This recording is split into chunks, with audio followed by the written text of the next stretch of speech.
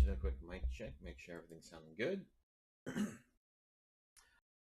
Just need to make sure that the audio is balanced fine.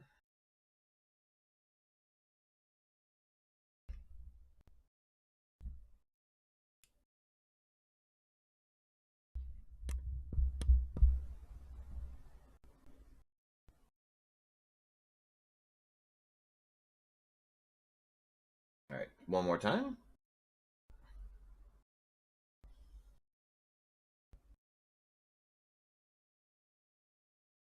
Okay, there we go. That should be good.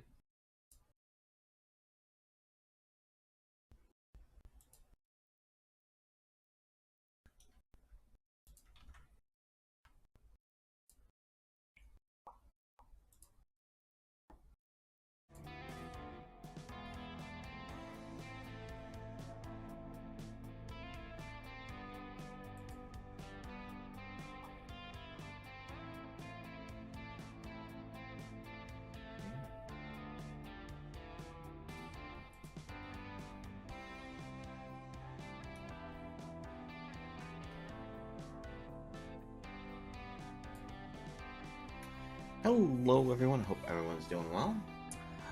We are here today, back in Magic the Gathering, and we are looking to do some Simic Ramp.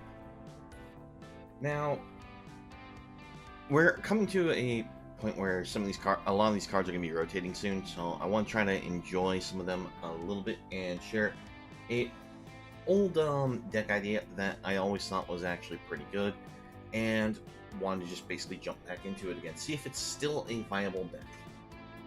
Now, I did a little bit of testing of it just to make sure the deck actually looks like it could operate, and from what I could tell, it still actually is a deck that is viable for the formats. So today we have ourselves a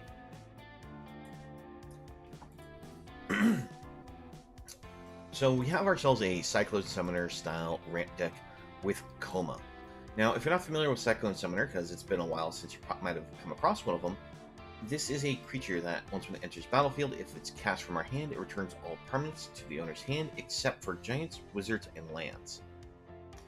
Now, this does mean it'll bounce all of our own cards as well, but that's perfectly fine. The important thing is, this resets the board for our opponent as well, and since we are a ramp deck, it means that we can replay all of our permanents very easily, and it also does mean that our opponent will have to redevelop their board as well, and depending on how they draw the lands, it could be hard for them to get back to the board to deal with this 7/7 body. Another threat that we run in the deck is Coma the Cosmos Serpent. So we have this 6/6 body, can't be countered.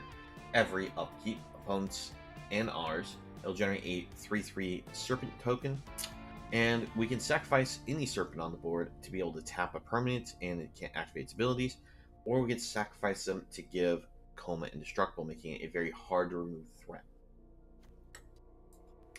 To go with the ramp plan, we have Cultivators and Innkeepers, plus the Neverwinter Dryad as ways to search lands from our... so two of these will search lands from our deck. Innkeeper gives us treasure, helps us get into doing something like early Chariots, but also we have ourselves the Colossal Sky Turtle to help us with some bounce and maybe even graveyard recovery. And to help us get to the late part of the game, we have ourselves a little counter magic in Devious Cover-Up, Syncopates, but we more importantly have Fading Hopes, and we have some Thirst for Discovery for draw. We'll hop in the games and see how it works.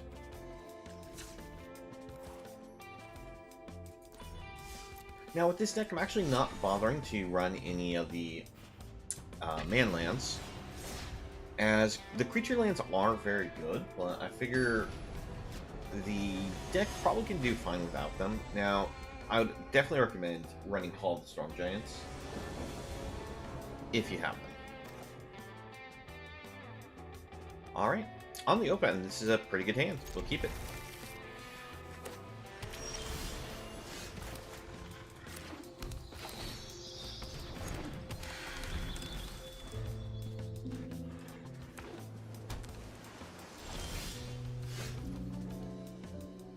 Alright, so we'll just land. We'll attack the opponent. During our opponent's turn, we'll sacrifice this to go get ourselves a land. Ramp ourselves into these cultivators. I'm going to go for the cultivators over Chariot. Since we're seeing mono blue from our opponent, it'll probably be easier to resolve.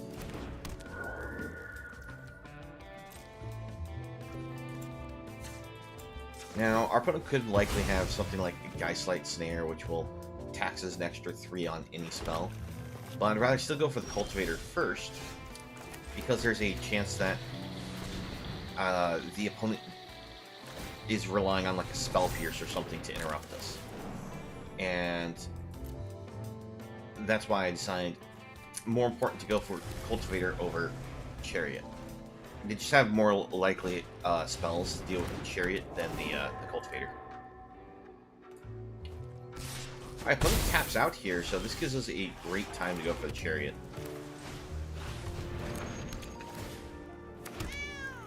And I think we go ahead and attack in. At this point, we can use Sky Turtle to discard to bounce the Spirit in case they level it up, forcing them to have to re-level the creature.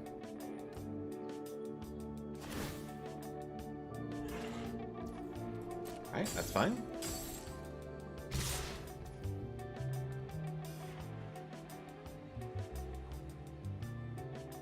Let's see if the opponent is going to actually interact with this.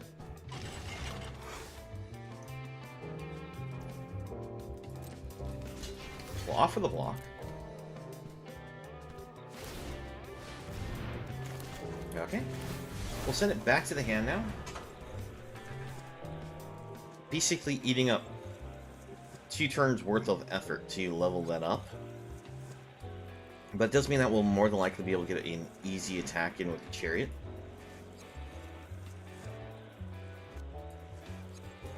And since this is a channel ability, the opponent cannot easily react to this. They cannot use a normal counter spell. Alright, so they use Swirling Mist, but the thing is that still denies the level up of the card. Alright, we'll go for the Cultivator. Get ourselves another land. We'll crew like so and attack the opponent.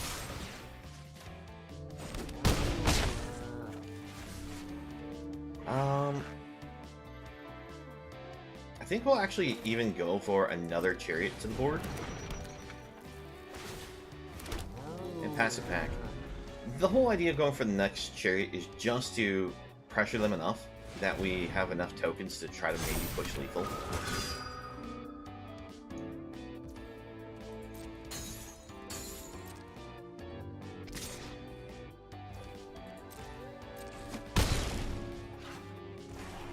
Alright, so it passes back. We'll just attempt to Fading Hope this. And if it resolves, there's a chance that we just push lethal because of just attacking without the crew. We'll keep the draw spell on top.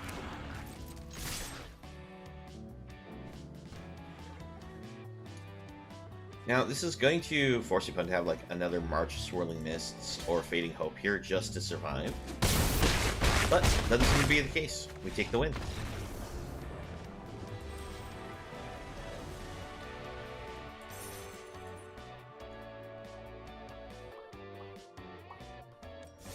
Alright. I know that was a Nasika's Chariot win there, but it does show how getting all that extra mana against the mono blue deck still was very powerful, because we never felt like we were that like worried about needing extra mana for paying for any taxing spell.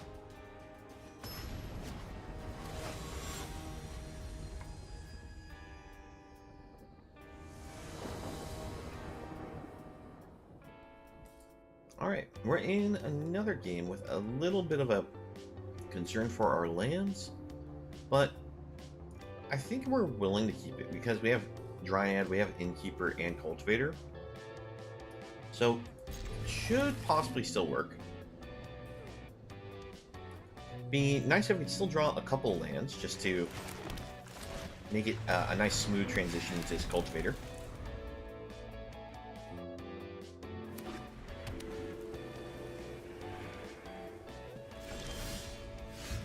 Alright, I'm just going to land, attack, and pass. This way, if the opponent plays something I don't like, I can use Syncopate for 1. And we still have the ability to sacrifice this Dryad just for ramp if it's a card we don't care about.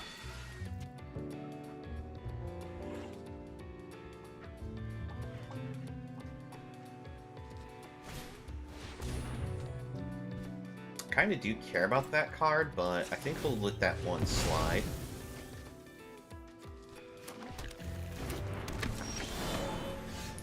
Oh no, we unfortunately missed land here. But the Dryad kind of serves as land, because now we can use this to block the Elite. And we can also then sacrifice it still to go get a land.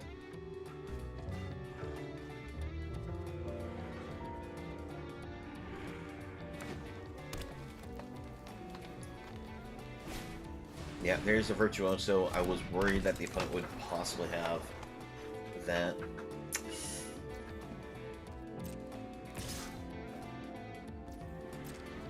So the goal is just get to the Cyclone Summoner, so that way we can bounce everything in a non-target fashion. And it should help us out by resetting all of their like +1/+1 counters from playing spells functions. Alright, so the opponent's going to push the damage by giving that trample.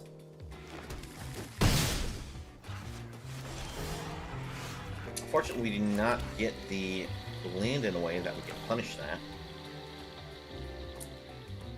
Let's see here. If we go for Cultivator, we'll go 1, 2, 3, 4, 5. We'll have only 1 mana left.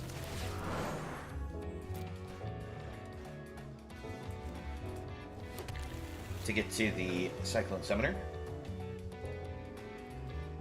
And so we'll follow up with Innkeeper now. That way we didn't have to use the treasure token to play Cultivator. I do miss 1 life, but more importantly we have the treasure here.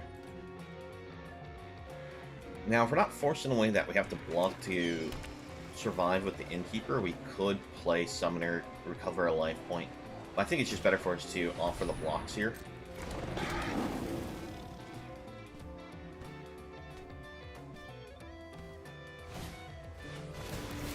Guiding Voice for our opponent.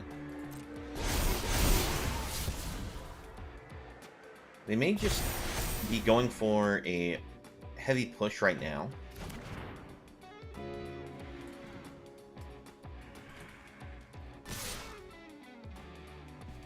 Alright, we will offer the blocks. Because they still could play the 1 green mana trample spell.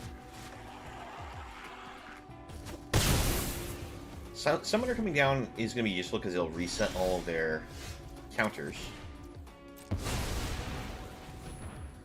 They can replay 2 of these cards back to the board. But next turn we can go Cultivator and hold up Devious Cover-Up. That's not a targeted function there, opponent. You just wasted that Snakeskin Veil.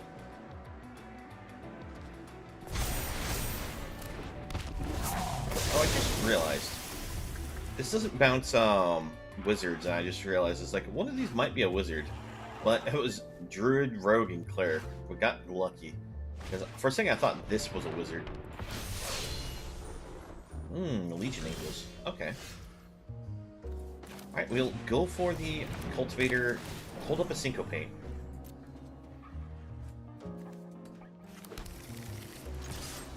So that way we can play Coma next turn.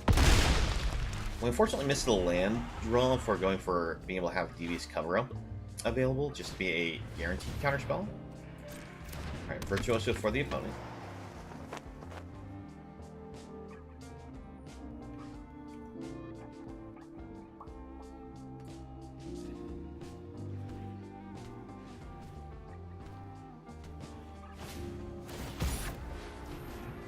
Alright, we'll actually Syncopate Guiding Voice. The reason why I want to Syncopate this is that way they don't get the learn, get the extra spell for the the purpose of retargeting Virtuoso. But it'll also prevent the opponent from maybe getting a spell that can answer our Coma, like with a exile creature, then they get a or exile null and permanent, then give them a 3/2 creature.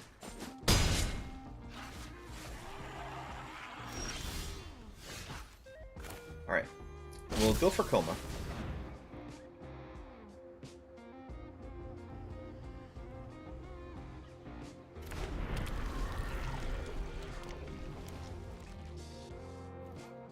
And we will hold... no, actually, I'm going to attack with the Cultivator. I'm going to hold both of these back as potential blockers. Alright, opponent just waste a Snakeskin Veil there. The reason why I say that's a waste is I can use the Serpent here to tap down the Virtuoso before it comes in attacking.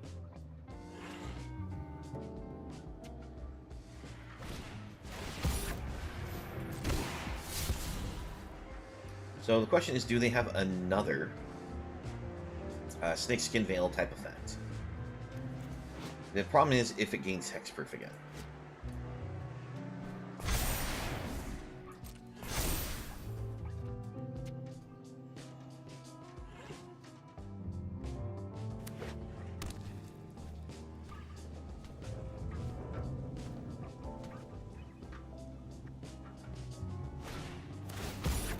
I'm actually going to tap this down now, before they possibly loop themselves into a Hexproof skill.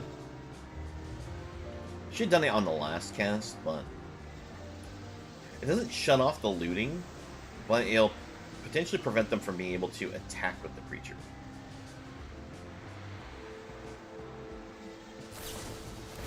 Alright, so they do actually have Wild Shape here to give it Hexproof, which is what I was a little concerned about.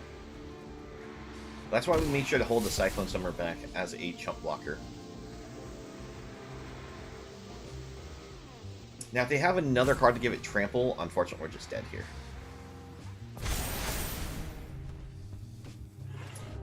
Shijiri Shelter also works. Because I have to keep Coma back. I have to be able to keep the Coma alive to stay in this. But nope, they have the Wild Shape. So that is GG's, unfortunately.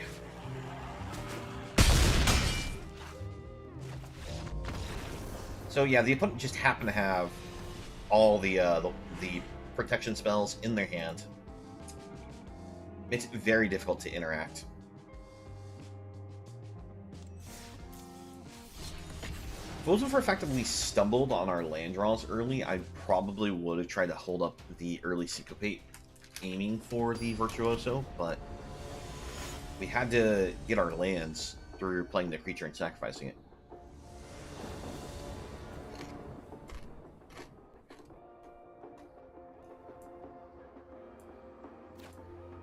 Alright. On the open, this one's a mulligan. I mean, we have 2 lands, which isn't very good for how many we're looking at here. So, alright. This one's a keep. I'm going to actually put Innkeeper on the bottom.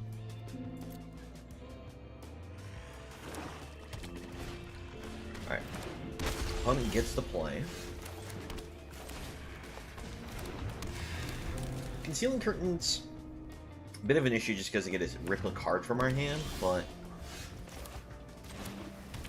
it's not the end of the world because we do get a redraw. I guess we can stall the opponent by Fading Hope here. Put that on the bottom because we need land. That's not good. I guess Innkeeper would have been better than the Chariot.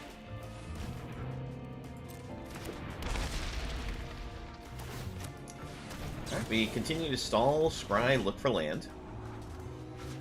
I need land. There we go.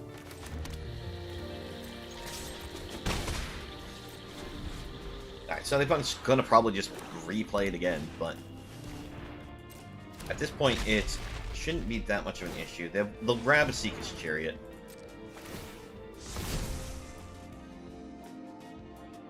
They may grab Summoner, but I think they just grab a Seeker's Chariot here.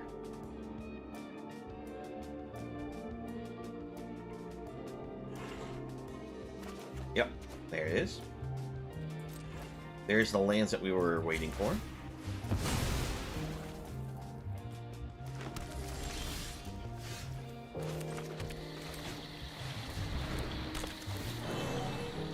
Alright, so we'll take the action, get ourselves another land.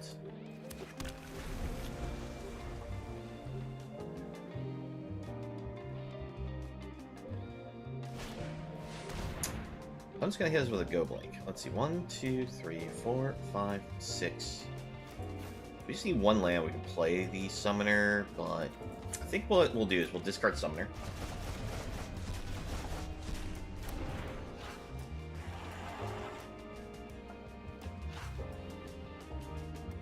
Opponent clearly has a hand-hate plan. Oh, we draw that land, so I guess we missed out on that.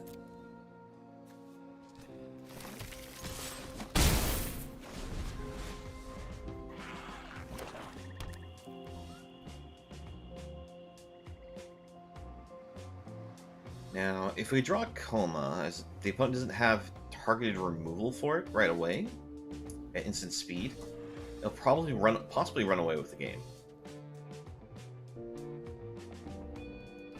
This is actually going to be one of those cards that it's going to rotate and it's going to feel a little bad because this is one of the best cards to hate on graveyards in black. Because it has both discard and graveyard hate all in one. Alright, we're going to go for the Sky Turtle. Might as well play it out as the body here.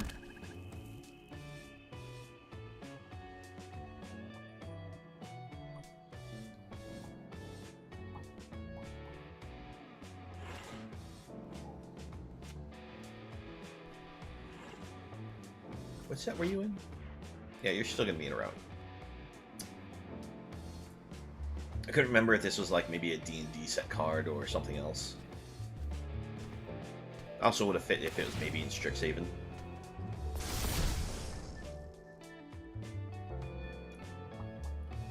Alright, so they go for the transform, making their Henrika a flying Death Touch lifelinker. We'll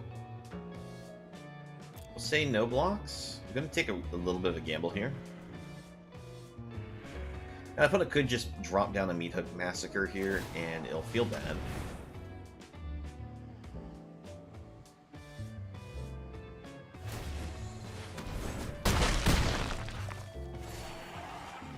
Let's see. Yeah, I should have blocked that. Any way you look at it, I really should have blocked it.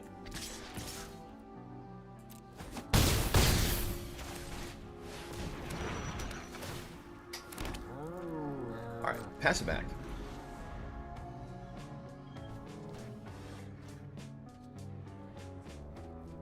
If I had gone for the block against the Henrika, we wouldn't be sitting in a state where potentially having to worry about a lethal strike coming in. I was just 1 point of damage away from being able to provide a lethal swingback with the Sky Turtle attacking.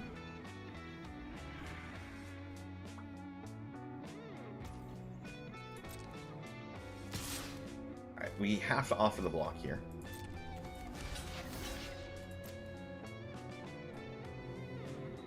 It's too much of a gamble just to take the hit, because the opponent could potentially play the Black Invocation and kill us, because we'll be at 3 life, we don't have an enchantment or a Planeswalker sacrifice, so we'd lose the extra 4 from that spell.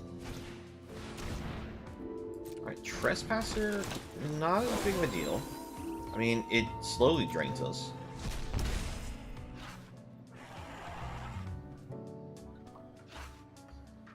Now, it'd be great if we can get some kind of spell to play. Alright, Lantern. How do we handle Lantern? Lantern can activate see. If we offer a full attack, how much damage can we actually punch through? We'd only get through 4 damage, really.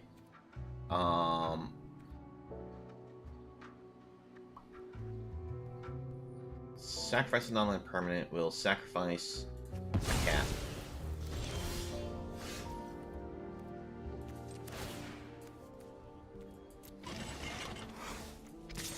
Attack here. Copy the cat. The offers the double block will actually take out the trespasser.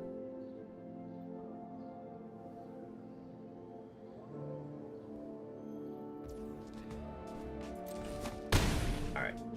Unfortunately, we're kind of dead on this board because we couldn't cast anything, so the opponent can attack in. The attack declaration makes us lose 2 life, and we can only block one of these. Lantern activates twice.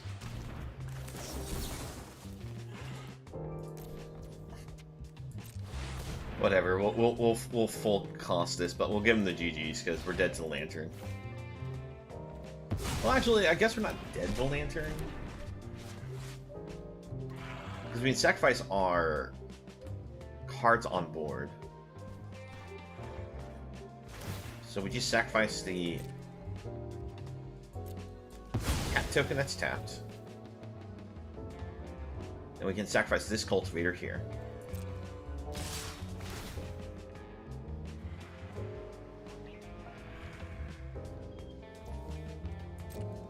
Oh no, it doesn't matter. Oh, there was only 1 creature in Graveyard. So, Graveyard Glutton actually doesn't kill us. I thought there was 1 more creature in the graveyard, which is why we were dead.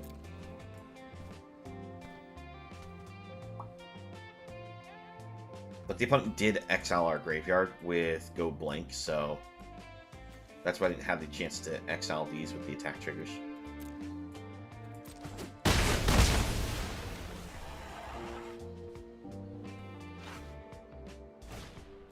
And there's that Invoke Despair that I was talking about. Yep, good game. If they just played the Invoke Despair, they had the ability to just declare the attack and kill us. They didn't actually need to make sure the Revealing Eye hit. So yeah, that was the Go Blank, unfortunately, getting us with that discard and causing a lot of issues in the long run.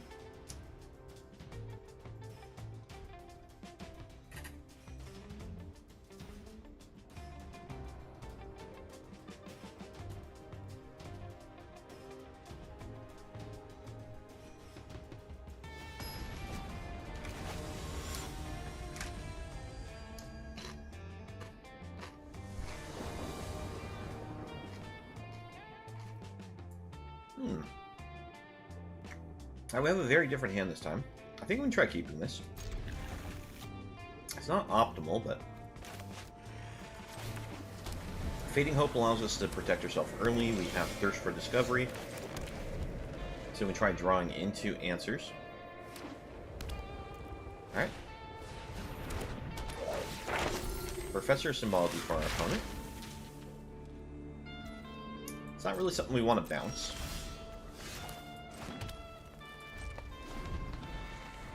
Alright, we have the Chariot. We already have a land in hand, so let's hope our Thirst for Discovery finds us some more lands, particularly blue, so that way we may be able to actually use this cover up. Yeah, we'll just play this right now. You know, I think I'll still discard the land here. I'm gonna go Cultivator, because this allows us to hold up Fading Hope. And if our opponent tries to remove our Cultivator, we can bounce it back to our hand, be able to replay it, get ourselves another land from our deck.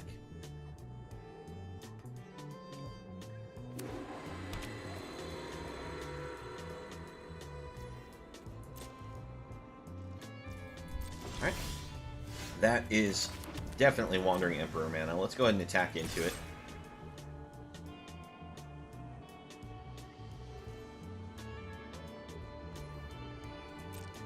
Opponent's worried about our counterspell magic. Go for the Chariot. We still have the Fading Hope to protect our Cultivator if they do flash in a Wandering Emperor here.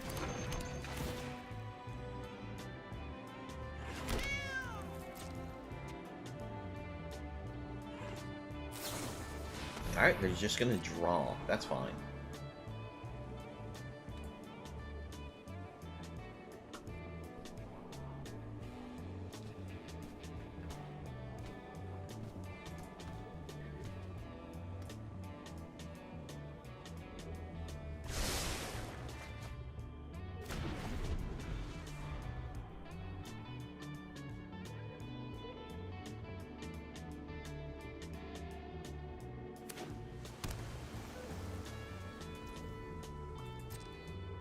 Okay, so opponent just land passes again.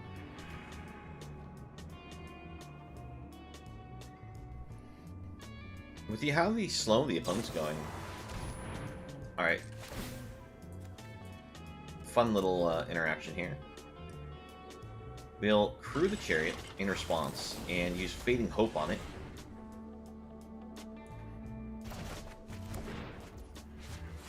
That will fizzle the Fading Hope.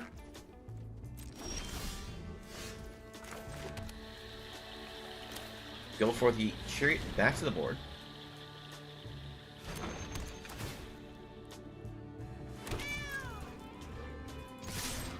Sadly, we don't have the mana for the cover-up here, but if we don't feel that the opponent is going to threaten us with removal again, we can just do a Thirst for Discovery.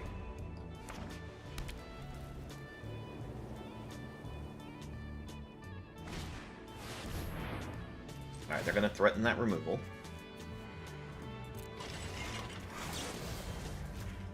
So we'll put this back in our hand once more.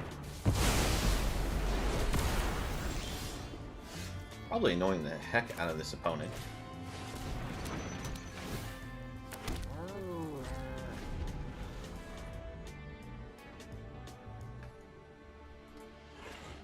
I'd love to be able to have had drawn a land over this cover-up, just that way we could hold up a counterspell here, but... Alright. Hit the draw. We'll discard the land.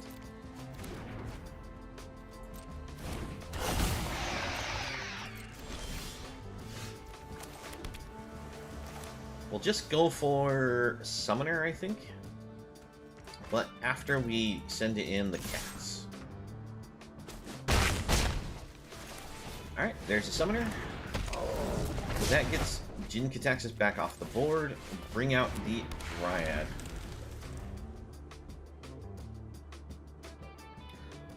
If you're not familiar with why I want to get this off the board, this makes it that way whenever we cast an artifact, instant, or sorcery, it's going to counter the first copy, and it'll duplicate the first copy of every single one they cast.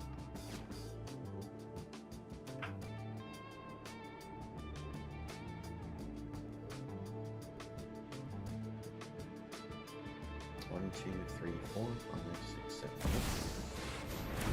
eight. Alright, so they play an All-Seeing Arbiter. They just exiled the graveyard, so that's not going to shrink Cyclone Summoner a whole lot, because the -X, -0 is based off the different mana value among cards in their graveyard. So they do it to the Dryad. That's fine. Alright, they're going to Vanishing Verse here. Unfortunate. Bring out Chariot. Pass it back. Now, if they go for Jin Kataxis again, we have the cover-up.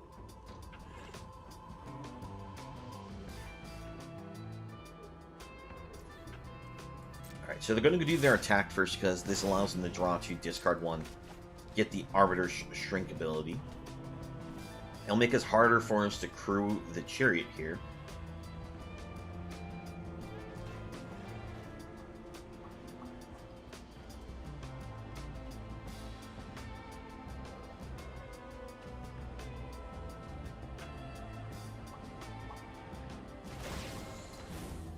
Discard a Doomscar, interestingly enough.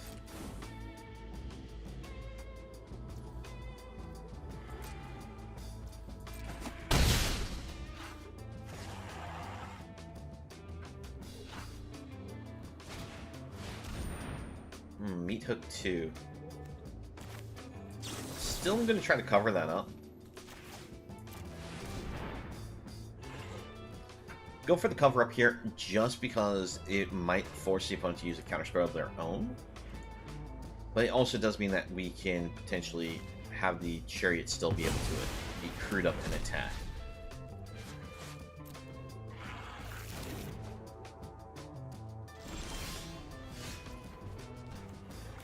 Alright, I'm gonna put Dryad to the board.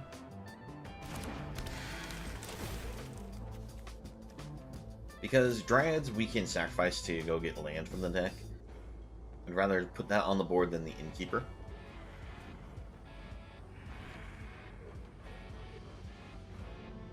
Alright, opponent seems to have another instant speed interaction. Possibly they're going to go for another Vanishing Verse. That'd be Vanishing Verse number 3 for them.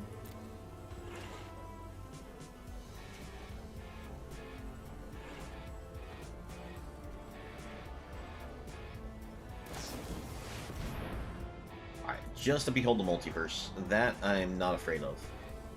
I mean, it's still the ability for the opponent to get extra card draw. I'm going to send a cat message there. Alright, opponent is within the lethal striking range.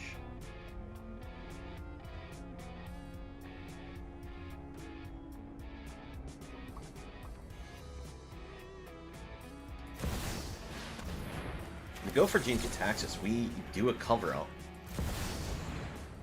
The opponent only has one black or white open, so they don't have counter magic to fight back with. And that causes the opponent to scoop up. I'll be honest, the opponent has a control deck here. And I don't know why they went for this Gene Cataxis to the board, considering our board state. It would have made more sense since, you know, we know that they had at least discard Doomscar, so they probably had another board wipe.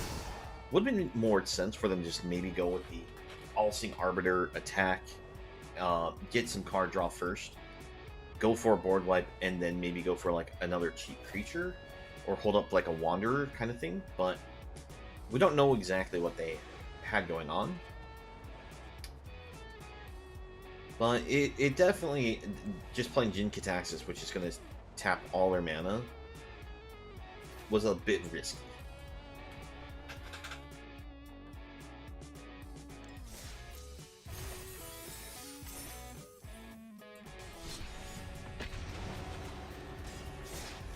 Alright.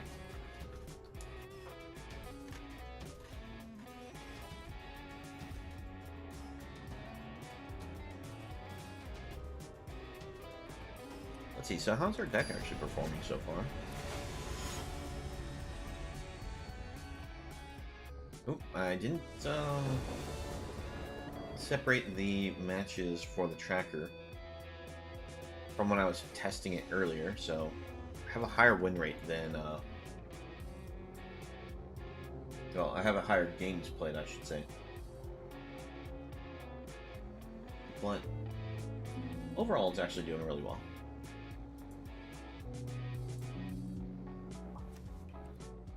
Okay. It's a little clunky considering this is our green source, but I think it's still keepable.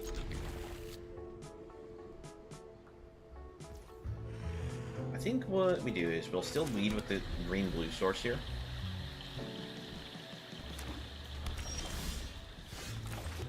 Put the Dryad to the board. If we feel so inclined, we can use the Fading Hope to protect our Dryad from removal. Alright, so I'm gonna either set up a counterspell action there, or maybe a board wipe. It also could be Behold the Multiverse.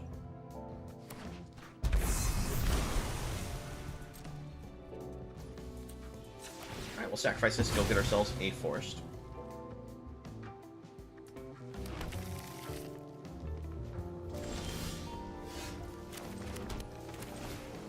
Quandrix Cultivator with Fading Hope to protect it. Revitalize from our opponent. Okay, that normally means that this is going to be a control matchup.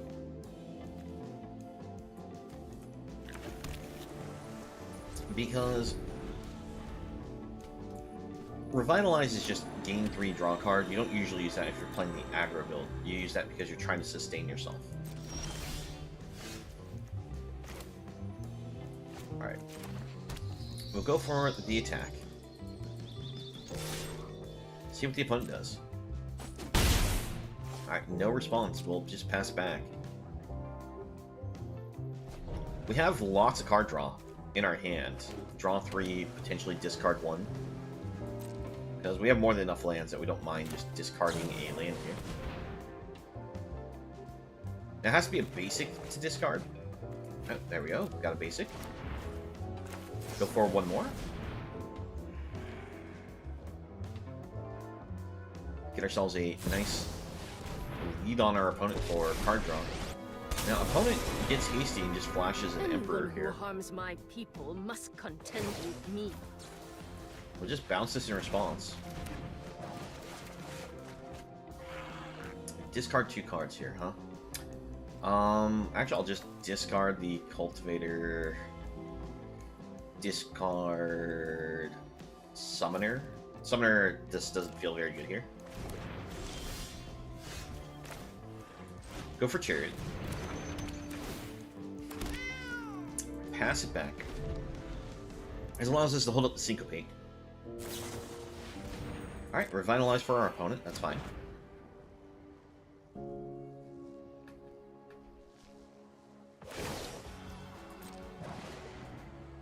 Show them how we greet our enemies. And opponent scoops it up. The Chariot was just enough to pressure the opponent. Now, the opponent, if they were accepting that Wandering Emperor is going to die, it would have been better for them just to use the -1, get the 2/2 token, but yeah, it was a Doomscar here. So, I mean, I think that might have been a hasty concession, but the thing is that we did have Counterspell Magic to protect our board, so maybe not.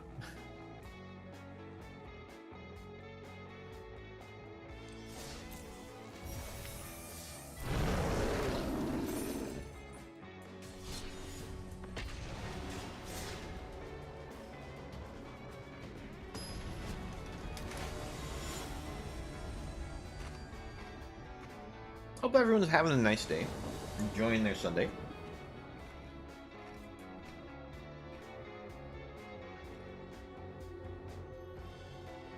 Alright, this one's greedy, but I'm going to keep it.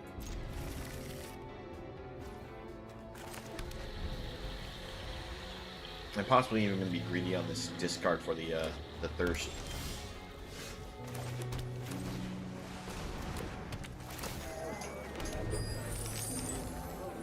Alright, we're against Esper again.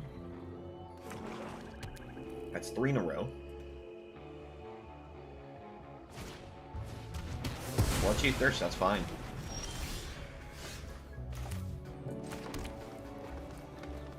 Gonna go for the Thirst for Discovery on our opponent's turn. That way we can, I guess, hold up the cover up in the case that they do actually try to go for anything we don't like. That's super greedy if I discard that. No, let's decline. Let's actually just go ahead and discard these Cyclone Summoners.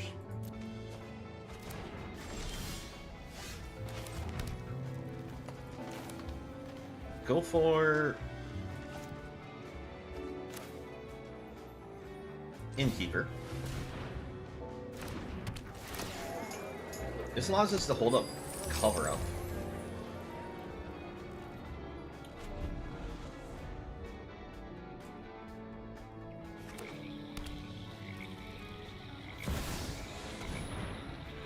Yeah, and I'm going to cover that one up. We will shuffle these back in. I'm going to leave Innkeeper in the graveyard.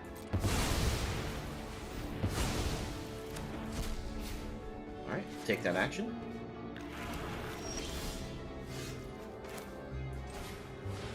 Cultivator. One thing's for certain, this deck here just keeps shuffling the pile so much.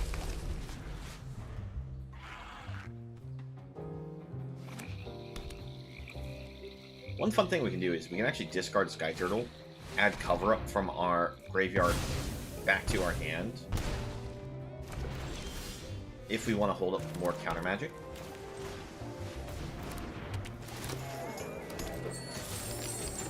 Alright, we get in for another 3, it'll be the opponent's turn.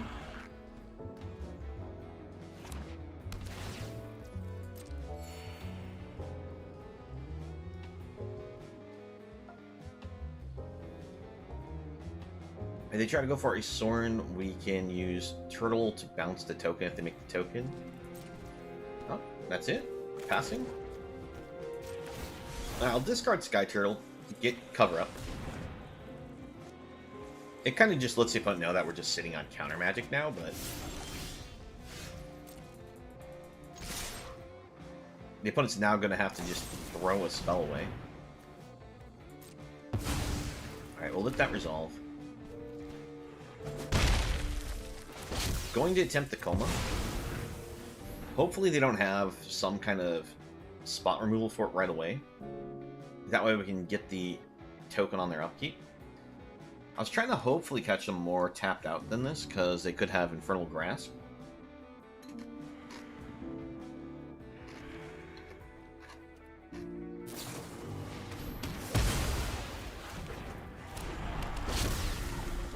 Okay, so they march a Red Sorrow to kill the Innkeeper. Oh, that was a mistake then. Because they could have, in response to our upkeep trigger, burned off Coma. Alright. Sacrifice that. Coma gains indestructible.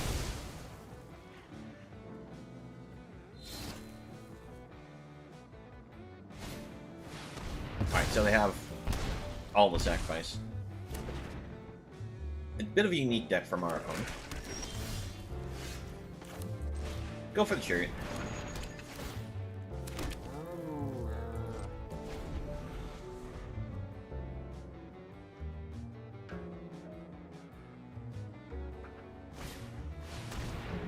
Meadow X2, okay.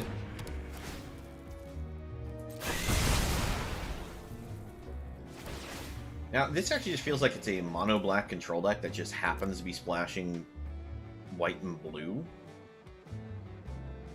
And I'm not sure what exactly...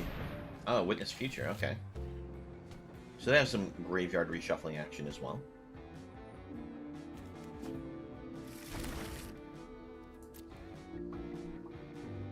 What's the white for, though?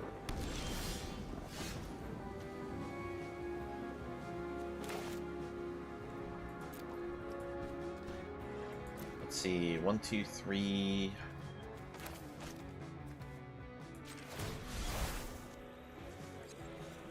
Get ourselves Innkeeper. Play Innkeeper.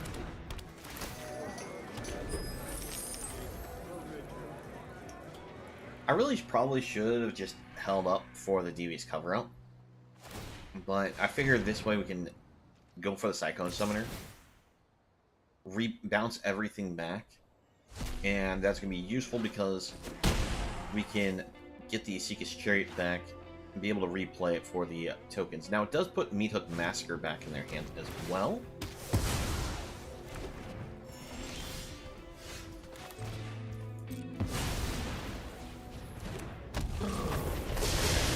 And we're actually doing a pretty poor job of drawing our lands at this point.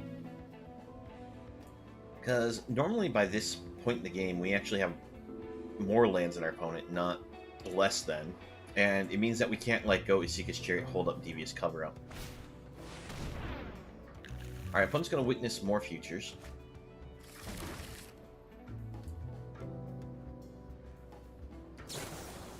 No surprise they have the spot removal. We'll go for a Neverwinter Dryad, pass it back to the opponent.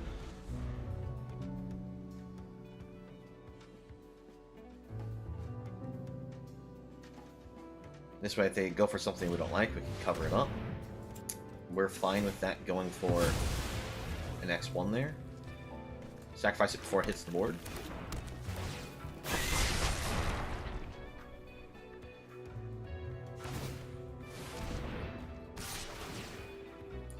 1, 2, 3, 4, 5, 6, 7. We just need to draw one land.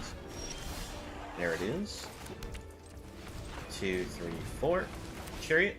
Now the opponent does know cover-ups in our hand because we added it from our graveyard.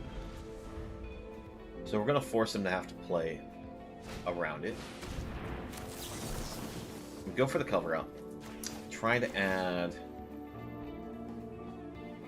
Let's see, do we want more than those two? I don't really think we need innkeepers, but our life total's low, so we'll shuffle those back in as well.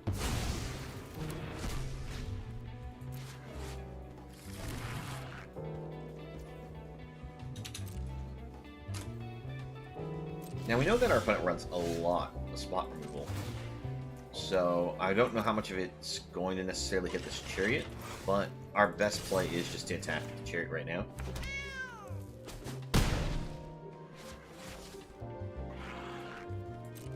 Trying to think, do we go for another chariot to the board, just get the surge of tokens? But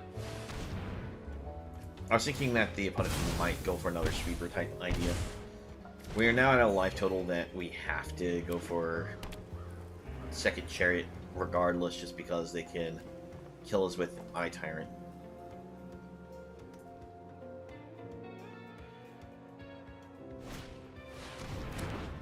Alright. Another meat hook. And now we're just unfortunately going to draw all those lands that I was hoping for earlier. We just have to pass turn. We can't attack him with Chariot because Eye Tyrant has Menace. And yeah, no, that's a good game there. So the opponent's goal was just to keep playing Invoke Sphere as much as possible and just have all sorts of direct control. I still don't know what the white is for. They could just be running this because they can cycle it. Hey there, Izzy. How things going? I hope things are going well for you.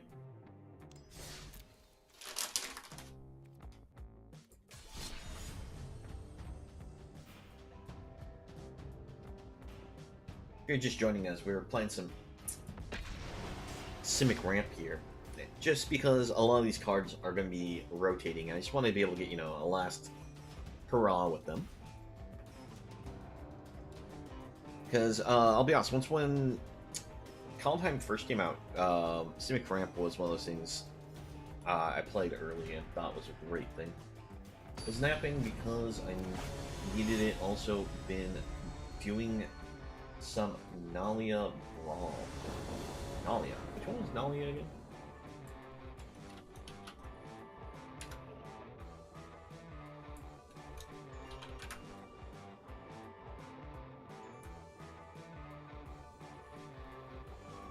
Ah, yes, the party commander. I hope that's actually what was working out for you. I know some people find that card really strong, and some people find it sometimes inconsistent because you have to rely on trying to draw certain party cards. Alright. Let's see here. This one's a keep.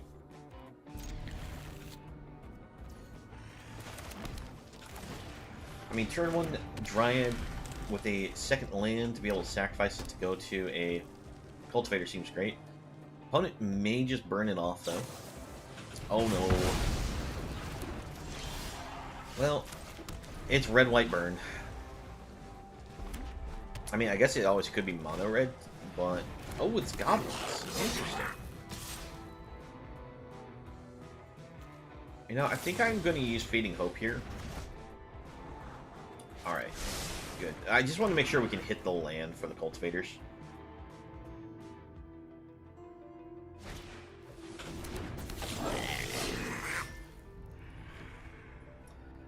Sure. I mean, I guess we can. I can hop into there. Or at least, you know, be able to browse your Discord once when you post things.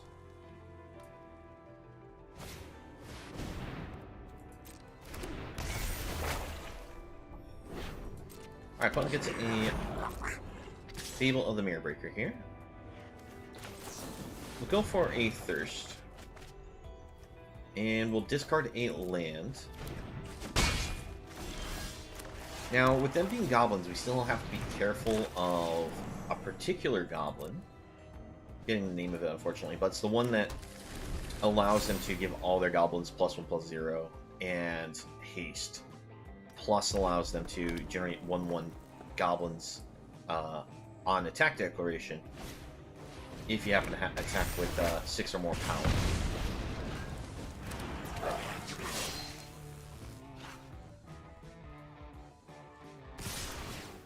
I feel like if we manage to get this Coma to the board, we should be in a pretty good place. Oh, okay, there she discard them.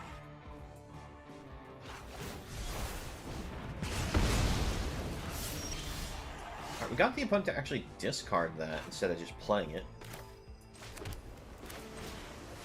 Go for another Cultivator.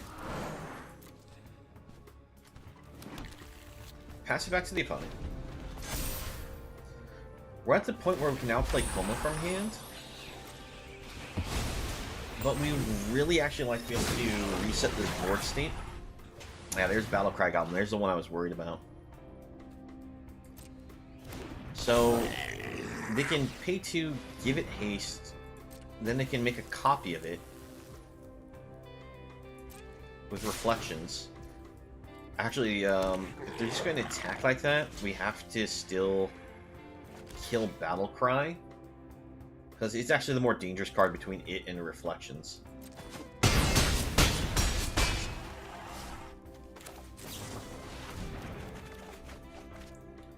Alright, so we discard, draw, we'll discard, discard, because then we can go Innkeeper Chariot. And that should actually stabilize our life total. Or can I go Innkeeper Coma? Well, I can go Innkeeper Coma, that's better.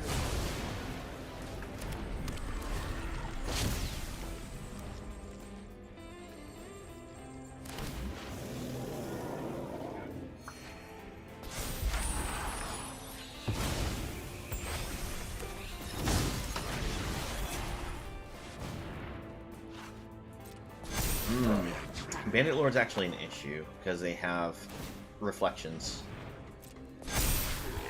Are we dead here?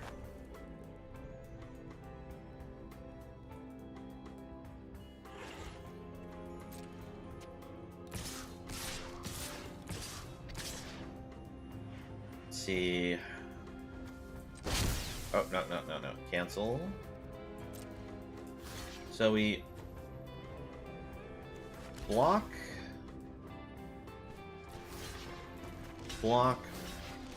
take 5. Or we can choose to take 8.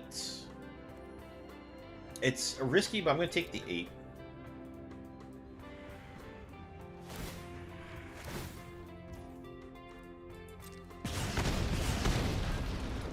Because we take 8 damage here, we go down to 2.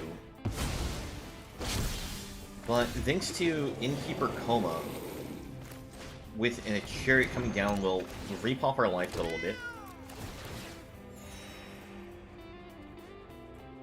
We hold Coma back as a blocker.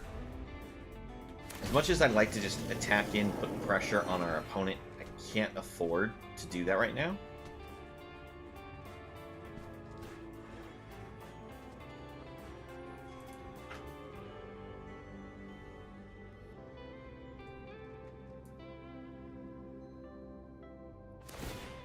I'll take a look at the Brawl deck in just a second there, Izzy. I do think it's going to be interesting. Alright. Let's tap this by sacrificing one of these. It'll prevent it from being able to attack in, also prevent it from being able to use the pay 1 to deal damage somewhere.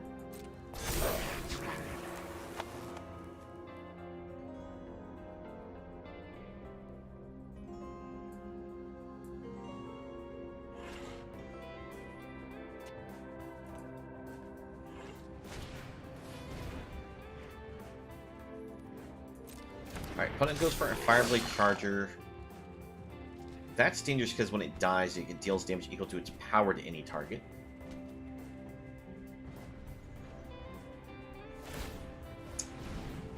Yeah, I was worried about that.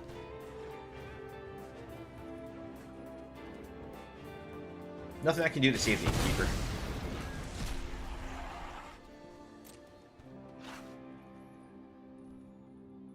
If we could pop the board back, we probably can stabilize.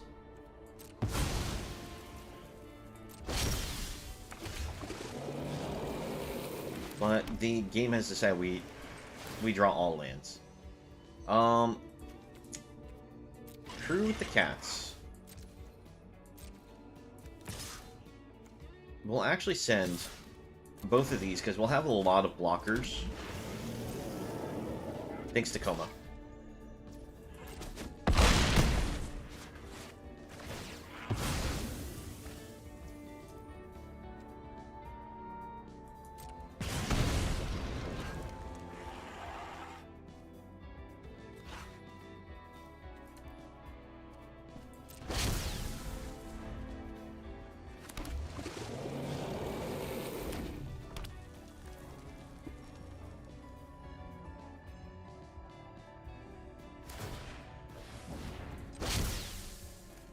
Oh, cancel.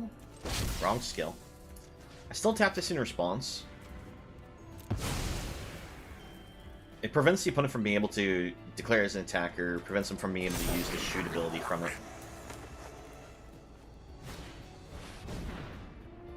Alright, is that lethal against us? Let's see, 3/3 haste. So, if I sacrifice another thing to tap, it would be an issue.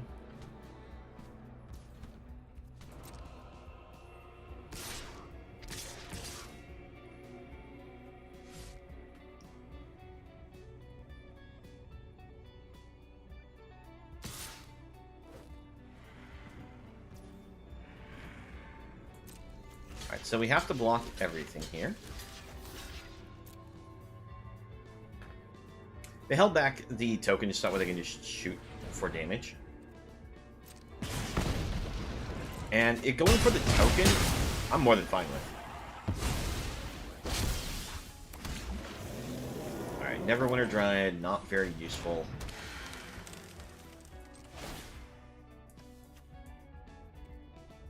Crew this way.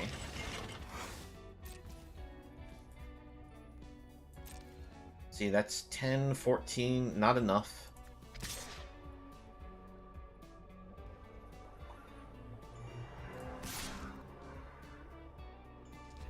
You know, we're gonna leave Coma back this time.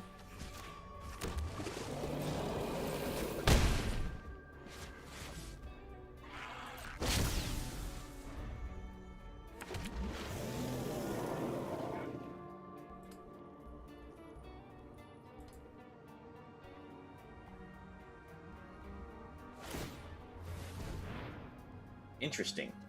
To go for a copy of that. Tap the Bandit Lord still in response.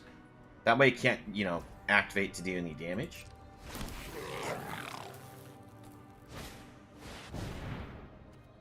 Twin Shot deals 2. We can go for our face with that.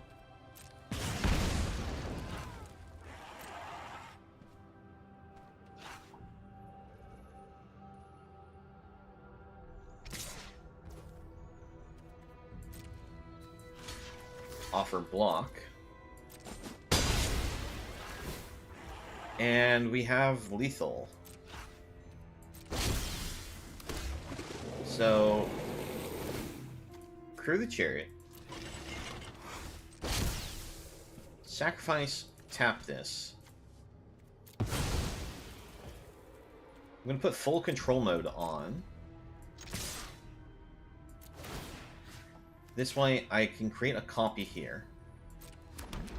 Before they can declare blocker, sacrifice the copy, and that's more than enough to be lethal. Now, our opponent did miss lethal against us a couple times, because they weren't using this to shoot us in the face. Now, while I was tapping this one down, the clone copy can always just kept doing damage to the face, and if they played a more defensive battle, they would have been able to end it against us.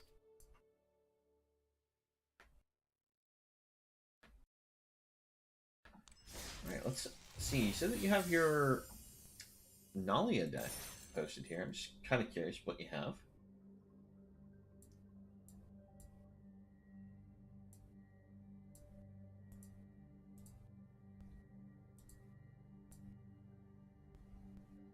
Let's see, is this it? Oh yes, there's your deck idea.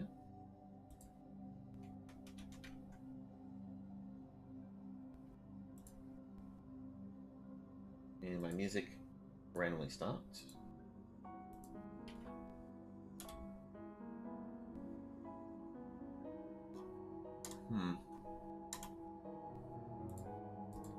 Why did that work?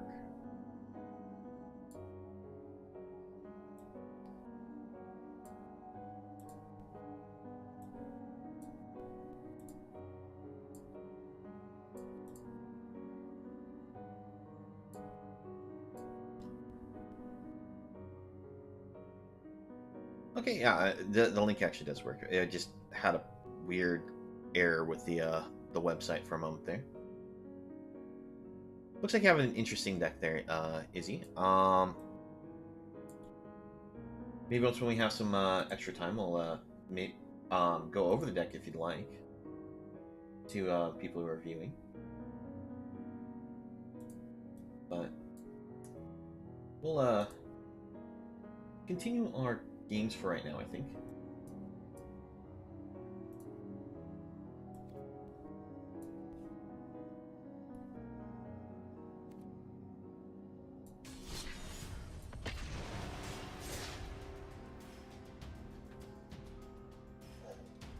I just want to get 2 more games in with this deck, and then we can actually go over your commander deck if you'd like for a brawl. I was just making sure that the link worked before I moved forward with this all.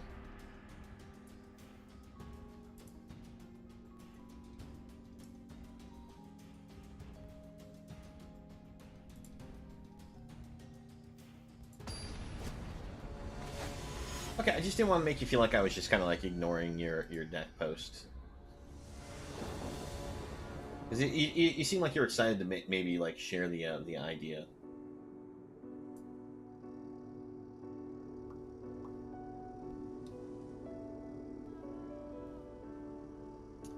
Alright, on the open, this one's a bit slow. Double the Seeker's Chariot, though, is really powerful. But we don't have anything to necessarily ramp us to it. I think it's still keepable. We just have to hope we don't go against like a red-white deck that just comes out as full tilt right from the start. Or even red-green werewolves.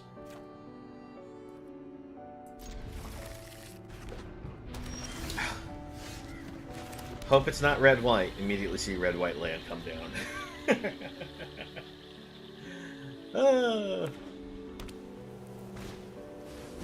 Oh, it's Reanimator.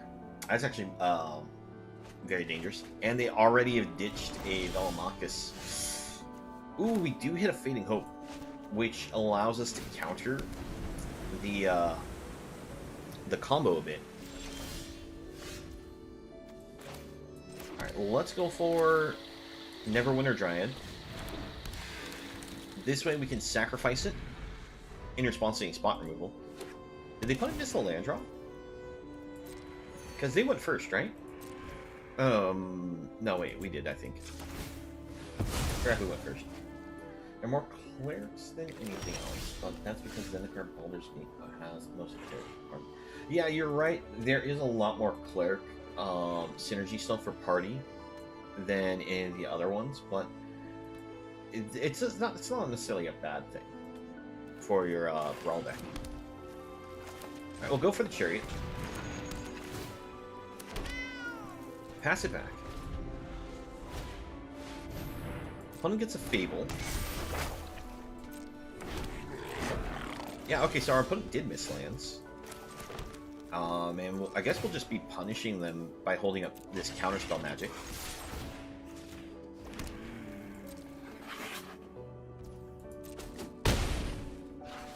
I'm trying to think, like, do we bounce the Kiki Jiki potentially with this Fading Hope?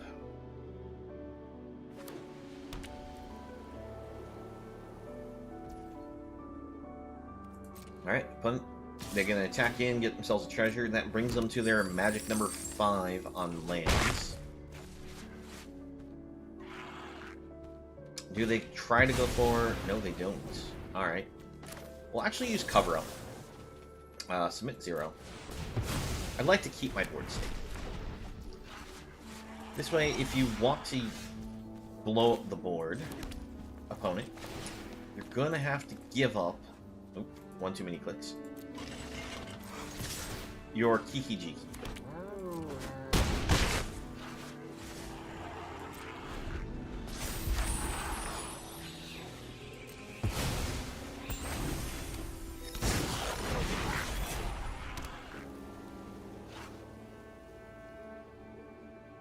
Alright, so they are going to go for Invoke. They're going to get the Angel.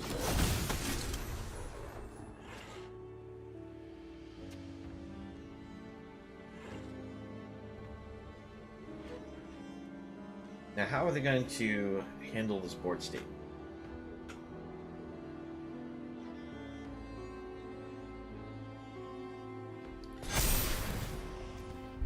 Okay.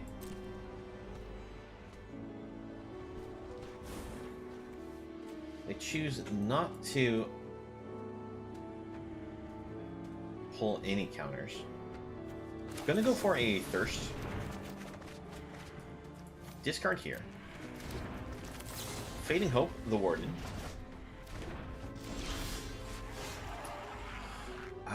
That's not good.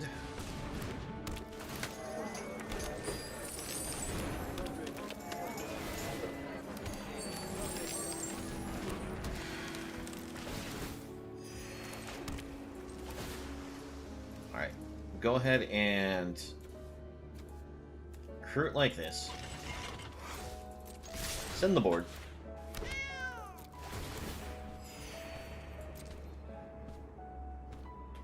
So, they do get to kill our Chariot in a block here, but we're pressuring them a lot of damage here. I don't want to go for another Chariot to the board in case they actually do decide to just burn down the house, abandon the board state.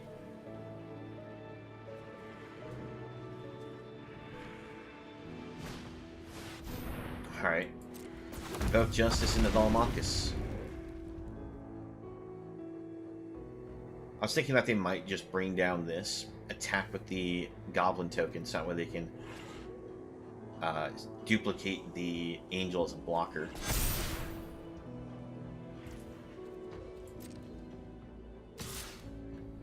What does our opponent hit with Velomachus here?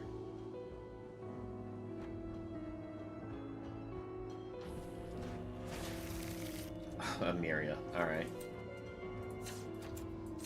Well, our best hope is just drawing to return the whole board with a Cyclone Summoner now. Let's see if we can get lucky enough to do that. We don't get that lucky, but we do hit a Coma. Coma is good.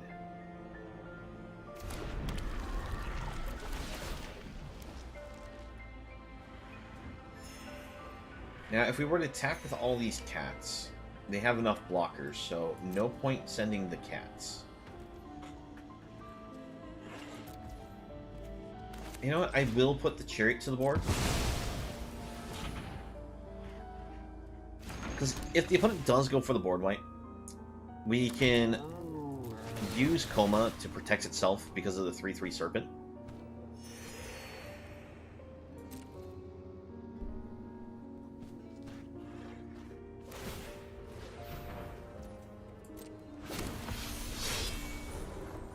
But But then yeah, I think we go for the tap down on Velmachus to prevent it from attacking.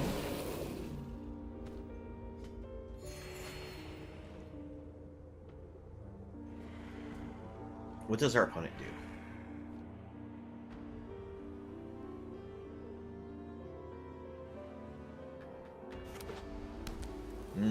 They're eyeballing the angel.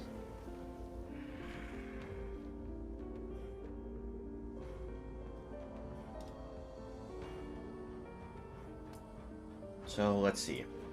If they bring out the angel, gives them that 5/5 body. Also, they can pull off one shield counter, get a 1/1 body.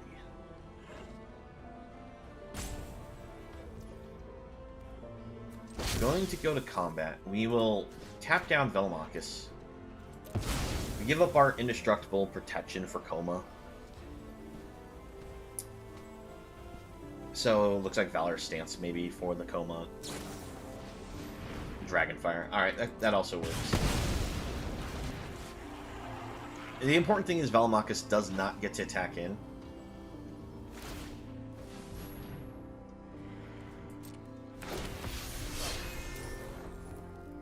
Because they were able to attack in, say, hit a Dragonfire off the top, and we tried to sacrifice to protect our Coma.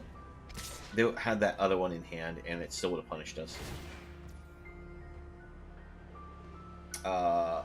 Opponent, did you forget how many blockers you have? Or are you planning on board wiping?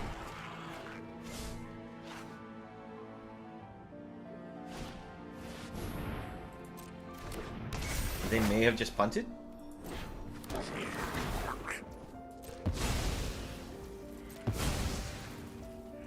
Alright, it's our turn. Send the team. Don't crew the chariot. Good game. Yeah, but it punted there at the end. They shouldn't have attacked in the way they did. Alright.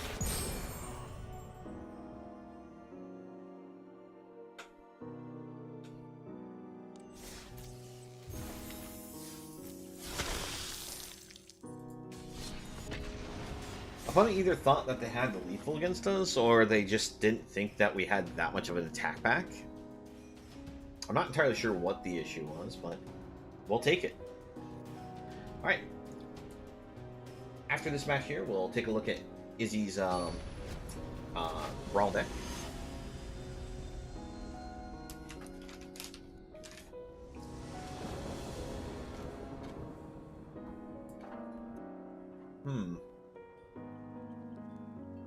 It's a little awkward, but I think I'll try keeping it. I've got the Fading Hope to protect us from early aggro. The moment we get to 4 mana, though, we have some great cards. Right, Usher of the Fallen for our opponent. I'm going to just put that back right away. Alright, there we go. Find the land. I'm going to keep it.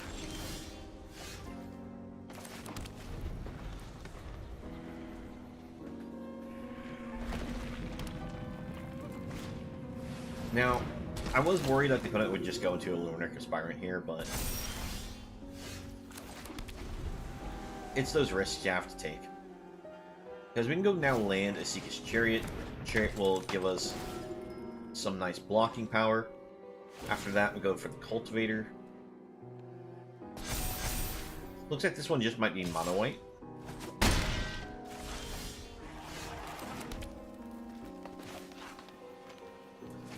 They missed a land drop. I'm going to get greedy and go for Cultivator. Another land. By the way, I tend to prefer going for the islands first because we have the one creature that we can sacrifice to go fetch lands, but that can only fetch forests. So that's why I tend to put a focus on grabbing islands.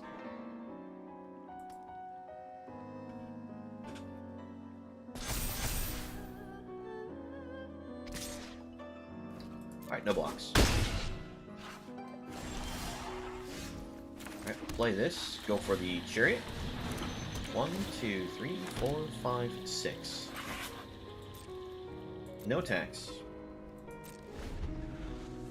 So next turn we can play the Cyclone Summoner. It's going to just completely reset these Aspirants.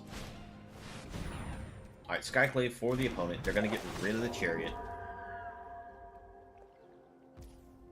Excuse me? Why'd you go for that?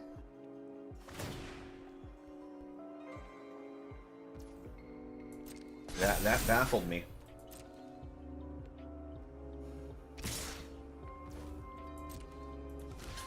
Alright, let's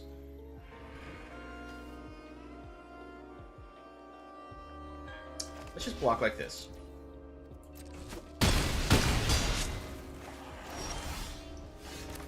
Alright, we go for the Summoner. This will pop back our Chariot. That way we can replay it to get back the tokens. While we do lose the Cultivator, we get this 4/4 token to the board. Then we can now bring down Coma, and the opponent's going to be in a lot of trouble.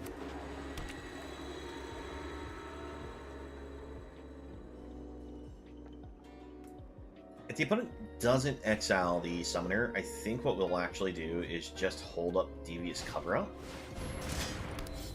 Oh yeah, I'm definitely just going to hold up the Devious Cover-Up now. Let's see, we can actually play this and Devious Cover-Up, right? Because this is only when we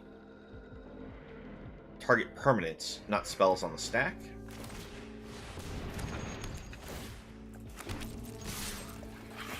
The opponent was simply generous enough to give us a 4/4 token that will make copies of it with the Chariot.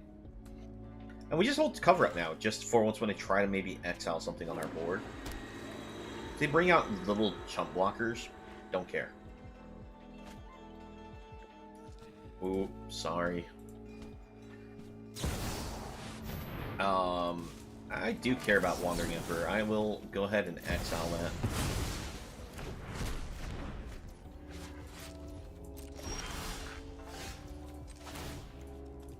Alright. Crew it up, attack. At this point, I don't think there's any way for our opponent to recover here, because they're just dead. I was trying to think like what the opponent could have done that would have maybe kept them in this game, but no, that's it. Alright. Well, with that, we managed to get ourselves some nice quick wins. If you are just joining us and missed the deck here, just going to do a quick little summary of it. So this was the Cyclone Ramp deck. Mostly it's I just want to use a bunch of cards that are going to be rotating soon, but before they rotate. And just be able to feel their power again, like Coma and Cyclone Summoner. They still show that if you play the deck based around them, they win games. They hit the board, they disrupt everything, and usually just cause you to win. And for a Vasika's Chariot, this is also just a thing that if you draw it in multiples, it doesn't matter. It being legendary, it just wins games. In fact, having multiple of these tends to help you go wider against opponents, and people like to hold up spot removal for the Chariot itself, so there you go. It does look like we're very heavy on our high costs with this deck, but Sky Turtle being able to be discarded to use for getting anything from our graveyard or returning a creature back to hand is primarily what we put this in for, and it does do that well. The little bit of counterspell magic between Devious Cover-Up and Syncopate definitely pulled their weight, and Neverwinter Dryad definitely helps make sure that you can get that 4th mana for a turn 3 play on these cards. Well, that was it for that deck. And as I said before, we'll go ahead and... I need a Maskwood Nexus. Do you have Maskwood Nexus in the deck? No, Izzy, I'm sorry I didn't respond sooner. I do not run the Maskwood Nexus in the deck because it just... While it is a strong combo piece with the Coma, being able to make it so everything can be sacrificed, it just feels unnecessary most of the time. And the other combo with the Giant, making it so we don't lose any of our creatures off the board. The card, you have to like take a turn off to put it on the board, and it doesn't really do anything unless we hit those 2 cards. There's not enough payoff to run it, is why I don't use it. I hope that makes sense.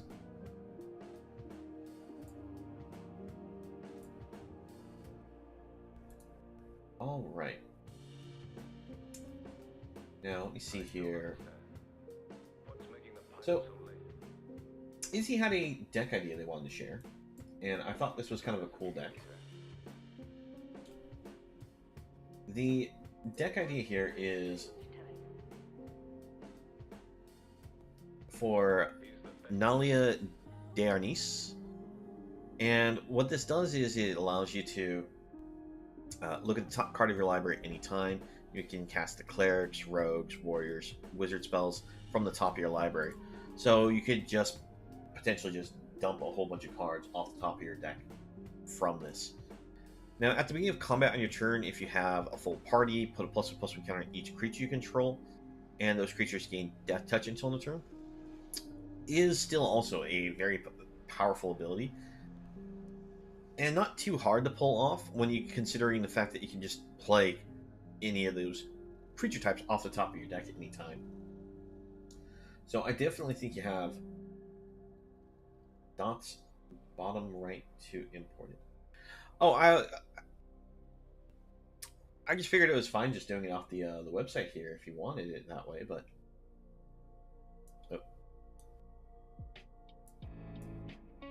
any case,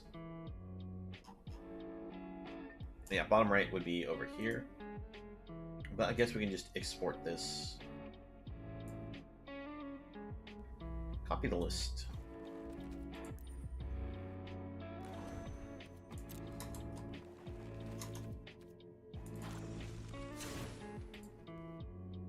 And we'll go back to here then.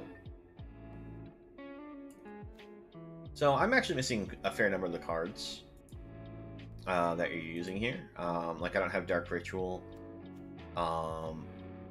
Here, Precinct 1. These are all really great cards. Just give me the ability to import. Yeah, no, I fear it's still not a bad idea to go over it in Arena. Problem is, I fear for people viewing, it's like I have to pan over every card like this. While the other one, I could just scroll down and you'd be able to read more than one card at a time. But so this is another new card. I don't remember. How does this one work? Astarian the Decadent. Death Touch lifelink at the beginning of your end step. Choose one. You feed. Target opponent loses life equal to the amount of life they lost this turn. Or friends, you gain life equal to the amount of life you gain this turn. Okay, that makes sense, because you potentially have a number of cards in this party build that give you life. Now, I think there's definitely some cards you can upgrade, like Pair Tactician. It's not super amazing for its mana value, but there are some strong cards like the Black Market Connections. Like this thing, it's crazy like how much life it takes to invest to activate these skills, but it does a lot of payoff for you. Now, let's see. Return target creature card from your graveyard to the battlefield after only has a sorcery. That's actually pretty good. I mean, it's not amazing because it's sorcery speed, but it's not bad. So, you have, I think, a lot of the best cards that you can for trying to make sure you maintain the party functions, because you want Pack Beast in the deck because it counts for any of the cards that you're missing on the board. But let's see.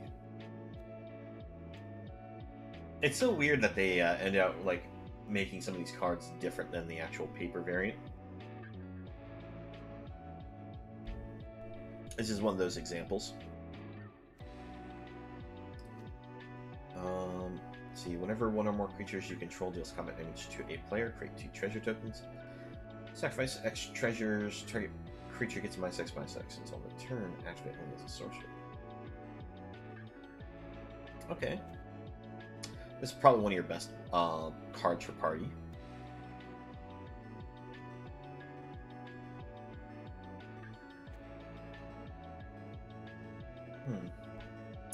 You know, I'm just going to double check something. I can't remember what the creature typing on this one was.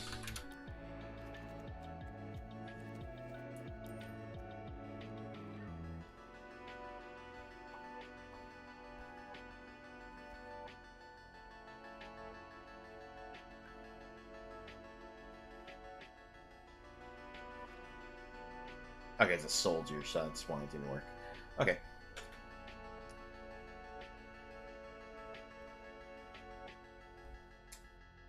Yeah, no, I think you have a lot of cards in here that I would probably be using myself. The only thing I probably would include maybe be some of these like creatures that enter the battlefield, draw a card. Now, I understand, like you said, there's a lot of really, like, you already are running a lot of clerics. But I'm thinking that the 3-drop clerics that draw, because you have it in both Priest of Ancient Lore and Inspiring Overseer, that both of these cards actually wouldn't be bad for your deck idea.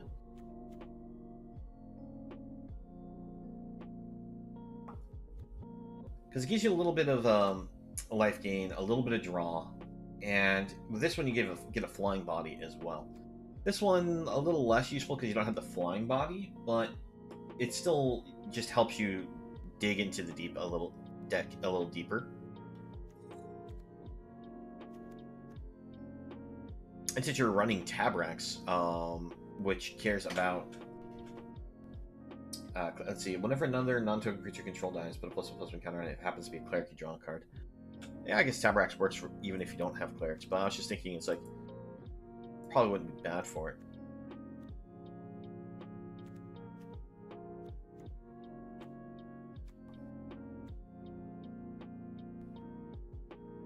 And the gaining life actually works with the Blight Priest as well.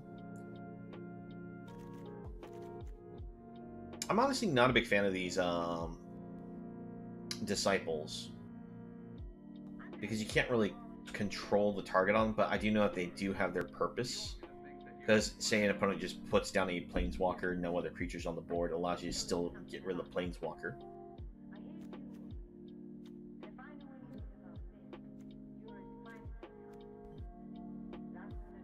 Area of Precinct 1 is good, but I'm worried about the number of multicolored spells you're running. If it's enough to really take advantage of it, but then again, you just kind of need it for the warrior body. I'm trying to think like what I might be able to recommend for your deck. Let's see, your creature count 34.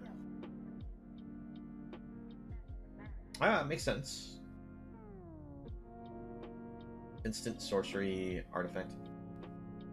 I'm actually surprised, considering you mentioned it to me about like when I was running the last deck. You're not actually running the one artifact.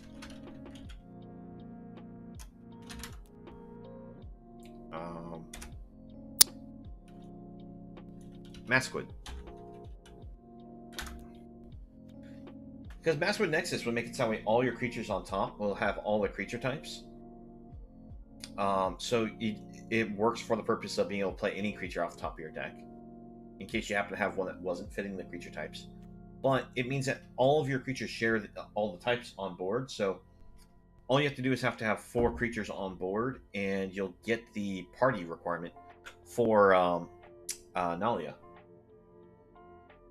Oh, you haven't updated the list. Okay.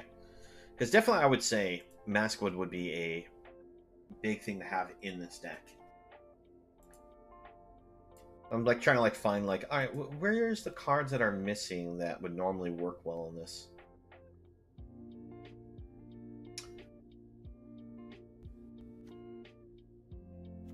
I mean, you have an interesting build. Each player chooses a party from among Each player chooses a party from among creatures they control, then sacrifice the rest. Huh. I honestly missed the stick to the card once when this was put into the set, like, completely. That's kind of cool. Drana works really well in the deck.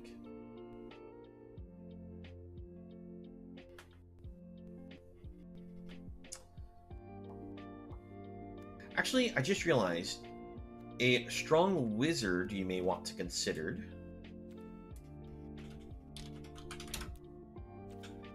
It's in white. The Thunderous Orator. So whenever you attack with this, it'll gain all the creature abilities that you have: flying, first strike, death touch, lifelink, etc. And that would actually work probably pretty well in this build. And gives you another wizard that you are probably lacking.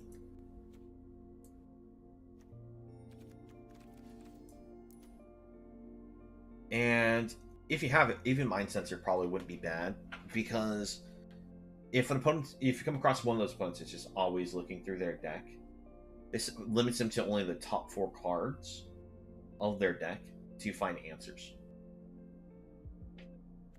So, definitely a card to consider.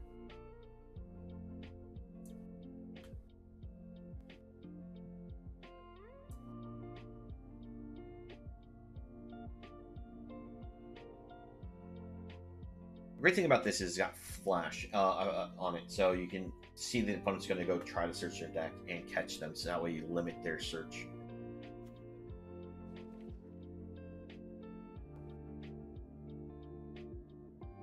I'm trying to think, like, if there was any other wizards that you may be interested. Actually, Rumor Gatherer wouldn't be bad for your deck, because whenever another creature enters battlefield under your control, you get a scry one for the first one that comes into play. This means that after you cast your first creature, while you have your commander on the board, you could potentially set up that top part of your deck to be actually a creature that you could play, or if you need to, just shift it to whatever, shift the card away if it's not helpful. And then after you play your second creature, you get just a free card draw, so it's good value.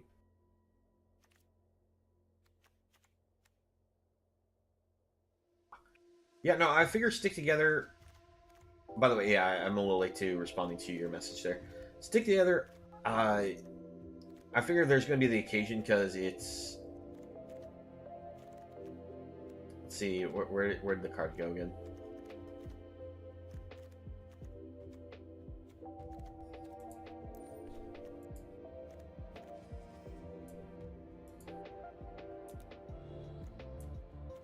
Let's see, Stick Together, there it is. So yeah, each player chooses a party from among creatures they control. Now, I figured there's going to be, like, maybe a case that your opponent has, like, either a wizard or maybe a warrior or a cleric, just maybe one of the 3 that happens to still stick to the board, but it's usually a good enough, like, trade-off for however many other cards that you're getting with it. So it's a solid board wipe.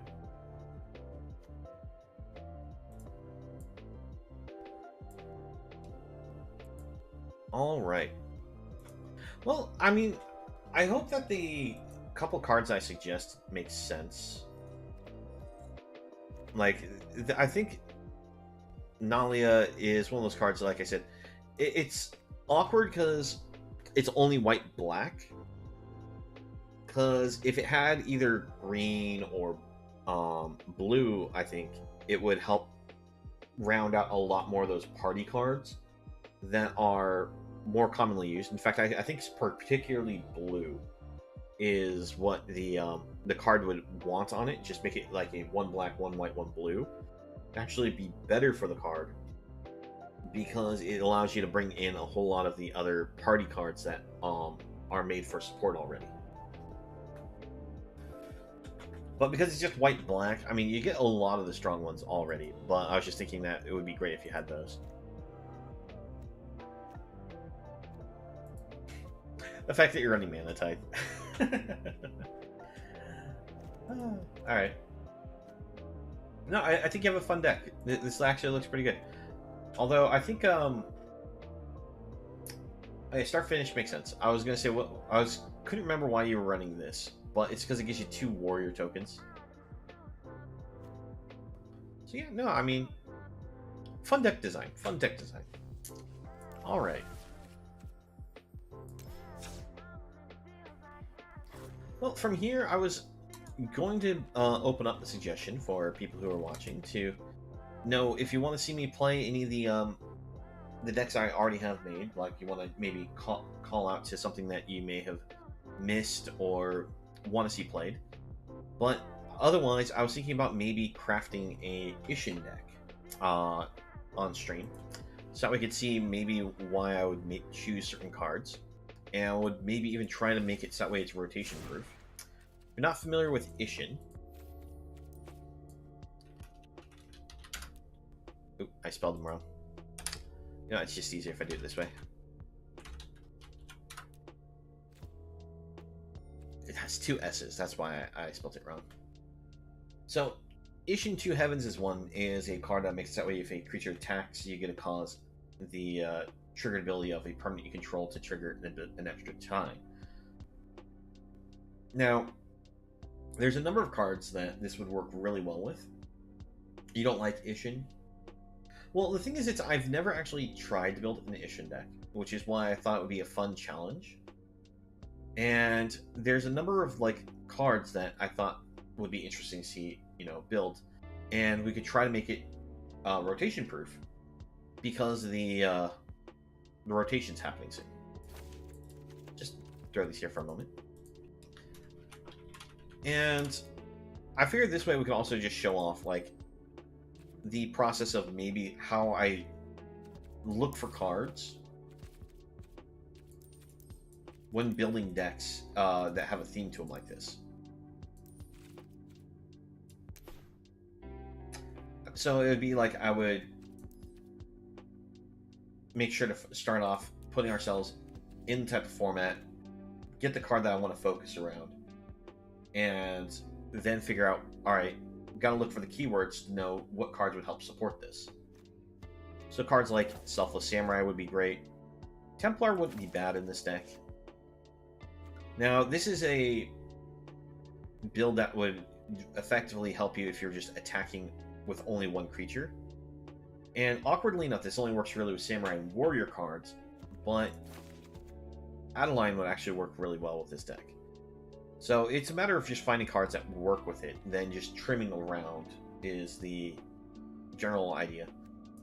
Actually, I just realized there's a combo I hadn't tried yet with the Extraction Specialist by using it with Selfless Samurai. Because we can use Selfless Samurai protect a card, and then we can use the Specialist to be able to bring it back to keep having it as protection. Now, I'm honestly not sure if actually running the Samurai cards is going to be that useful.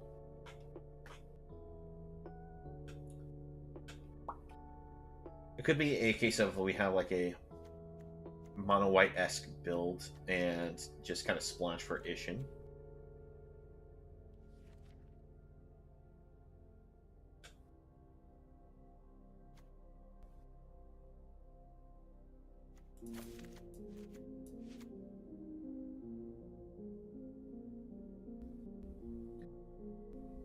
Let's see.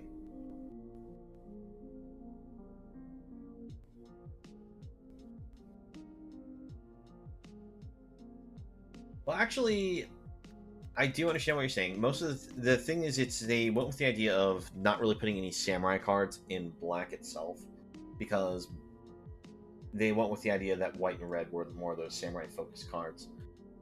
And that's one of those things that's a little difficult about building with Ishin. And we'll see how we can maybe build it. Maybe there is a way to get this to work.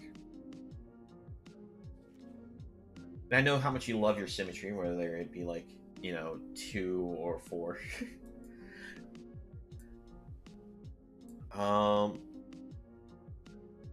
Let's see. No, not quite what we're looking for.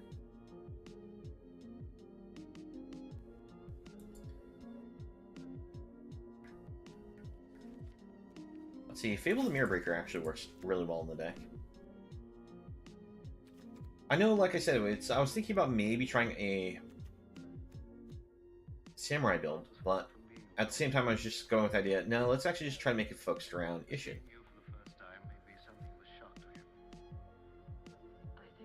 And we'll just grab cards just to consider because they have attack triggers. I'm not saying that we're going to focus, like, these are the definite cards.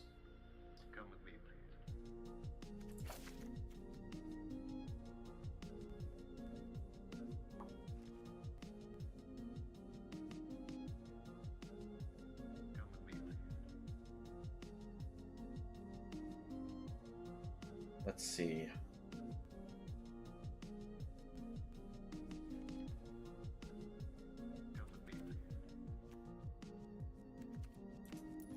Is there any card I was missing?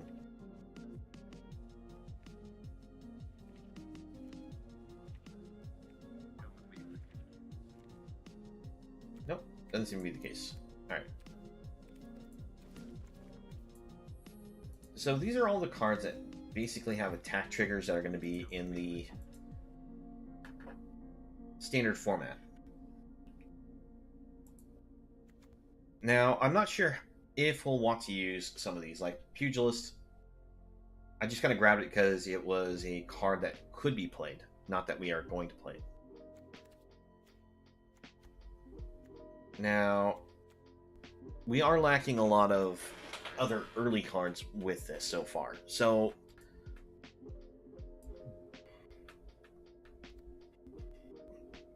we're basically looking at most of the attack triggers are in red and white.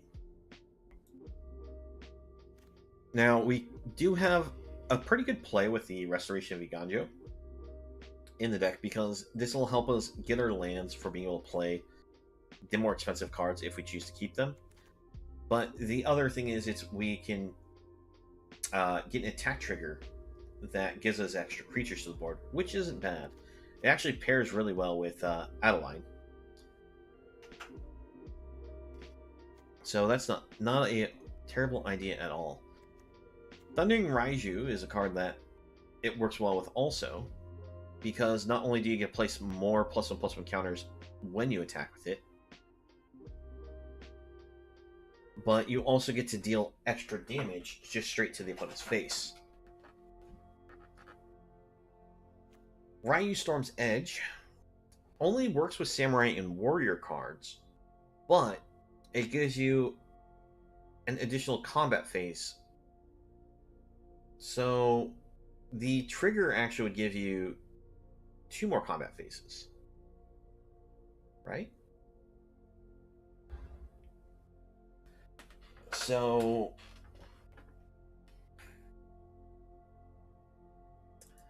I do actually like the Arsonist in the deck also, because it's just a nice haste body. It comes out of nowhere, gets to deal damage, potentially removes blockers, hard to block because of the menace, and if it happens to turn to night, it does even more damage.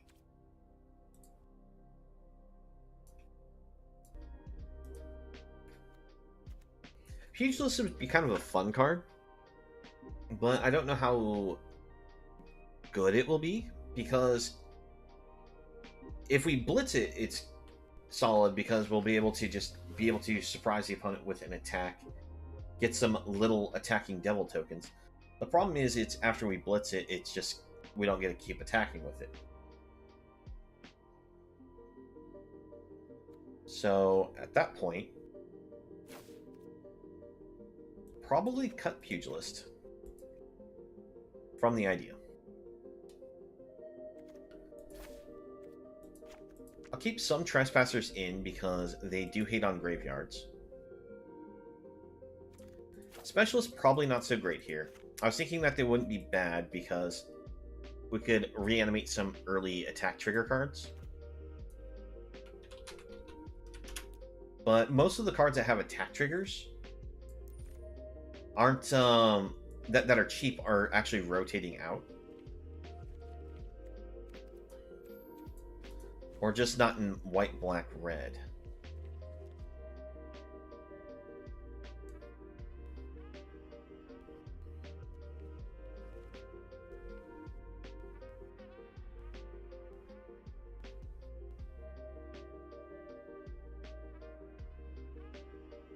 Just double checking if there's anything I overlooked. I mean, I guess you could try using the Falconwrath Perforator, because it'll deal 1 damage to the defending player just because it attacked.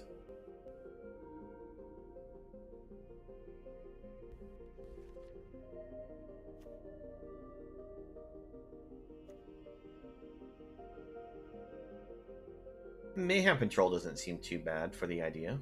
Just gives extra +1/+0 bonuses, but doesn't seem strong enough to warrant as a definite yes.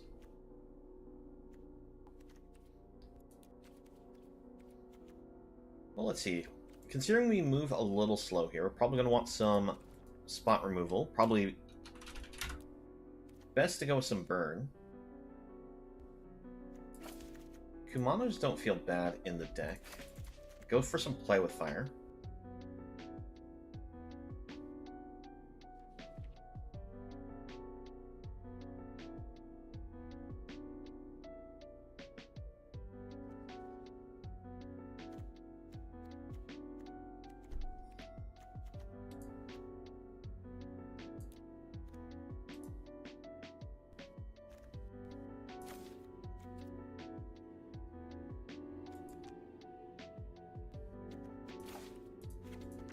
Go down to only 2 Trespassers here. Take Ryu out. Up a Raiju.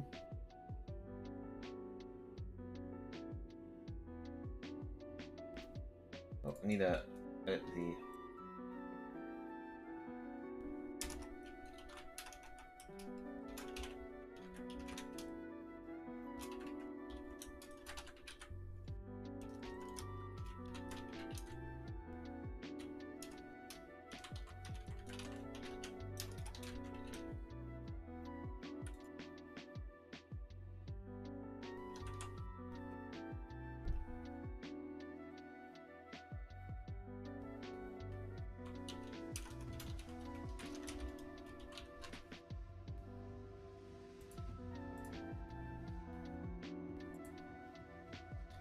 Okay. So we have ourselves a decent base here, I think.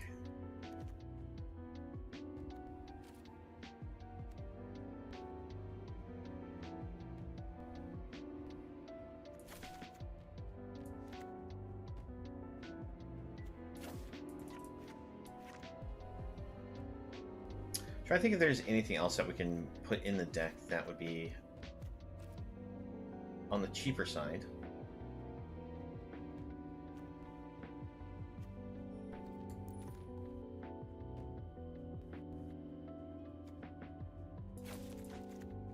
Oh, do training triggers work for the purpose of this? Technically an attack trigger.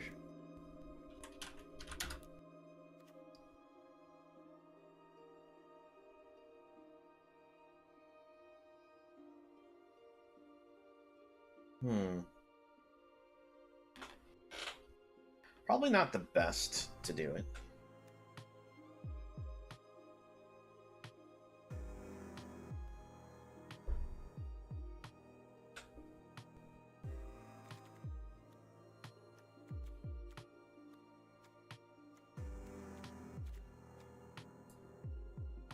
I was thinking like maybe putting a focus on the training, but probably not the way to do that.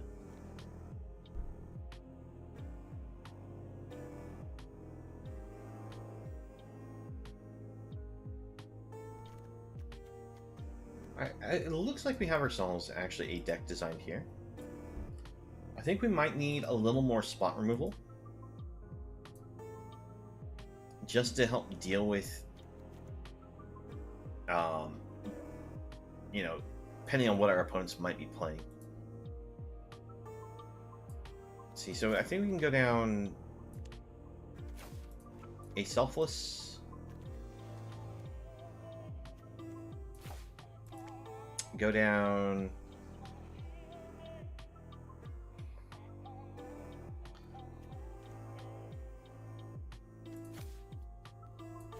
a Fable,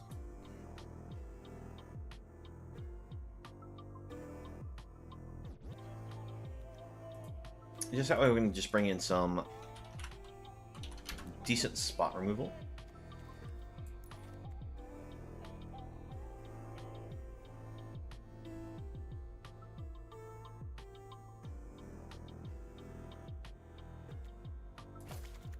I think Infernal Grasp will be our spot removal choice.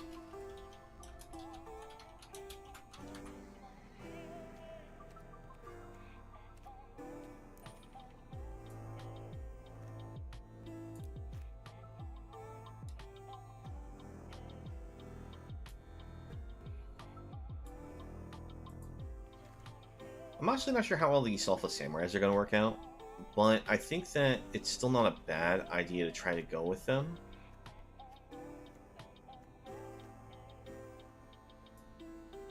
The reason why I want them is just because I can sacrifice them, protect our Ishin, but they also have the possibility of just giving us some life because of it attacking by itself or Ishin attacking by itself. I'm going to always recur them with the discard of Iganjo, so I don't know. We'll see how it works. Could be interesting. The main concern about this deck is just the lack of early options that we have. But we'll give it a try. Test the game. See where it feels that is bumpy. Try to smooth out the gameplay from there.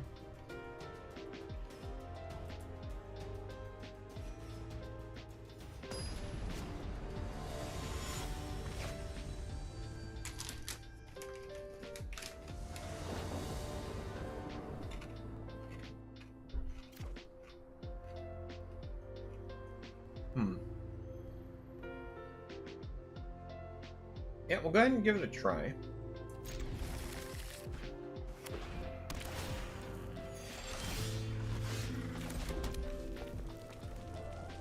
Now, I know that we're going to miss the put a +1/+1 counter on one of our creature triggers. More than likely here.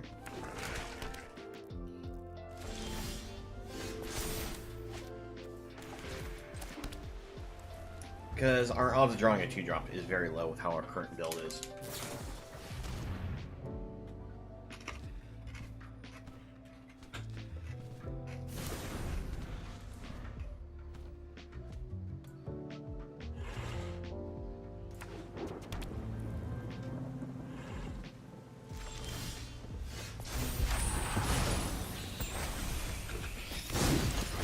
Unfortunately, we're not drawing. Oh, I forgot to do the lands.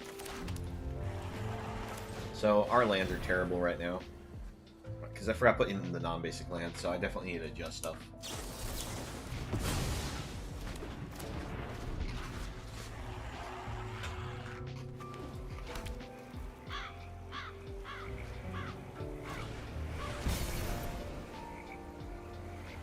I finally get to look at our hand and take a card from it. They may take the Ishin, but I think they'll probably take the Arsonist.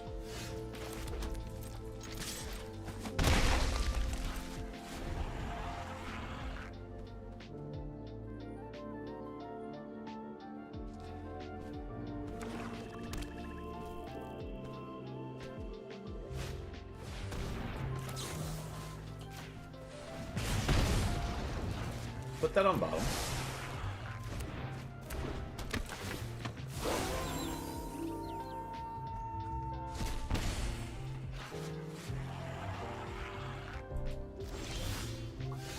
Yeah, we'll just go ahead and scoop it up. I forgot to put the lands in, so it doesn't have enough swamps to easily support the amount of black cards we have. Because it puts a much heavier base on the red and white.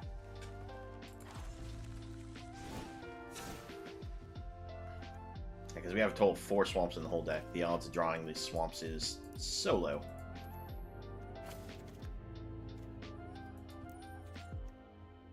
Oh wait, these are going to rotate, so I cannot use the pathways.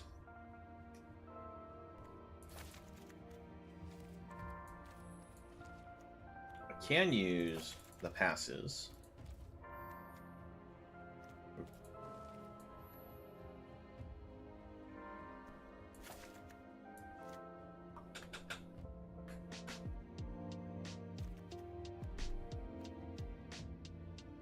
1, 2, 3, 4. 1, 2, 3, 4. 1, 2, 3. And yeah, there we go. So that should fix the lands a great deal.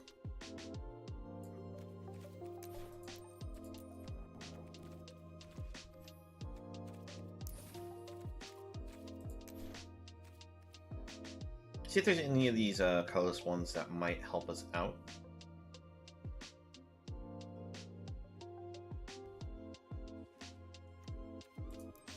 So, do the restriction. So we're not looking at anything that we can't actually use. It should be fine there. Actually, I just realized those are the only ones that have the word attack written on them.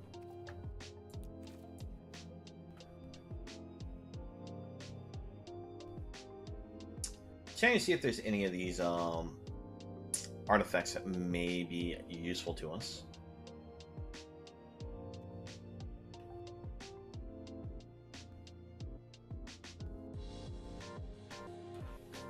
I think we're good.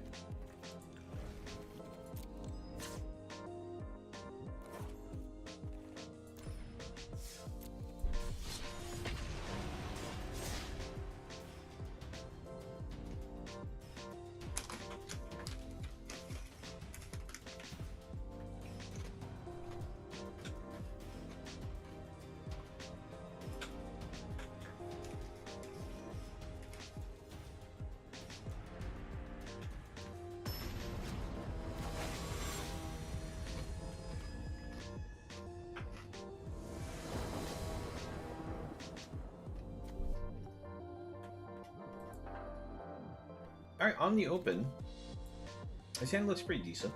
We'll keep it. I'm missing a black source for Ishin, but we have the mana for the Adeline.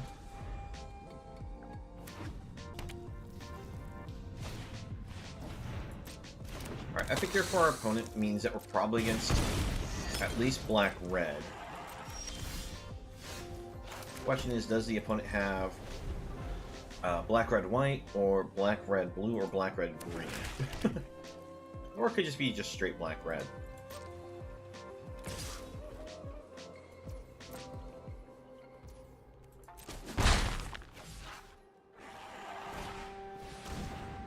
Alright. It is an only called Anvil deck.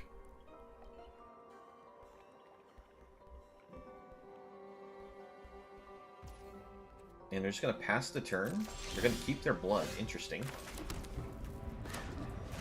I'll go for a Fable. Fable will be helpful to us because we'll be able to attack in and get the trend going. I'm trying to think, though, on the discard, do we actually discard anything to it? We may discard Infernal Grasp. Depending on what the opponent plays here.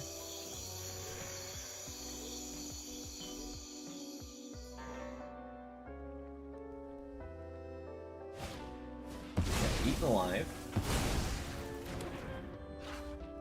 So I'm glad I went for this over Adeline, because I was trying to hopefully set up so we can get an attack trigger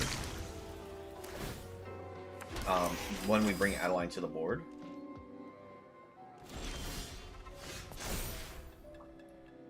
Alright, let's go ahead and discard Grasp here. And I'm going to get greedy, discard Pass, so that way I can try to find a black source, but didn't seem to be the case.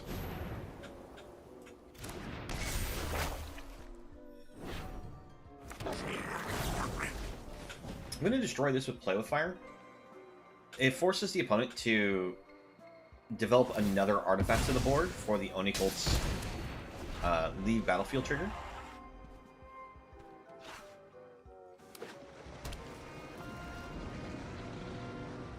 It also means that the opponent can't use like another Eaten Alive here.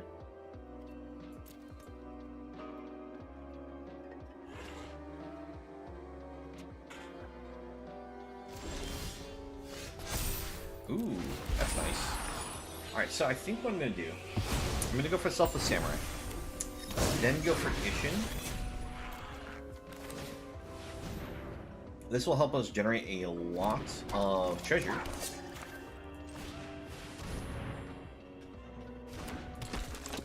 Now I just have to hope the opponent does not punish me with a Meat Hook Massacre.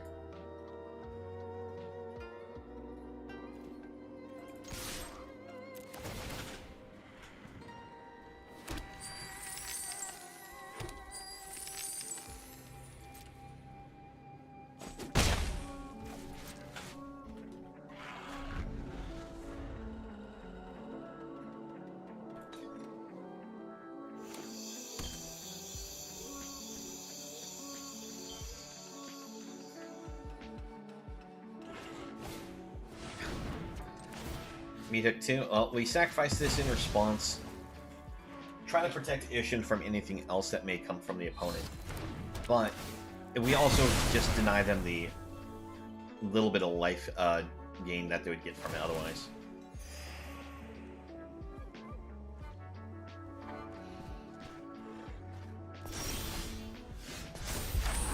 Unfortunately, we draw more land. At this point, we don't need more land.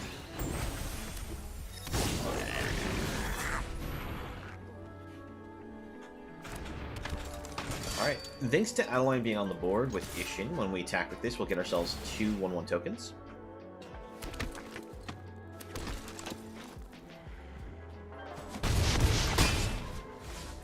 We'll hold the card in hand, just make the opponent think we might have another card that's actually usable, not just a land.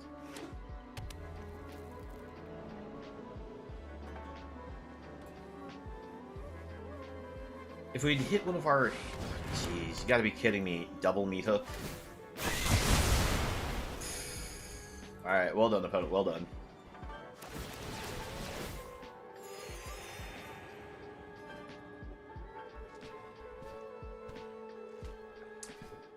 Alright, well, let's see what we got up top. A Play with Fire? That's useless. I mean, I guess we can kill Bugbear if they animate it. But otherwise, I think I'm just going to go to face with it.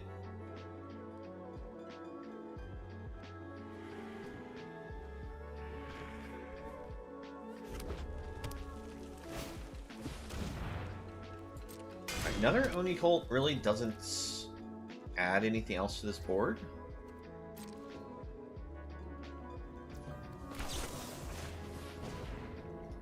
I'm just going to go 2 to face. Trying to find ourselves a non-land card. That's a non-land card.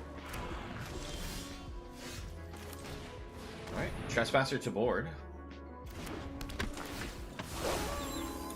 Get rid of the Epicure.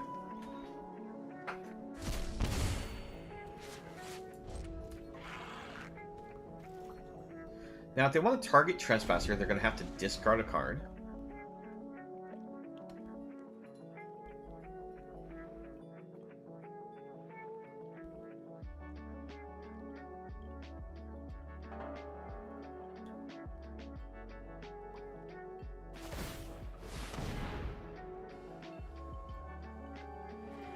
Okay, with how the opponent's mana got tapped, we'll block the 1/1. If it actually left the red sources untapped at all, I would have maybe chose not to block it in fear of the 2 damage instant speed spell.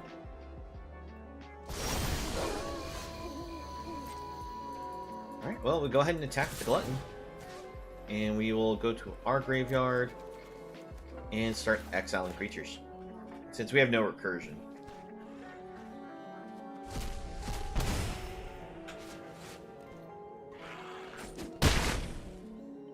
Alright. We'll bring this land to the board and pass. It'd be great if we can hit another Fable for the purpose of being able to wield the land to something else, but I don't think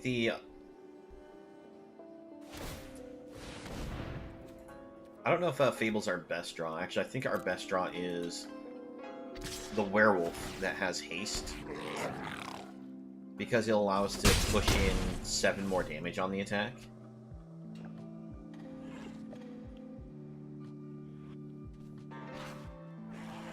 Looks like the opponent is going to use another eaten alive.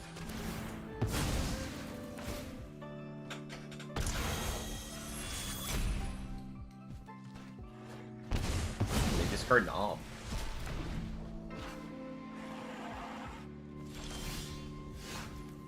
Alright, we bring it to the board. One nice thing about this creature is if we attack with it by itself, it'll get lifelink.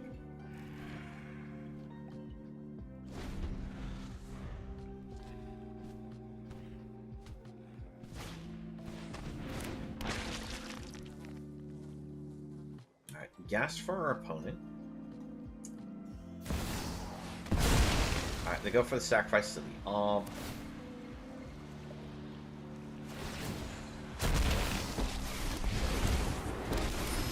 Yeah, we'd like to see the werewolf or Raiju off the top. One city will be easy. Go ahead and discard the card. Plead for mercy. Now, the opponent went Pleasure doing business with double pluses. They didn't actually hold back at all for maybe protecting them with the minus on one of the obs like usual. And we hit more land, yeah. That's a GG situation.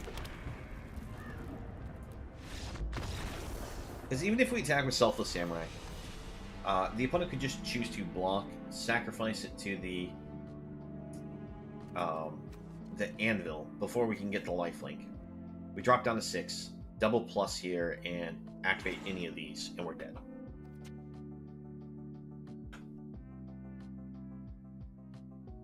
I think gonna revisit the deck idea again. I think I need more early creatures. And I think I'll go ahead and try Perforator. I don't think I need a whole lot of them, but I just want to try it. Take out a Restoration.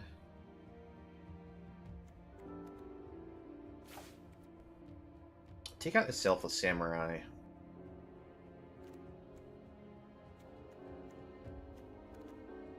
And we'll go down... Oh, what should be the other card we go down?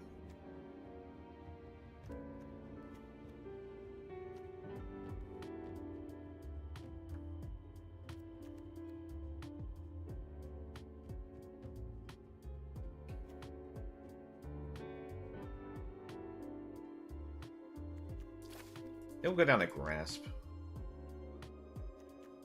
Well, maybe not a Grasp.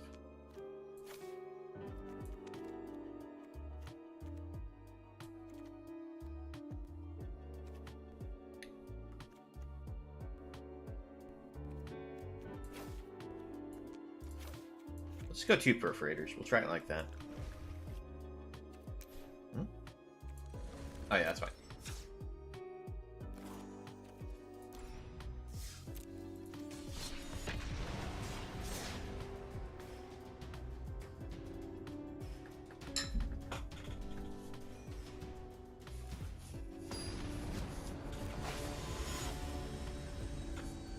Came to develop the dream. Oh. Alright.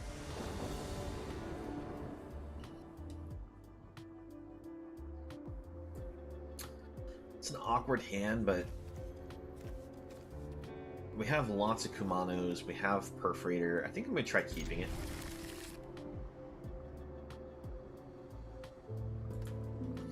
We have mana fixing in red and white here, but I'm still worried about the lack of black sources. Alright, we go for the Kumano, because at the very least we can always play Perforator. Would love to see 1 mana any color, doesn't matter which one, just that we can go Adeline. And I get punished super hard on these keeps.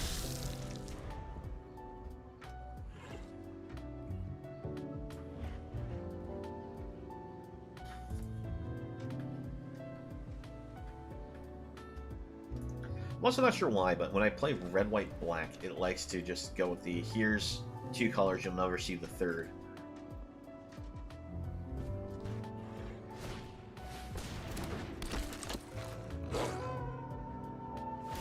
Oh, looks like we're gonna get hit by a Blizzard Brawl. Oh no, pack leader. Okay. Yeah, I'm already gonna scoop. Can't draw lands. You can't win against mono green once when it gets that big already.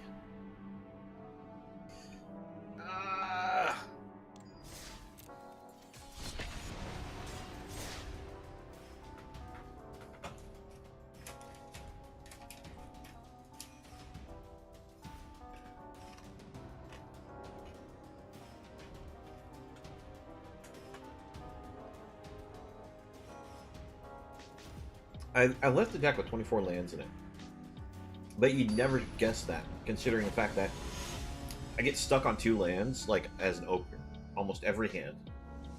And then I still miss land drops. Alright, well, we managed to actually find ourselves more than 2 lands, but I still can't find the black sources in the deck. We'll keep it.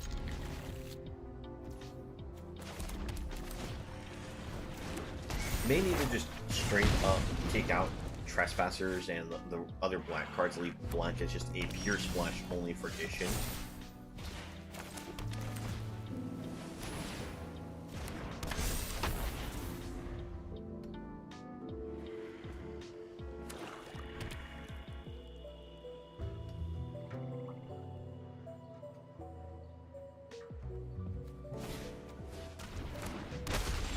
Alright, concealing curtains for our opponent. Ooh, we hit a Mirror Breaker.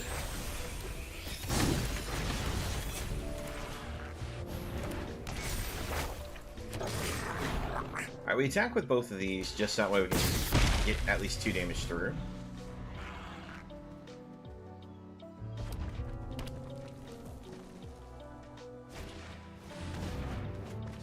My opponent seizes some spoils.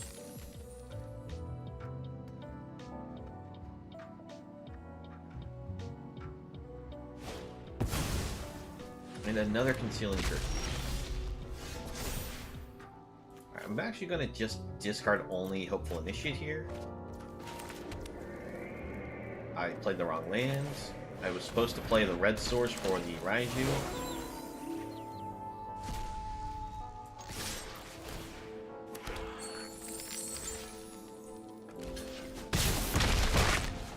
I'm going to get punished super hard because I didn't bring out Raiju. Because if I went for the Raiju, I could have attacked, put a counter on Etchings. This would have trained. We would have gotten a lot of damage through.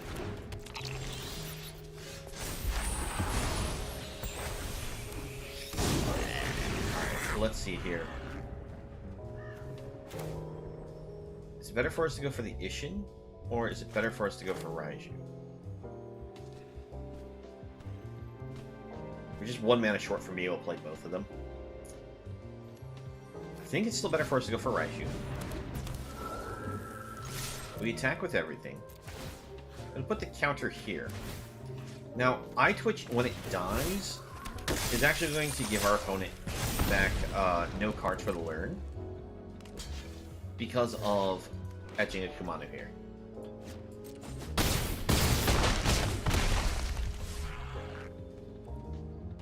I'm going to hold Ishin in hand just on the off chance that our opponent does hit some kind of sweep. Although, now I think about it, even to go land and hit us with a...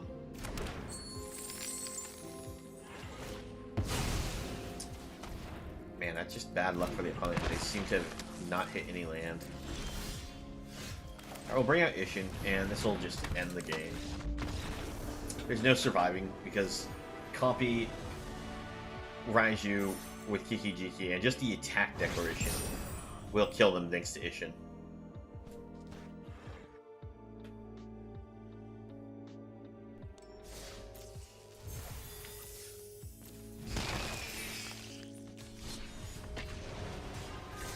Alright, let's try another match. See how it works.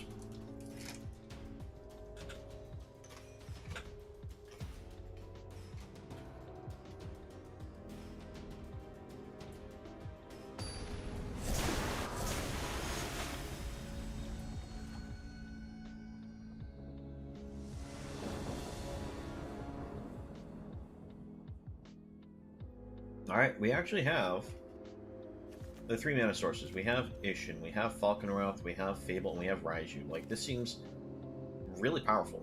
We'll keep it.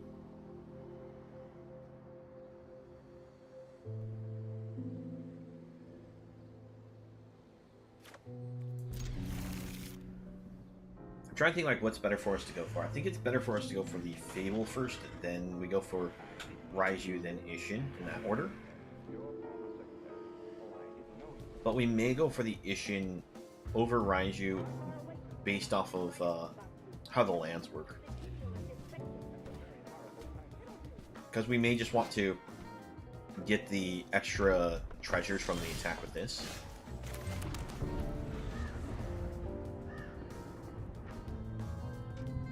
Considering I see that we have the Arsonist here, it's very possible that I just decide to go for Ishin turn 4.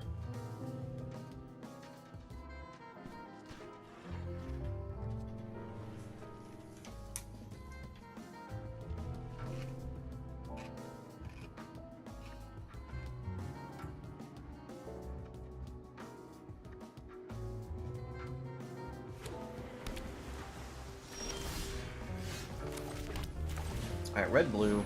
Let's go for the Perforator. See if the opponent actually has a counterspell they're willing to use on this. Nope, but they do have a burn spell. So I think they still have a counterspell.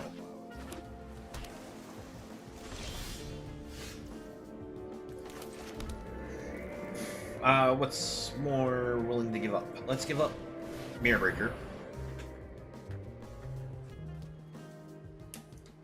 Because if we give up Mirror Breaker, Adeline's harder for our opponent to burn off.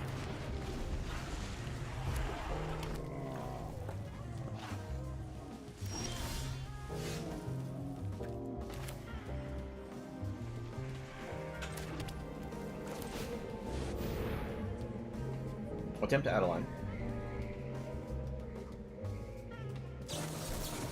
Another make disappear. Okay.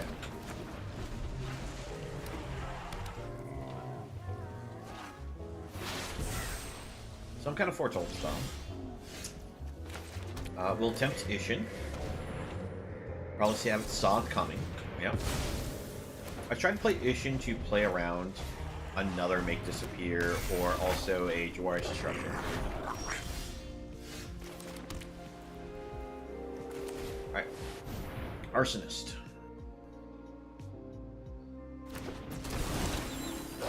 Arsonist can't be blocked by our opponent.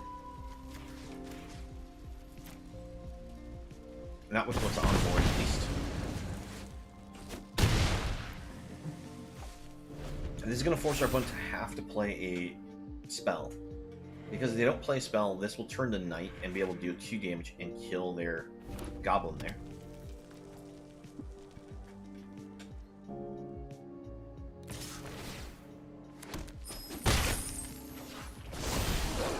Alright. Go for Raiju.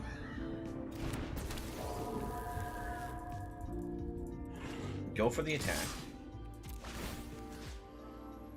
Counter here. Damage here, damage that.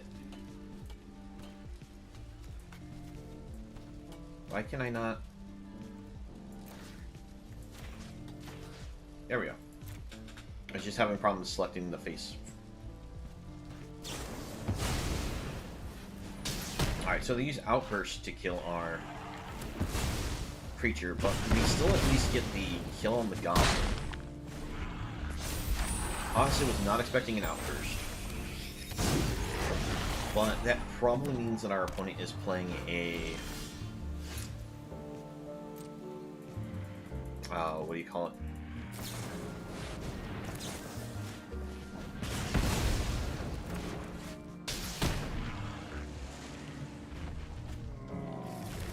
You're way too many lands here. Yeah, they're probably a bombardment deck.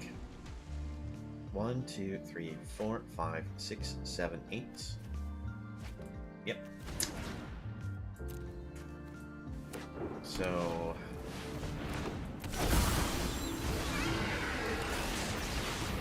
Bring out Ishin. Pass it back.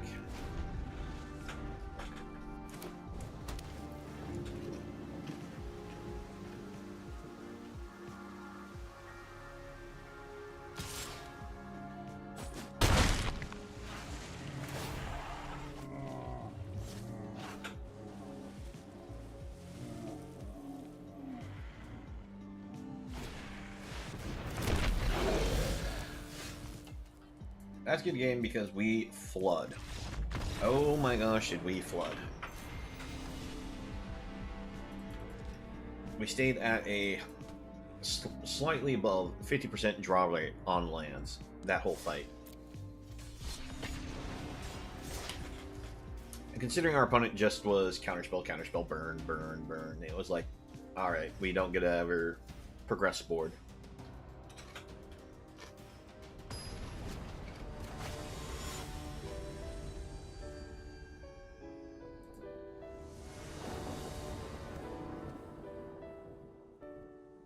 Alright, on the open, I hit mulligan on this one. Alright, we'll try keeping this one.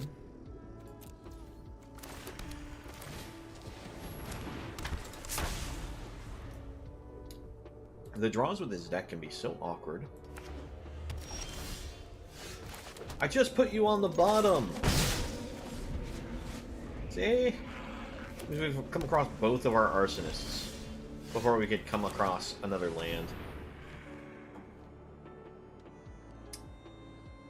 Yep, that's what I do with this game. I draw all the lands or none of the lands.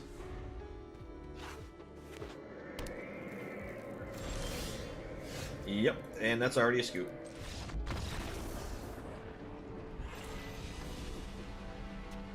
Oh my gosh.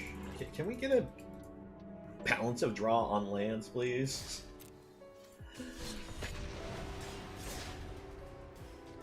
I'm running slightly more lands than I really like to run when I play aggro, but the thing is, we're not really an aggro deck here.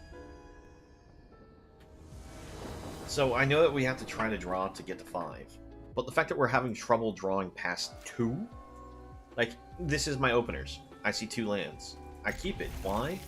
Because when I mull it, I still only see 2 lands.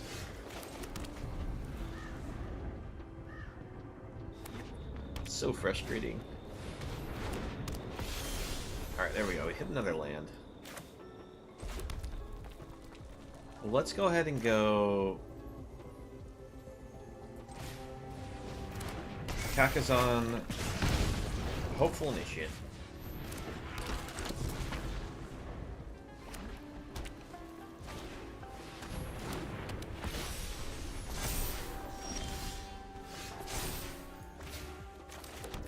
We'll actually play for the Ishin right now.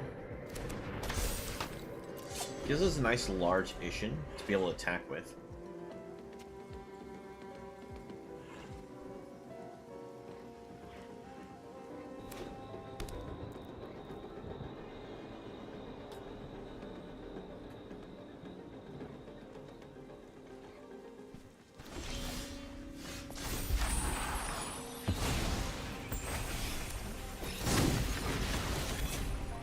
Let's attempt to put the Selfless Samurai onto the board. Let's attempt to kill this Valkyrie.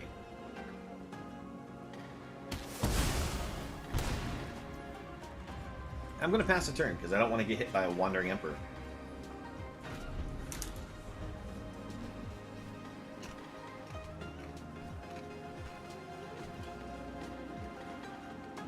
Next turn I'll attack in.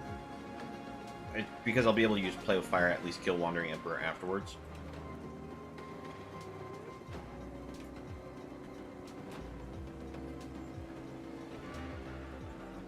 Now, I do think the opponent may have had a stumbling issue with their cards. They might have missed a land draw for the purpose of playing a 5-cost card here. Alright.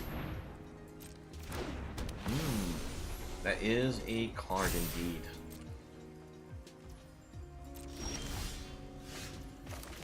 Alright, well, let's see here. Go for Fable. We'll attack with these two. Because I want to see if Hope... Yeah, okay, so it does do double training. That's what I was mainly wanting to try to see. Because the opponent blocks to kill the Hopeful Initiate, we just kill Lucella.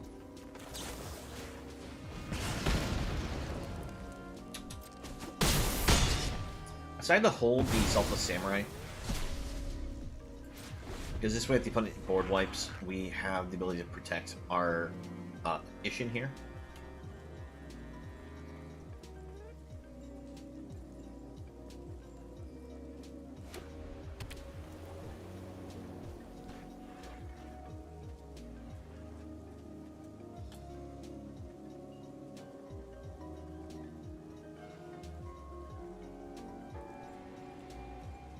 What does the opponent do?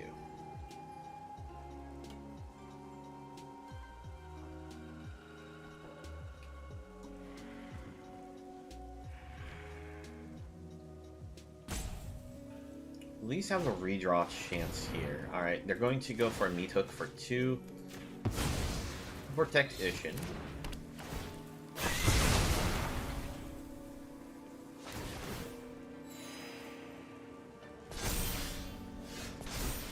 Alright, discard the land. Let's see what we get. Raiju. This is great. Alright, counter here, counter here.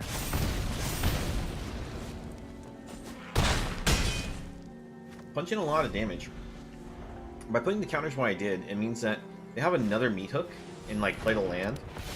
They still wouldn't be able to kill the Ishin.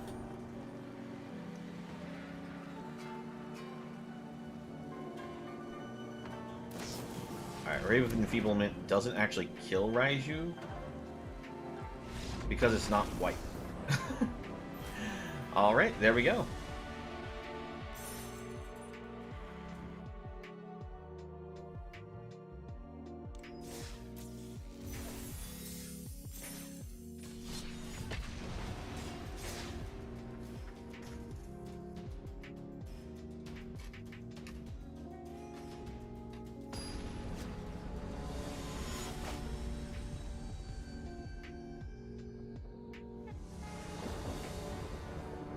Alright. You know, this is keepable. No really creatures, but we have an Infernal Grasp and we have a Fable. And then we have double Raiju after that Fable. So even if we miss a land draw, as long as we keep the Fable for the discard, we could try to discard to get the land draws for the Raijus.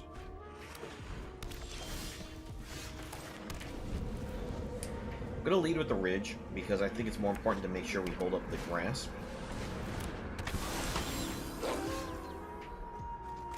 Alright. Play with Fire. Better option to get that off the board.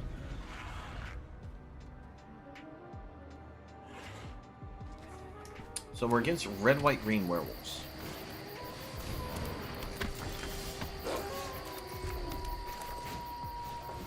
Alright, bring out the Initiate, and we grasp Tovolar. We'll go for the Grasp on Tovolar, because this is just card draw for them. And I want to just try to keep them off of it when possible, but somehow we missed land number 4. And since I wasn't able to set up the Fable... Alright, Brutal Cathar for our opponent. I'm much more happy with them stealing that.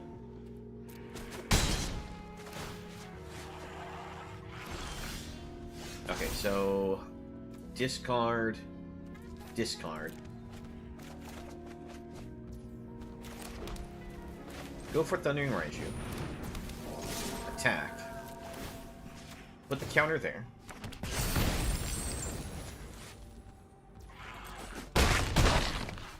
Pass it back to the opponent.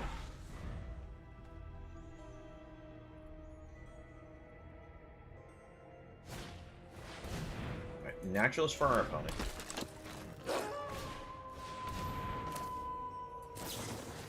I'm fine with Liberator. We're gonna get rid of the Cathar though.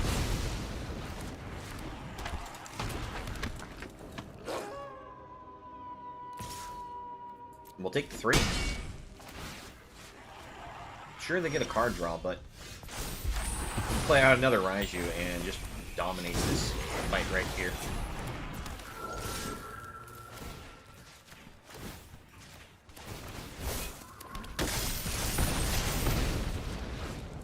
Because he can't even offer a double block to get rid of a Raiju. That's just good game.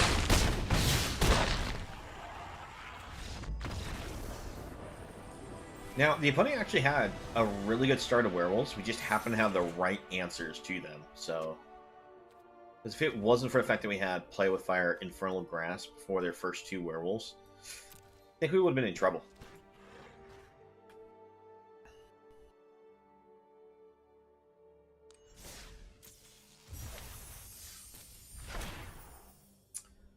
Dryad's Revival. Return target card from your graveyard to your hand. Alright.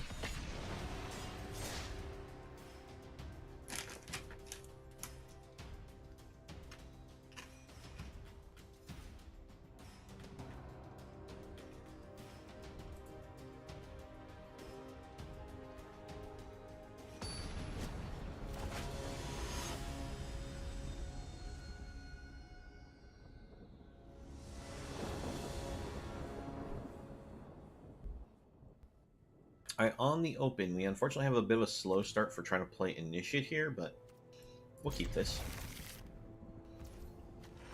I think what we're going to do is we're going to actually go for the Mountain. That way we can hold up Play with Fire in case we're against something that we feel like we need to immediately use it against.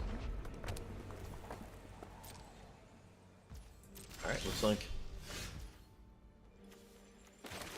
we'll play this. It's not what we can set up for the Adeline play.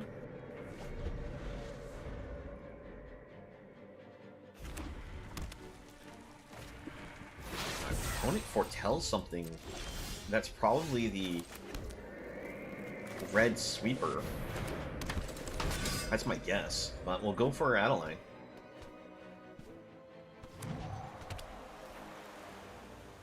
Oh, it might be a Sock coming, could be Demon Bolt. My opponent's gonna bounce that back to hand.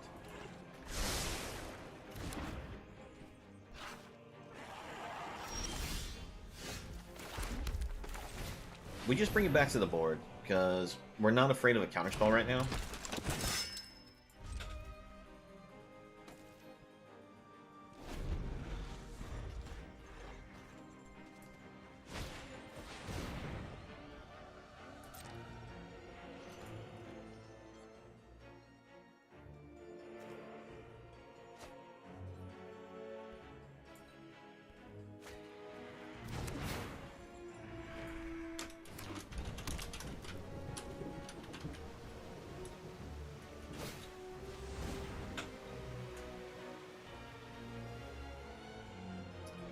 Opponent goes for a Strangle, which means that they're going to follow it up with another burn spell.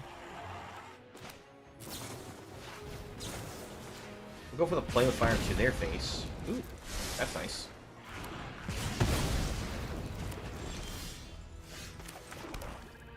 So, Restoration. Get a land. Play Perforator. And I'll be the opponent's turn.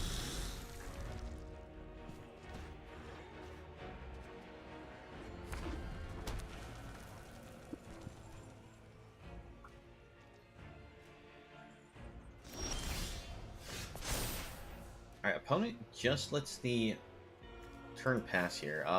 We'll actually just discard this.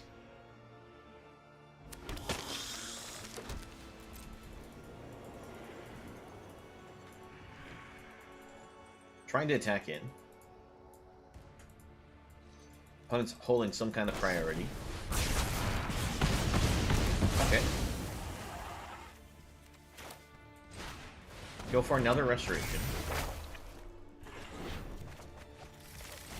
Go for the Hopeful Initiate, and it'll be the opponent's turn.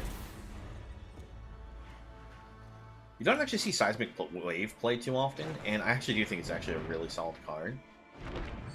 Because it does hit all those 1 toughness tokens.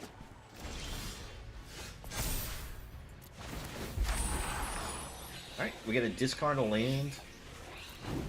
Bring back a Perforator.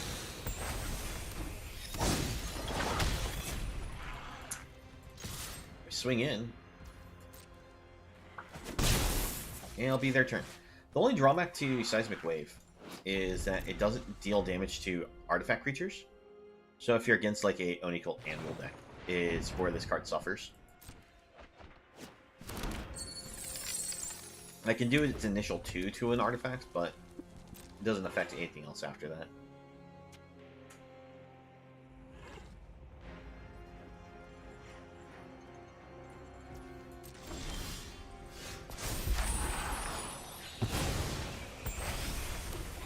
I'm going to hold Raiju in hand. This way, if the opponent does some kind of board wipe sweep, we can potentially play it after the sweep.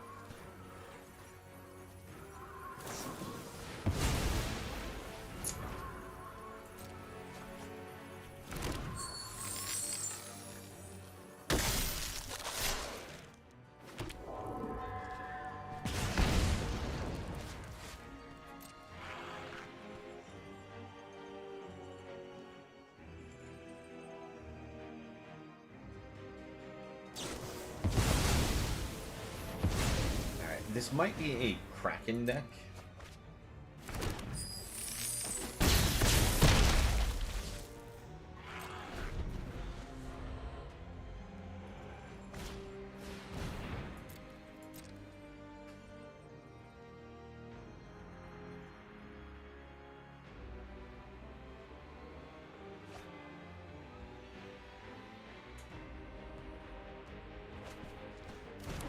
There's Burn Down the House. So, it was a good thing we play around the Burn Down the House.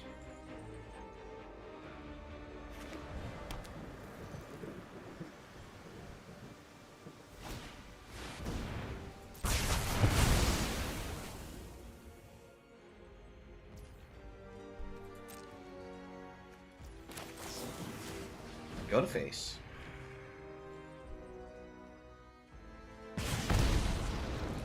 Land on bottom.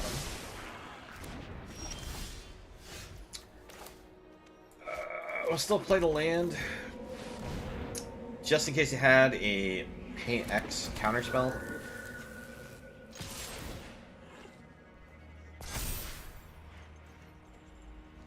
I really want to know what that is now, because they haven't played it this whole time. Because if it was a Saw It Coming, they just played it there. If it was a draw spell, I would have imagined they would have played it by now. If it was a 2 damage sweeper, they probably would have played it earlier also. If it was the 4 damage burn spell, they would have used it. I'm honestly not sure what the spell is. Okay, so I know what the opponent's doing right now.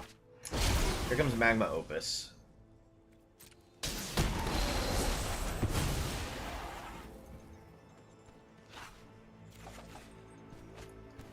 Alright, we hit a Fable, we go for it.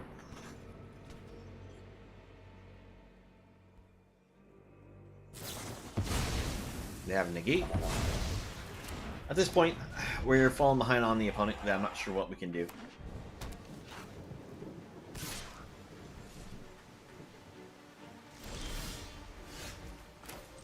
Attempts Trespasser. Alright, resolves. They don't have a single creature in their graveyard, so we'll exile from our own.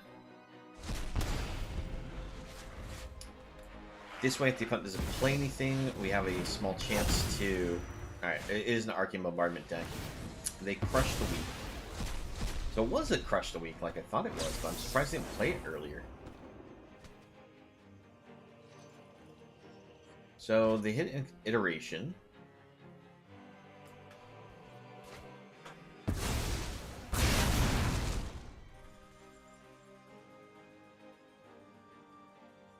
They have so many cards clogging up their graveyard that are support spells that the Trespasser may be able to get an attack declaration off. Alright, if we get the attack declaration with Ishin on board, we win. So we need to see what the opponent does in response here. Opponent, you need to not let me get the attack declaration. Alright, so they big score. What did they hit? Burn down. Of course. Yep. And at that point, we scoop it up. Because there's no longer any way for us to get anything to stick to the board.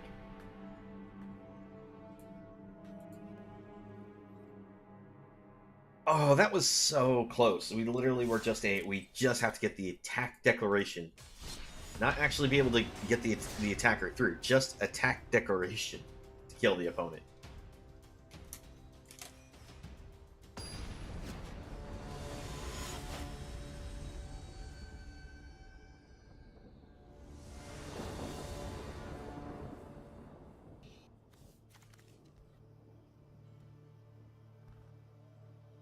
Alright, we'll keep this.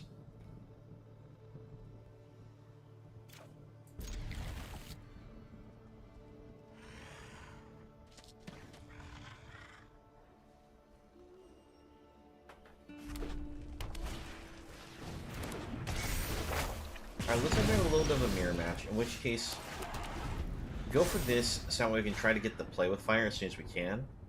They go turn 2 Lumark Aspirant.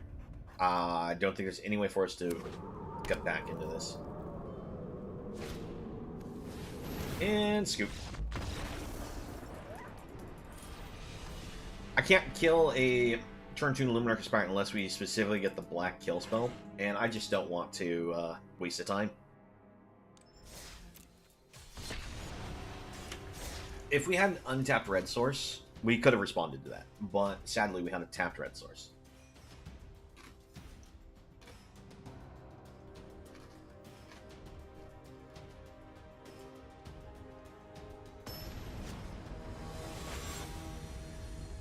Trying to think what else we can maybe do to this deck to make it better.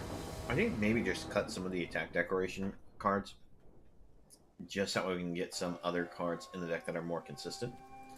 I'll try keeping this. We're just 1 mana away from doing Restoration. If we get that 1 mana, we can then do Raiju.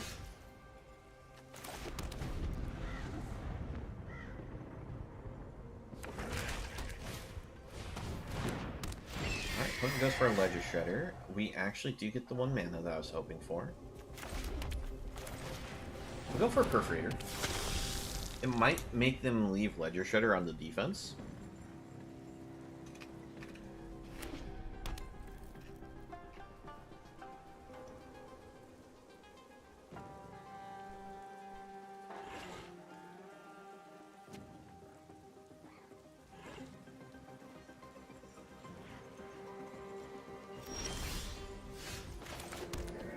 Let's go ahead and attack first, before we play anything.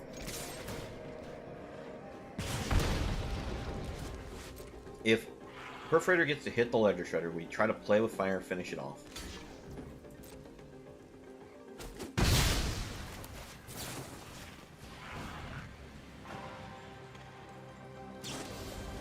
Alright. And even if they double spell here, it won't be enough to grow Ledger Shredder out of the way. Oh, they're a Greasefang deck.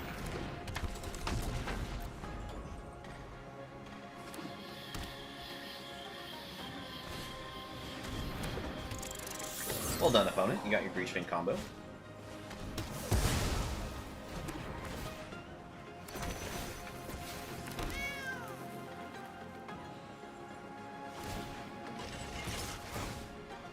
Alright, what's the better play here? If we go for Restoration, we get a land.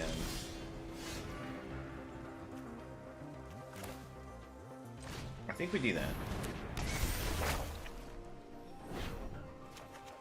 We'll still bring down the red-white source. It does give them a little knowledge of what's in our hand, but... Yep. Opponent gets more tokens.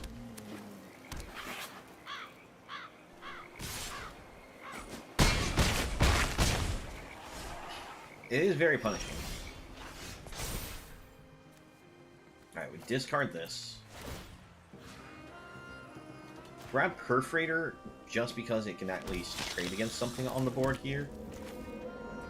Go for 2 Heavens. I just realized it doesn't trade against anything, so yeah, we'll just go ahead and scoop it up. Forgot that it comes into play tapped from the discard.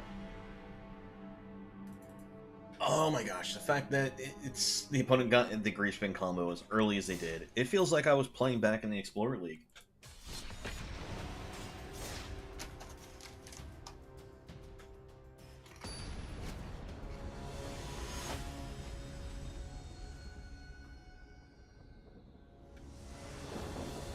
Alright. I gotta have to mull this one.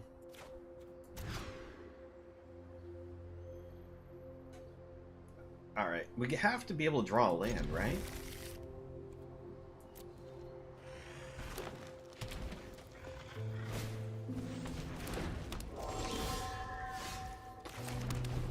Hello, opponent. I think this is just my biggest issue, is that I've been having... I've been playing games where it's just drawing the land is just like pulling teeth. Alright. We use Play with Fire, get rid of that. That spins out of control much faster than Weaver of Harmony does, which is why we chose to do that. Now, don't get me wrong, Weaver of Harmony is still a serious threat. Gonna go for a restoration here.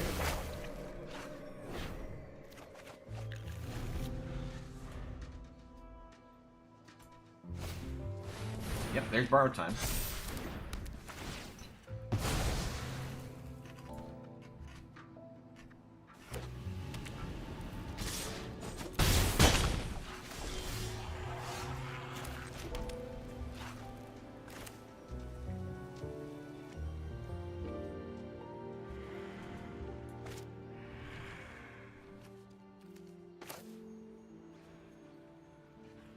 Alright, go for a restoration once more. Go for the hopeful initiate.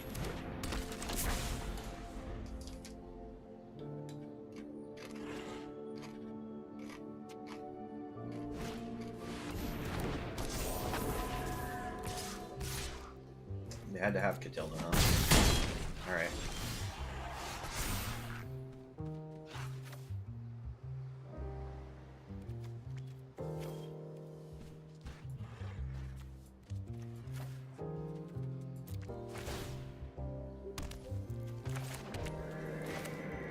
So, just go to the board.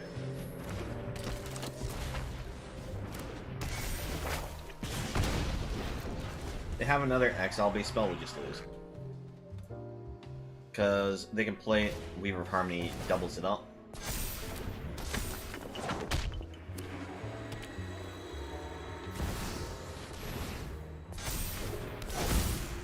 That alone also just kills us.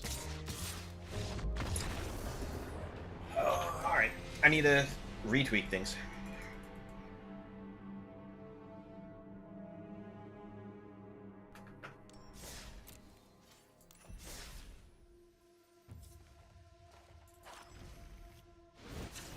If you're just joining, we're actually trying to see if we can craft an Ishin deck that will be, you know, playable after rotation, without, you know, accounting for any of the new cards.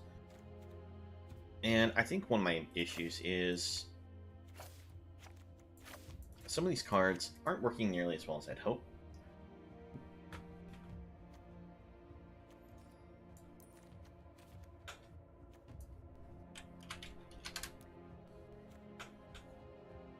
Also just been having a lot of trouble just drawing the lands. I mean, I'm running 24 lands in the deck, and it's either I draw nothing or everything. Let's see.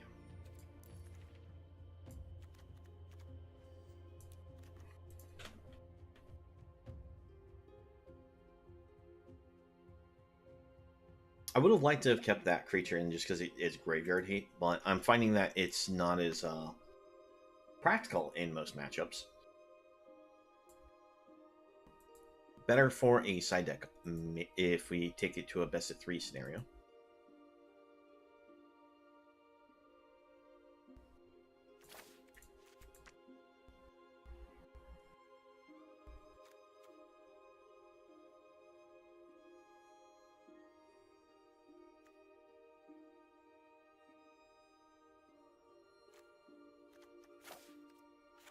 Restoration of Yonjo is not really pulling its weight either. Feels like it's just a little too slow for the build idea. They were just better off just relying on Fables.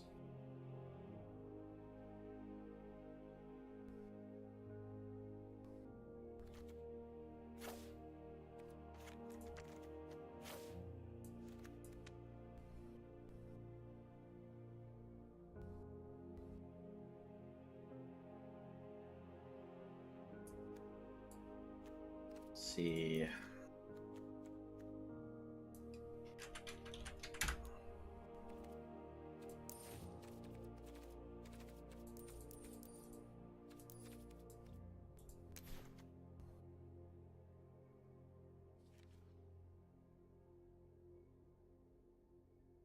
I guess I could just go with some Brutal Cathars, because they help set up the day-night cycle maybe earlier in the match for the purpose of the Arsonist.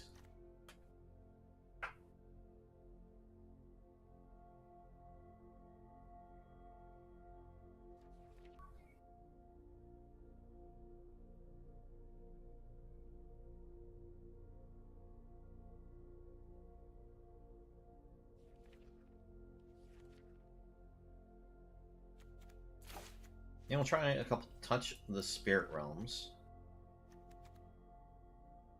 because it's good for helping us be able to dodge board wipe, because you can just channel discard this, but also you're able to just straight up cast it for value.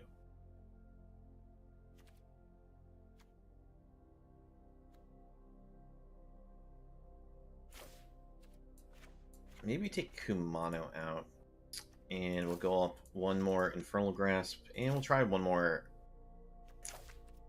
Perforator. Try it like that, I guess.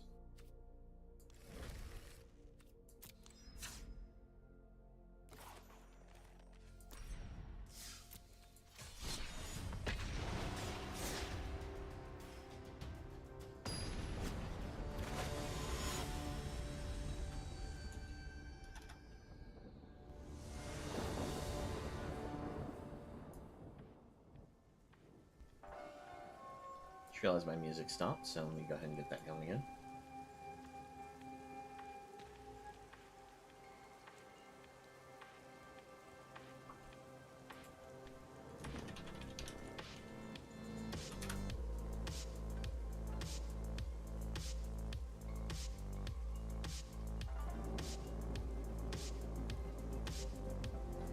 All right.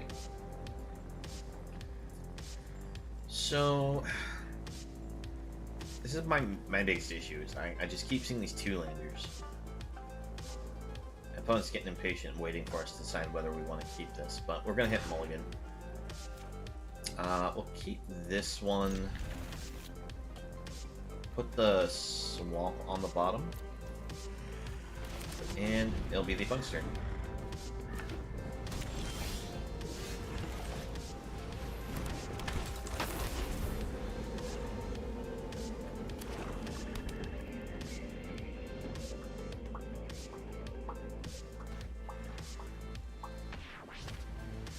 Foretell something.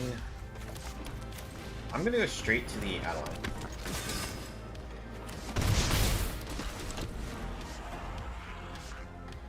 Now the question is, do we go for the Raiju or do we just go for Ishin? Because Ishin will allow us to attempt a double train, but also get double tokens on the attack decoration.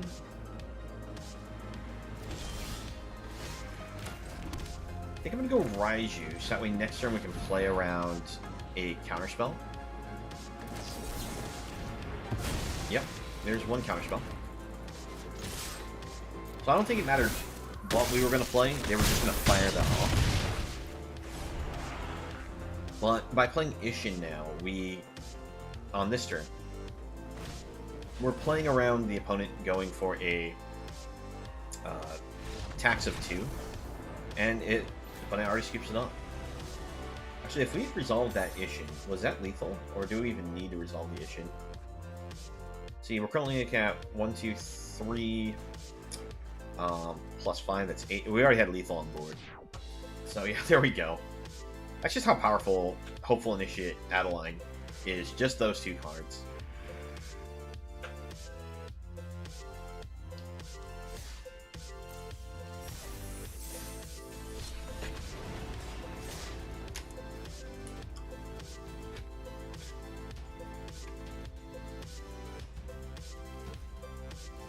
You know, I'm really actually debating whether I just try to put in the card that just allows me to put a shield counter on one of my creatures and scry 1.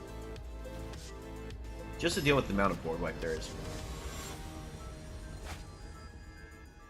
Now, it won't do anything against a Meathook Massacre, but it also just helps also against just all the early spot removal.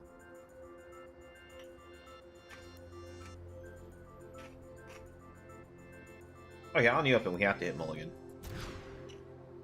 We'll keep this one. I'm trying to think, how greedy do I be? Do I keep that or that? I'll put the land on the bottom.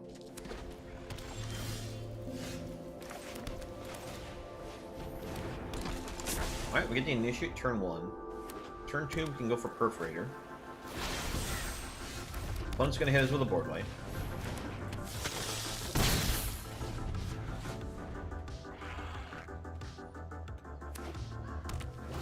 Doomscar. No Doomscar. Okay. We'll hit the opponent for 5. We'll pass the turn.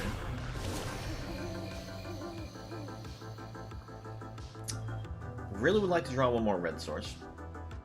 So that way we can have the mana for the Arsonist and Raiju. Come on, fire up the Doomscar. Dahlia.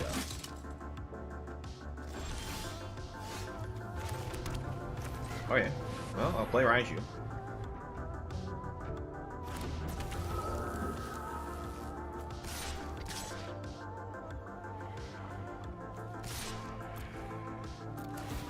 We'll attack with everything. Because if that is a Doomscar, like I think it is, they'll just be able to sweep up the board if we held the Perforator back anyway. Might as well swing for the damage.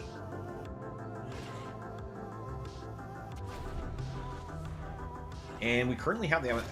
It's so close to lethal range with the attack here on Arsonist. Come on, bring out another small creature. No? Okay.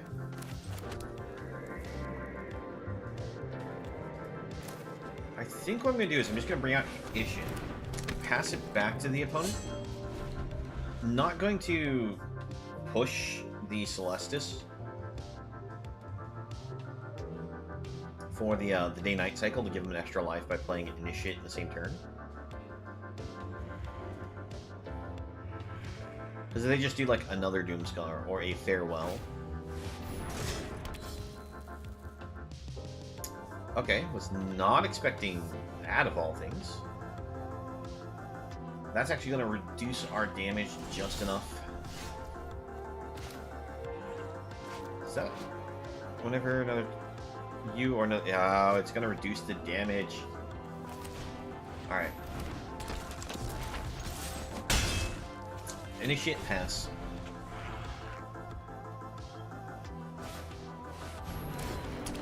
Alright, what do they take out? Take out the Ishin.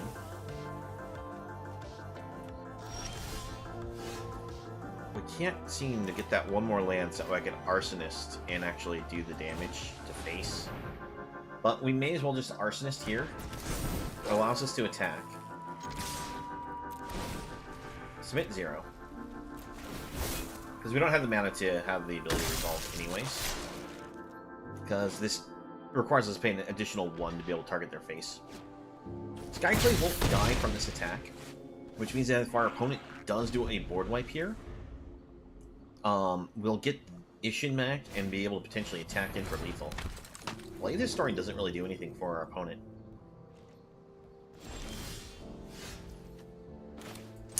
Ishin. Attack. Target up to one, but I don't want to target any creature.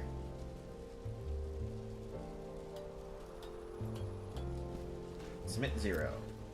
There we go. Submit 0.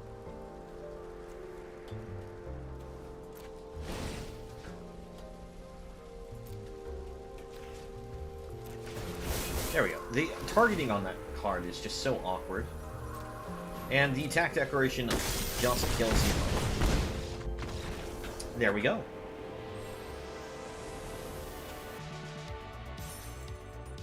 I wasn't sure if they had some kind of interactive gimmick with the 2 mana they had available, but we managed to push it. I think we actually found a way to balance the deck out a little bit better.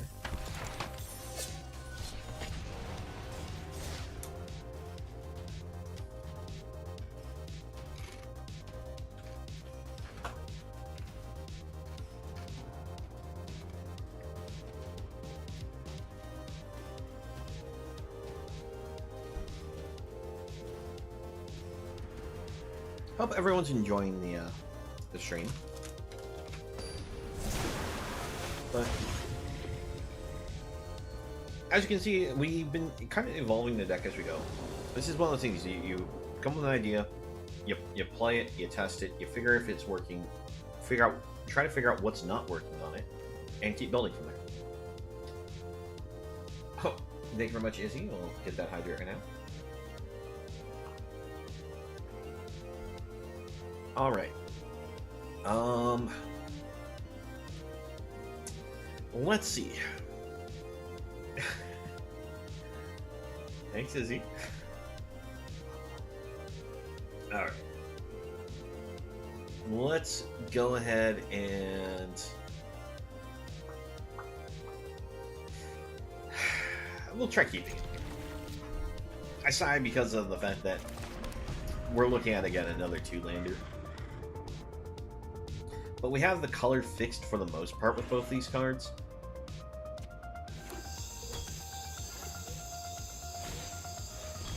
Oh, Dreadfuge. Okay, goodbye, Hopeful Initiate. It was nice knowing you. They may just take the Infernal Grasp if they're worried about spot removal.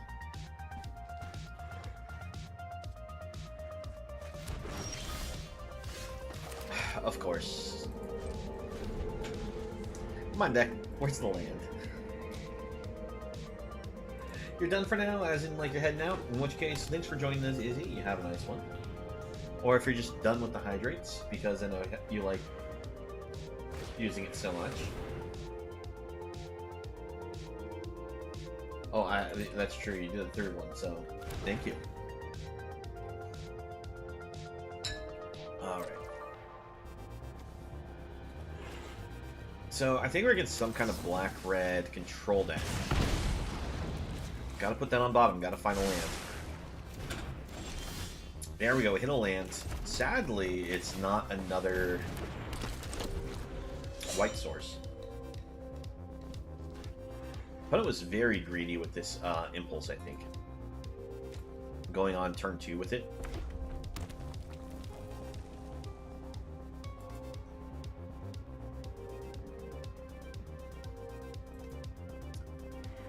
Alright, which kill spell are you going to use?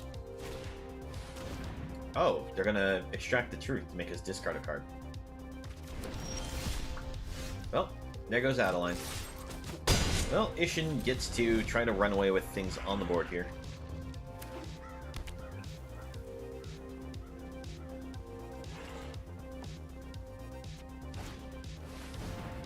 Alright, more impulse from our opponent. More discard from our opponent. They are definitely discard heavy. Goodbye, Touch of Spirit Realm.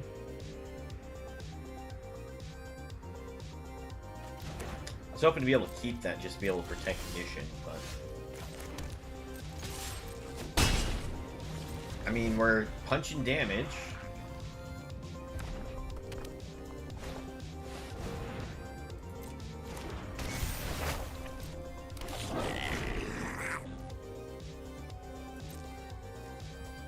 May as well just kill the token.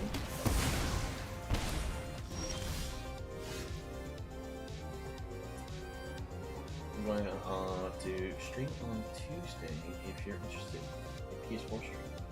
Well, what time are you going to be doing your stream there, Izzy? I mean, I'm pretty sure people wouldn't mind trying to check out the PS4 stream that you're planning. What game are you actually going to be playing on PS4?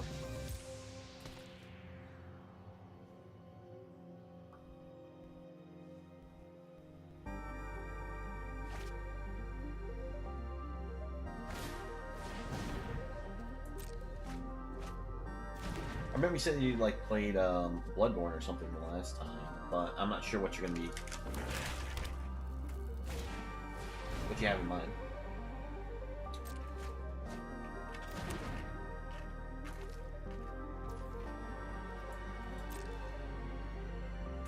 This is the weirdest match I think I've been in, though. The opponent literally has done nothing but impulse draw here. And hit us with discard. Alright, we got Thundering Raiju. We have the win here. This just ends it. Oh man, it's so painful just looking for another card we can actually play. Opponent literally neutered our hand.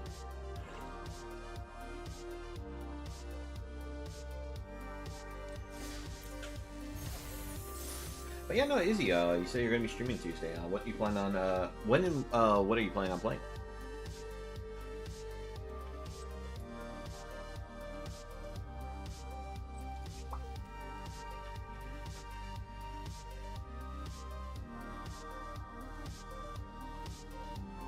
Oh, take your time, you're 7 hours from me.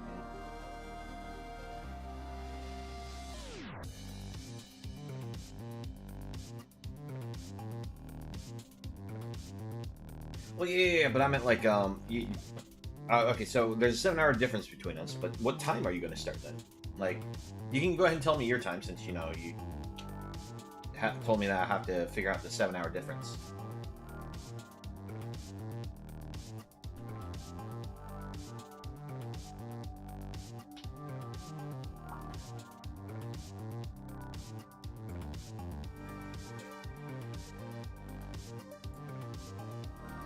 Let's go ahead and start up one more queue. I think from here we'll just go ahead and call this probably the last game for Old Ishin.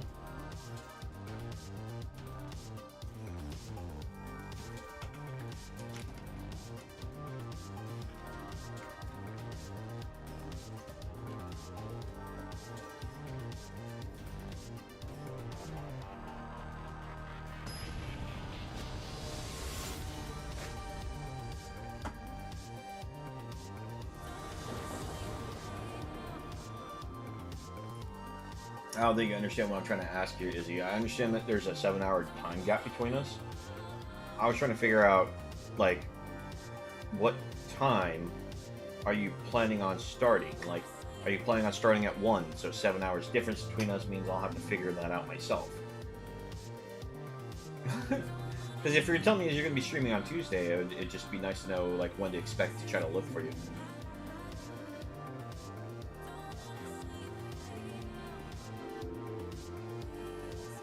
My current time right now is basically 5:30.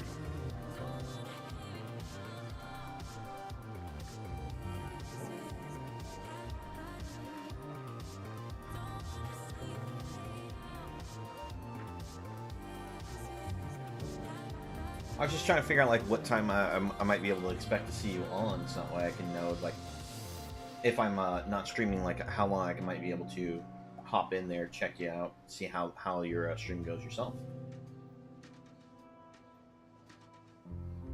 What was it, 7 hours ago from now? Let's see, so...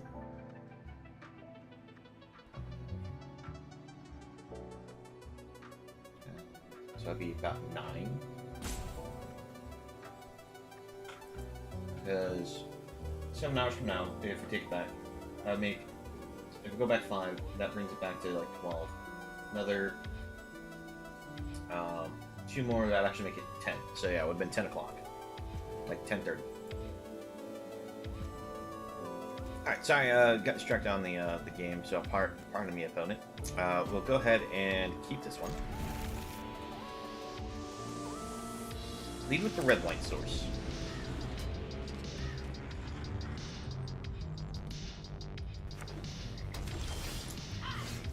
Alright. We'll go ahead and bring down white-black, go for the initiate.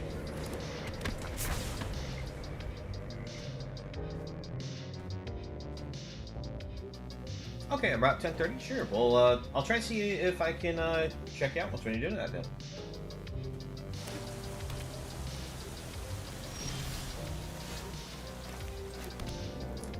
Alright, well, let's go and go land, and we'll move to the attack.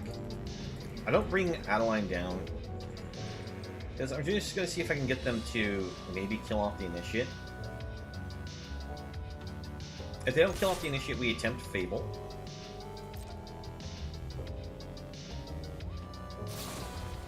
Alright, they put it back in our hand.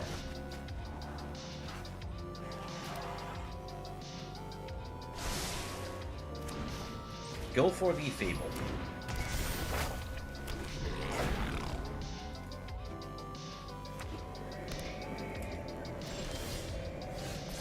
Oh, okay, that's fine, that's fine. I mean,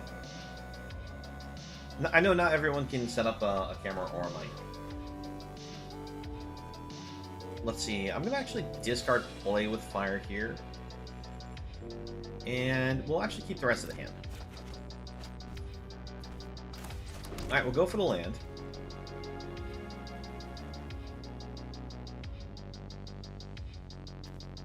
Attempt to Adeline. Can I possibly see this get counterspelled or hit with a kill spell right now? Alright, Faithful Mending for our opponent. So, some kind of Reanimator deck possibly from our opponent? Yep, it's Reanimator.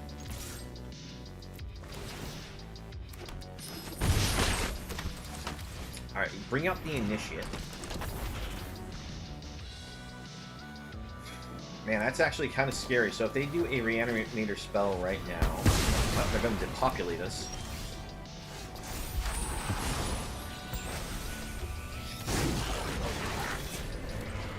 Alright, let's go for the Arsonist.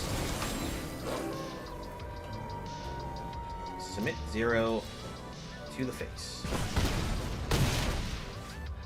So, if the opponent goes for the Reanimator spell, I'm trying to think, is there a way for us to... Because if they go reanimate something, they reanimate Olivia, goes to Titan, Titan has to attack, right? Yeah. So they can gain 5 life and then create a 4/4 Rhino, but that's...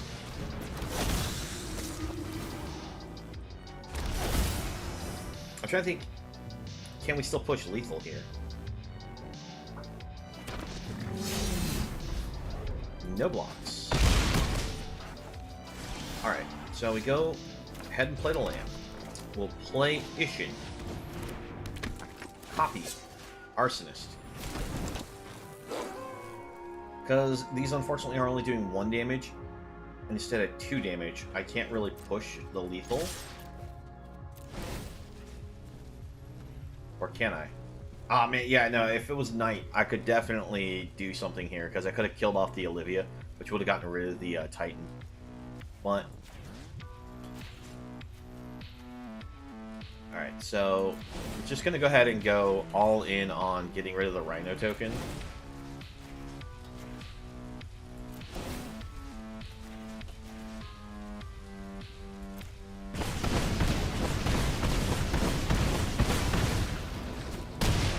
We come up 2 damage short. Alright. Can we survive? Do we get another attack back? Opponents representing 10 damage on board, which is lethal if they can get rid of Ishin and the 2/2. If they can't get rid of both of these, they attack in, we get to survive. Unless they discard something impressive, like the All-Seeing Arbiter. Yep, nice. So, let's see, how much damage is that? We're looking at 8 in the air, so we have to go down to 2. So we can soak 6. We're at 1. We live? Let's see, I need to do a couple changes, like Twitch channel. Alright. We'll discard this. Make copy. Tainted Indulgence, opponent's Desperation draws. Oh, they did wrong timing though. Opponent punts. Because they should have done it after the token spawns.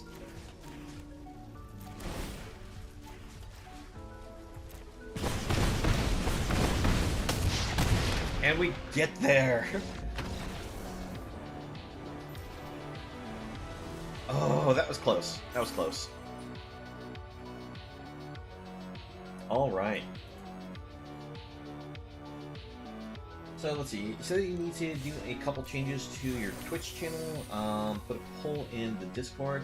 3 game options. The most voted game will get streamed. All right. Well, I'll definitely keep an eye out for your Discord, and we'll see about which game you might end up playing.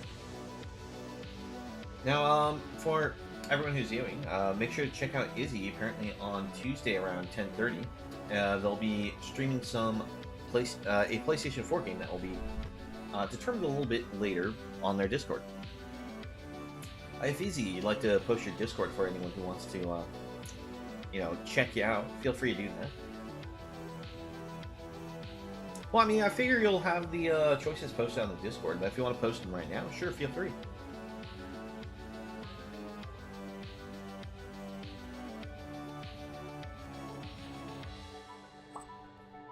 All right.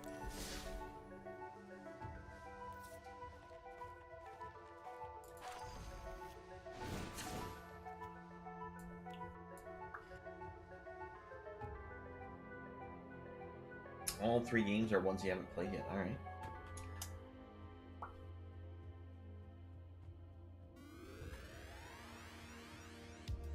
So, you said you're going to be trying to play a story-driven game.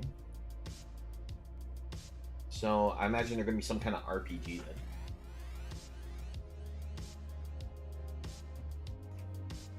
Outlast 2, Final Fantasy VII Remake, and Remnant from the Ashes. Which one was that last one?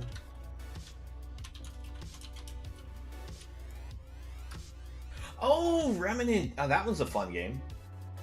Yeah, I played that one. That one's all random on which type of boss you'll get for each story scenario.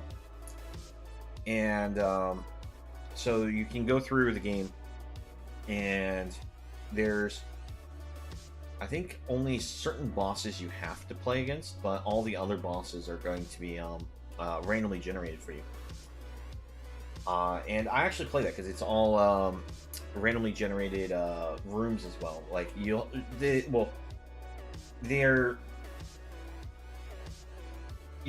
you play it, you'll notice that there's certain rooms that are always shaped certain ways. When you come across that variant. But the thing is, it's going to be random which variants of rooms you'll come across to explore. And it has a lot of really cool, interesting weapons. The thing is, I didn't play that one on stream myself. I played that with just some of my friends before I actually started doing streaming stuff. And we had a lot of fun with it. The only problem with it is after you've beaten it once or twice, just to go try to find all the different bosses.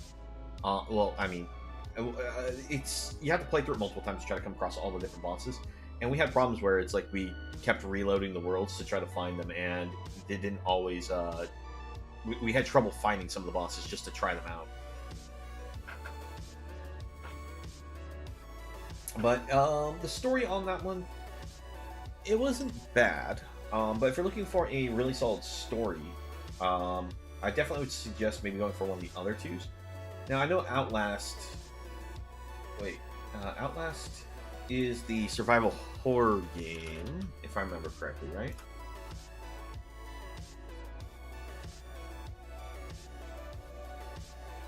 Yeah. So if you're ready to get creeped out, have fun with that one. The Remnant's more a shooter. It does have a little horror element to it, but it's more post-apocalyptic. Just run around, um, guns ablazing. Final Fantasy probably gives you, if you're not familiar with the story, a fun experience as well. Now, the Final Fantasy VII Remake I haven't played yet, but I do know the story actually takes a slight deviation on events, but in a positive way from what I've heard from most people. So I definitely hope that you enjoy playing those. But in which case, I'm just gonna go ahead and give a small wrap-up of thoughts about the deck idea here. For this Ishin deck that we were trying to design, it had some, good strength when it decided to go off, where we managed to get something like Ishin, then we had a Thundering Raiju or a Arsonist be able to do their attack, or even in the Adeline attacking. But it took us a while to set up this deck. We went through like 3 or 4 different iterations before we arrived at this one. Now, I still don't think this is going to be like the most optimal way to really play the deck. I think there's got to be some other way to build it out. We tried limiting ourselves by not using any cards that we're going to rotate. And considering we have a lot of new interesting cards that are coming out, the deck will definitely change. Probably a great deal once one of those new cards come out. Cards I think that weren't really as worthwhile as I thought they would be. Cards like Selfless Samurai. I thought this card would be a little more useful in the deck. It turns into a just creature that we put on the board because we're just looking to sacrifice it to protect another creature. At which point, I think it's just better to go with the Shield Counterspell Boon of Safety. You'll get the same kind of value out of the card, being able to protect one of your creatures, but you'll be able to respond at instant speed, maybe catch people off guard. So I think this would probably be more useful to the deck. I do think seeing the Ishin cause the Fatal give us all those extra treasure tokens was really cool. Adeline, Thundering Raiju, Arsonist. It was really awesome seeing those things go off. But it was also great seeing when the Hopeful Initiate went off, because if we just had Hopeful Initiate on the board and we attacked with Adeline with an Ishin, it just calls the Hopeful Initiate just kind of explode with extra +1/+1 counters, and we got all those extra board presence from the human tokens. So just seeing that was a lot of fun. Now, like I said, once when the new set comes out, I think it's going to be more interesting to try to play this deck, but for now, I will just kind of leave this as is.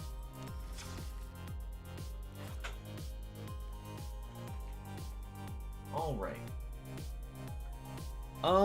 Let's see, we have a little bit longer for trying to do some streaming before I'm probably going to be heading off.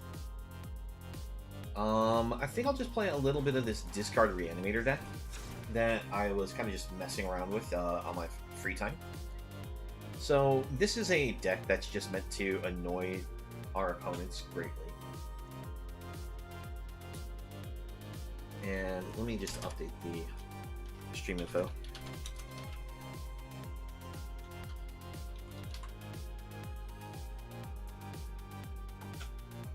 So the idea of the deck is that we're just meant to just be an absolute nuisance to our opponent by playing cards like Virus Beetle and Corrupt Court Official. And then after they die, we bring them back with cards like Can't Stay Away or the Extraction Specialist. And we actually do have a legitimate way to win with this deck build. Oh, apparently Izzy had a fun idea. What was the fun idea? I'm more than welcome to listen.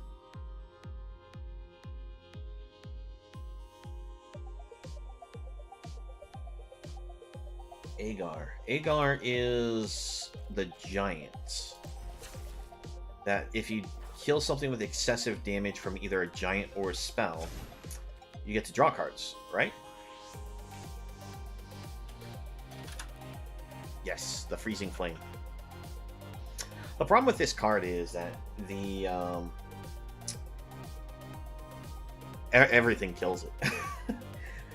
Like, if you want to go with the idea that you use like a board sweep to hurt your opponent, you end up killing your Aegon. Although we can have fun with this. Like, I had a Giants deck before.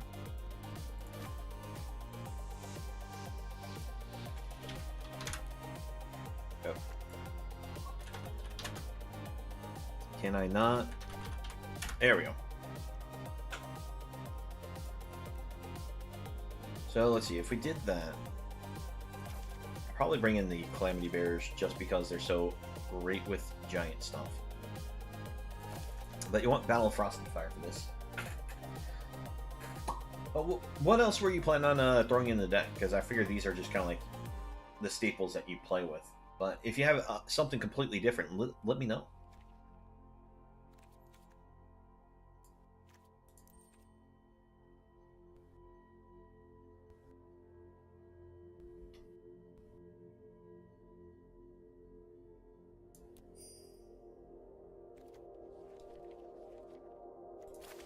Alright.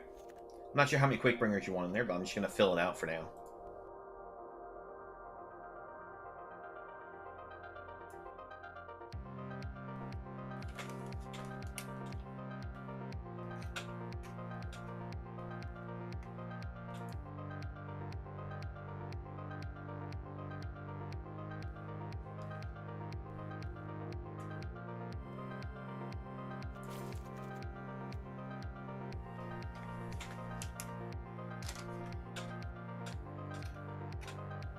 Not really sure what else to add. Okay.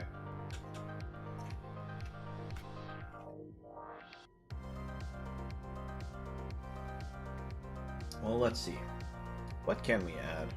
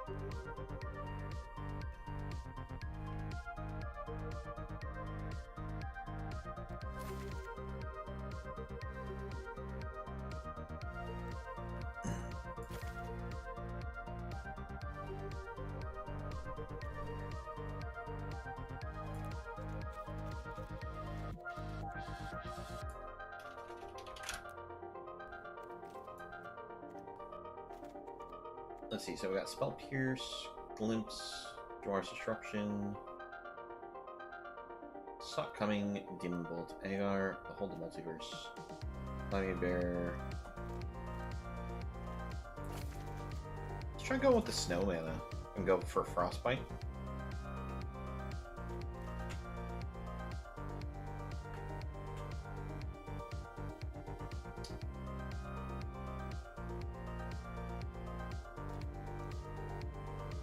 Well, that's what the thing is. It's I'm trying to see what we can do, and I see the Prismatic Command suggestion. Just trying to quickly adjust for Snowlands real quick.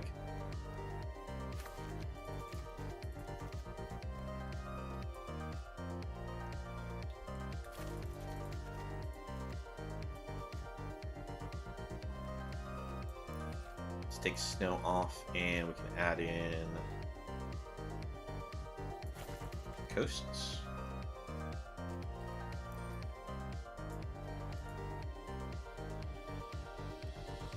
Actually, let's not use Leer.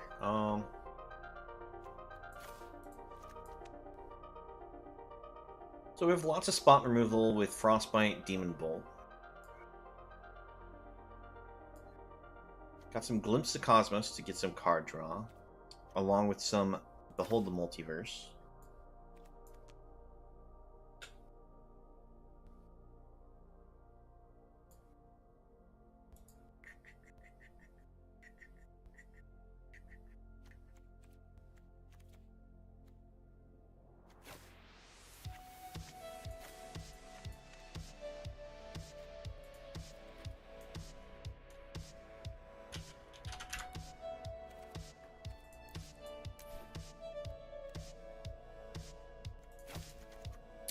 We can Mind Link this. Down a Quakebringer here.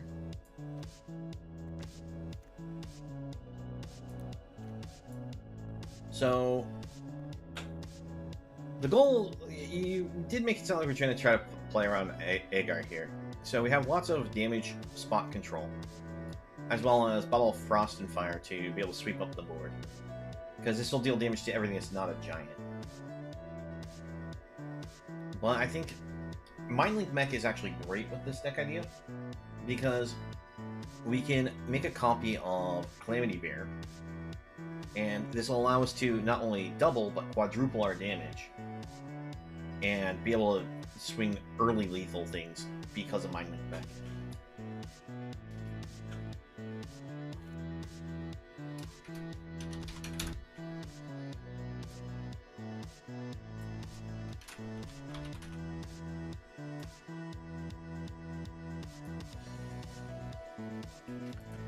Trying to think of if, like, can we include Prismari Command? If so, what do we take out?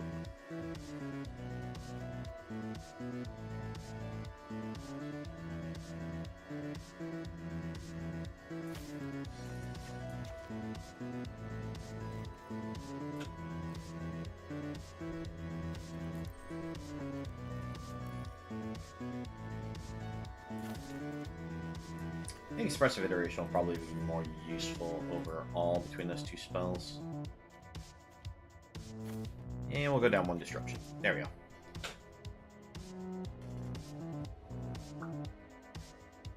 What do you think of this? Does this look interesting?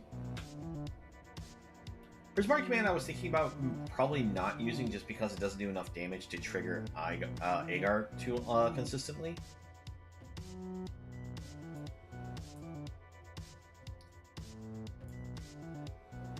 So I think we have ourselves a lot of burn. We have 8 direct sources burn, 3 sweeper burn. We have some counter magic. We have some draw. We'll go ahead and give this a try.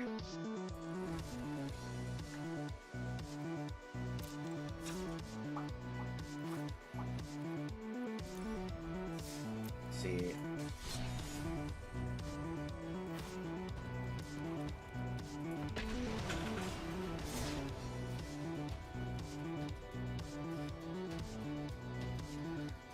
Now, the biggest problem with Giants is that they are kind of slow to get going. So, the early game is the hardest thing to get through. And if we come across control, well, we're still in an awkward position.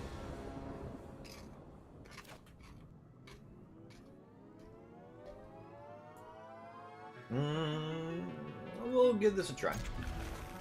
A little iffy about it. A lot iffy about it now. Love to see some kind of burn off the top of the deck. That is some form of burn.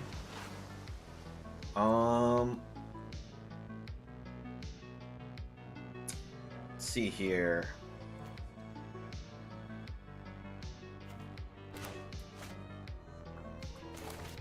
Gonna foretell the Demon Bolt.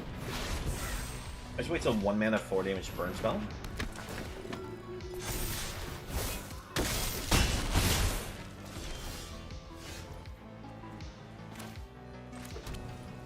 We'll land pass. This way, if the opponent plays something we don't like, we can use Saw It Coming. I don't like that, so we're going to use Saw It Coming.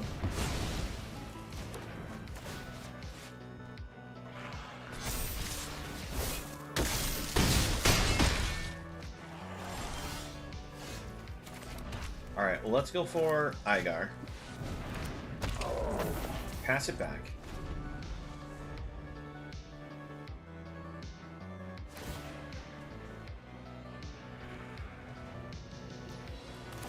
Gonna use Demon Bolt on that right now. That way we get the card draw for killing it. And I'll also prevent them from being able to get the attack trigger from the Initiate. Gonna take a risk and take the hit. Oh my gosh. Double Elite Spellbinder, why? So, it's board wipe or bust.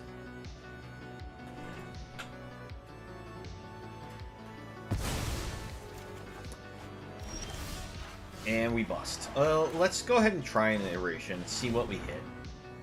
And yeah, no, that's it. We don't have any play. It's a shame. We managed to actually get the Mind Link Calamity Bear draw, but mono white's just mono white. And the fact that they got Spellbinder to disrupt our hand that we had to answer was an issue.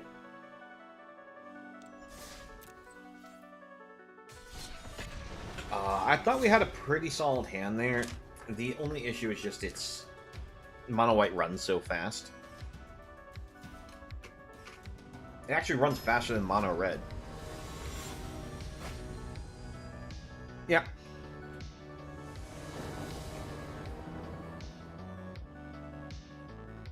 If you take out 2 cards from mono white, it falls apart on its speed great vastly, but it's the main issue I think is still Lumeric Aspirant. Alright, on the open, I'll try keeping this. While we do have a little bit of a slow go with this, we do have Frost and Fire to just sweep up a board if we're against an aggro deck again. Alright. Land to the board. Alright, Innkeeper for our opponent. It's gonna be kind of silly, but no, I can't take the risk of our opponent going for a 4-cost spell, so I'm gonna hold up the Jawari's Disruption. I was thinking about foretelling the Quakebringer.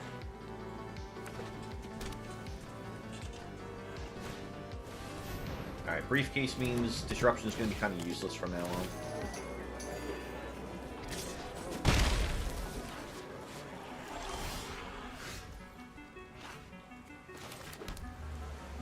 Do a land and pass. Saw it coming. Please find something good for us to counter.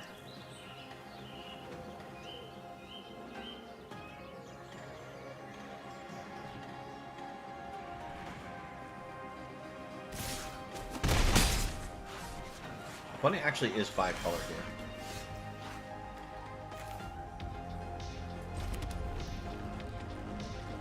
Alright, we just continue to pass. No reason to take any, action against this board state.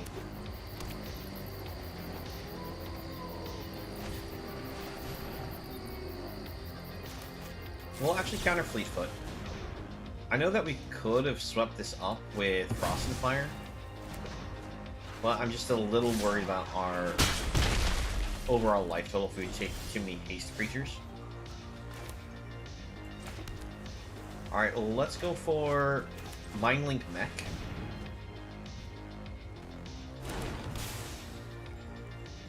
And pass.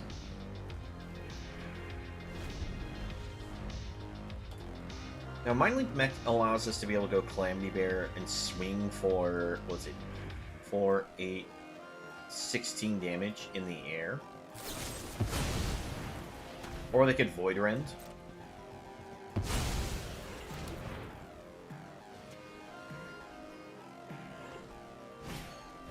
Alright, Dumb Wizard be like, let's print one of semi-broken mono cards that are not powerful enough for damage. No, I understand what you're maybe making complaints against, because of the fact that they printed cards that they knew would be basically played in almost any type of deck.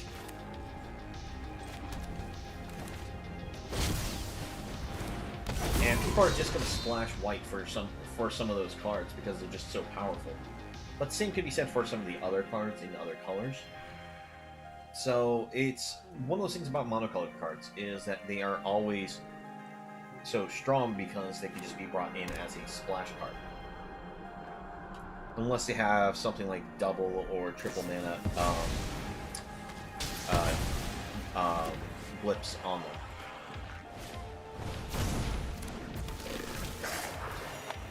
Alright, so the opponent actually seems to be some kind of haste deck.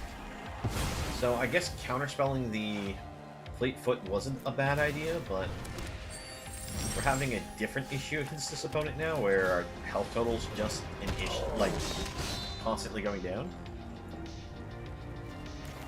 May as well foretell this, because I don't think we're going to be able to use Jawari's Disruption against anything.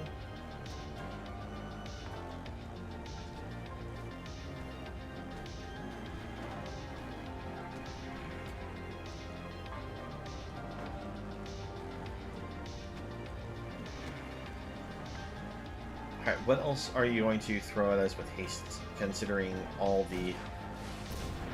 Alright, well, we got the answer to the Fleetfoot with a Demon Bolt.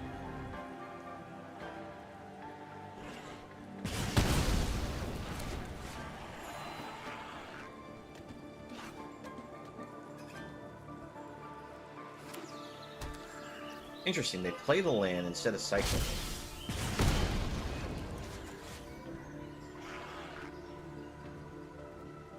One, two, three, 4, 5, 6, 7. Play the Disruption, pass it back. Let's see, opponent has white, blue, green, red, white, green. So they actually have the ability to sacrifice this for the draw 3.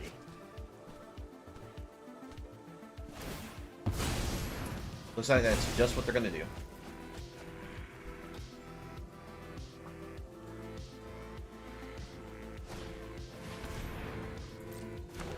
Alright, we'll let them resolve another Innkeeper.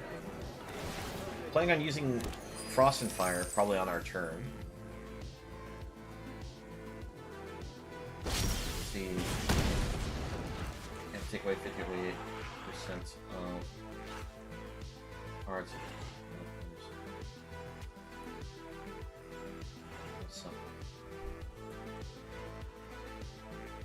Well, the thing is, there's definitely certain key cards that definitely feel like they mess up the powers balance. But it doesn't mean that all the cards are that way. I'm gonna get greedy, go for an attack.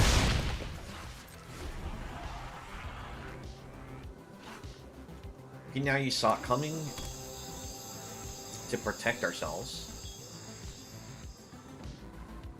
But only if it's something important.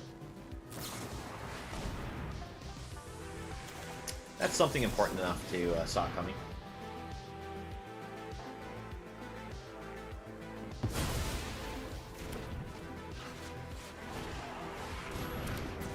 Alright, they unfortunately get another Fleetfoot.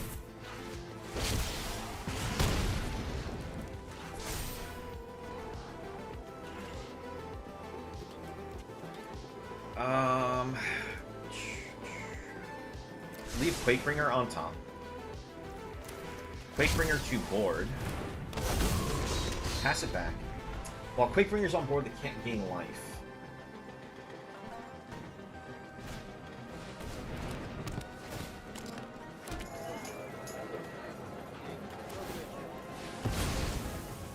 Alright, they immediately crack for the card draw.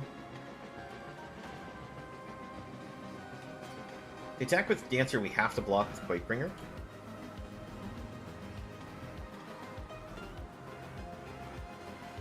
If they kill Quakebringer, we have to block with Calamity Bear. Alright, so that's a lot of damage being done to the opponent. Go for the play. Get some card draw, discard. Go for the kill there, and we'll give him the GG's because we go in. Opponent can't gain life. because of the Quakebringer. So even if they had a ability to just spot remove one of our Quakebringers, we had lethal.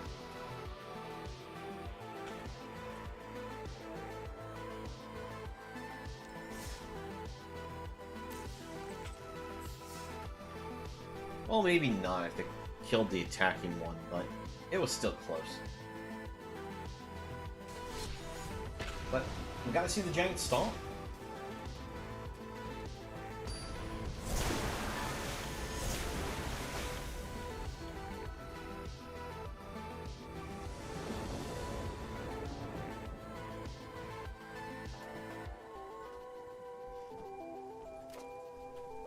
Alright. We'll keep this.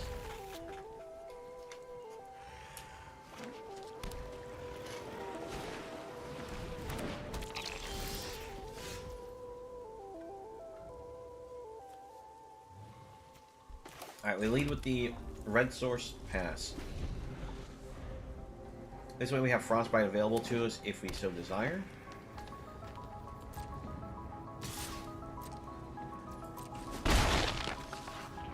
Black, green from our opponent. Alright, we just go land and... Yeah, I'm gonna go ahead and foretell this.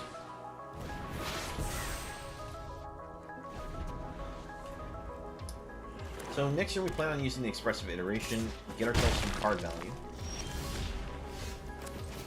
Alright. So, let's see. We'll take this to our hand, put this one on the bottom, and we will play this for our land for the turn.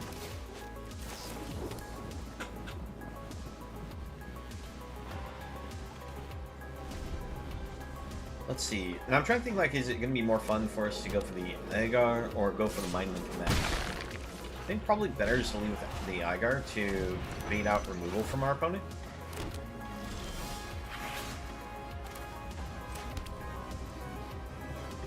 Oh, that wasn't good. Alright. Fortunately, we won't be able to get the card draw off of the Frostbite. Unless we know we kill the Eye Twitch, but I'm gonna go ahead and kill a cat here.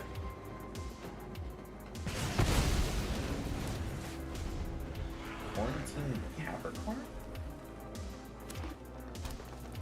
Oh, okay, that's who you want to raid once when we end the stream. Got it.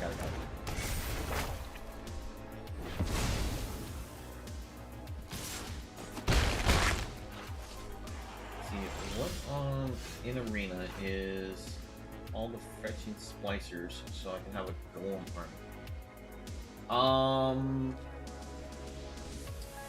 I don't know in Arena how many of those they actually have. I know that there was a couple of them printed throughout the sets. I think there was like only 3 or 4 of them. Alright, so opponent goes Binding the Old Gods. Go for the Fjord. We'll bring Quakebringer out.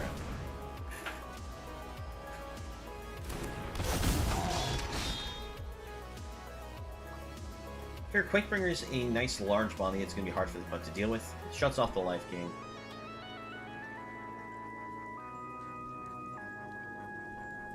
Oh, okay. Well, I don't mind going and hitting them up with the raid if they're online. Once when we end for the stream. Alright, more Binding of the Old Gods.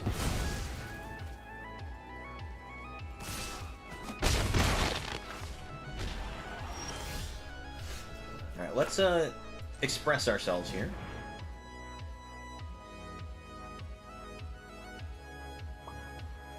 Not a very good express.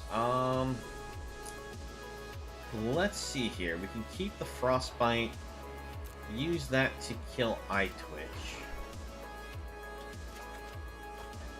So we'll put this on bottom and put this off to the side.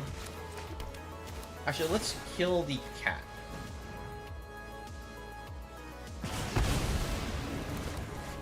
And bring Mind Link to the board.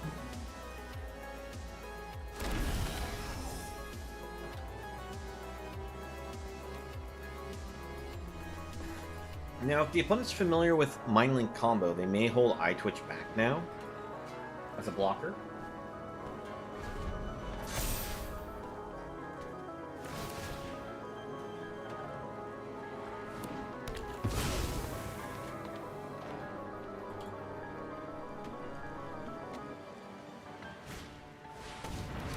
Alright, replacement Chariot. Means we'll probably go Frost and Fire here, sweep up the board. Because we have to preserve our life total.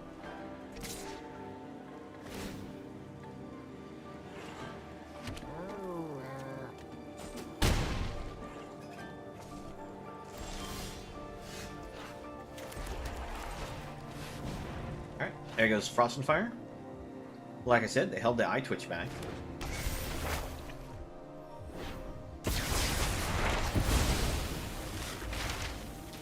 Now the problem is the opponent could just get the card that allows them to destroy our Mind Link mech. But they actually just go for an exhibition. Which is okay for the most part. Because we can use Frost and Fire to sweep these back up again. The only issue is if they bring out anything to the board that's able to crew Chariot, we're just dead.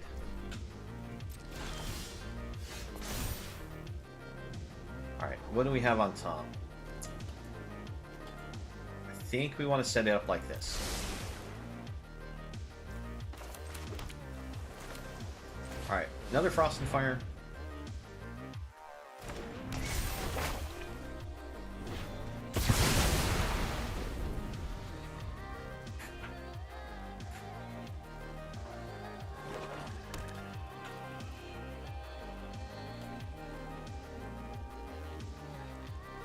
What do you have, opponents? Right, we're not dead yet. That's kind of important. I'll put that on the bottom. Put a Quakebringer on bottom.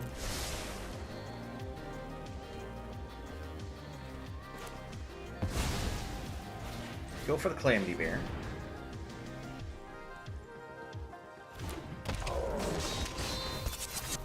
True.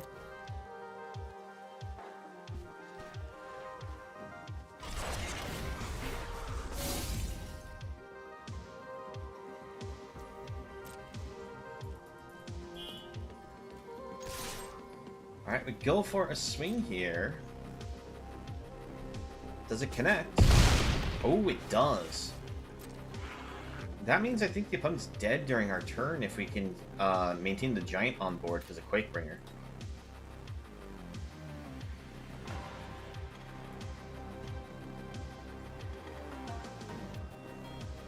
What is our opponent doing over there? Shigeki. Well, we can't actually use Sot coming against that, so we're going to have to let that resolve. If they go for Mascot Exhibition to try to go lethal, we just counterspell it and win. Yeah, this is a great one to definitely end it on. Yeah, you can have the Eye Twitch, that's fine.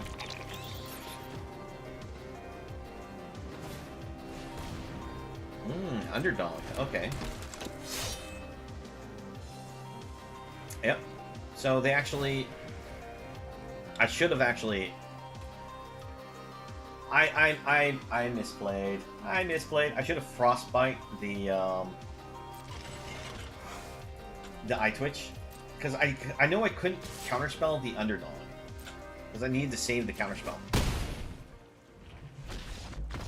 Ah!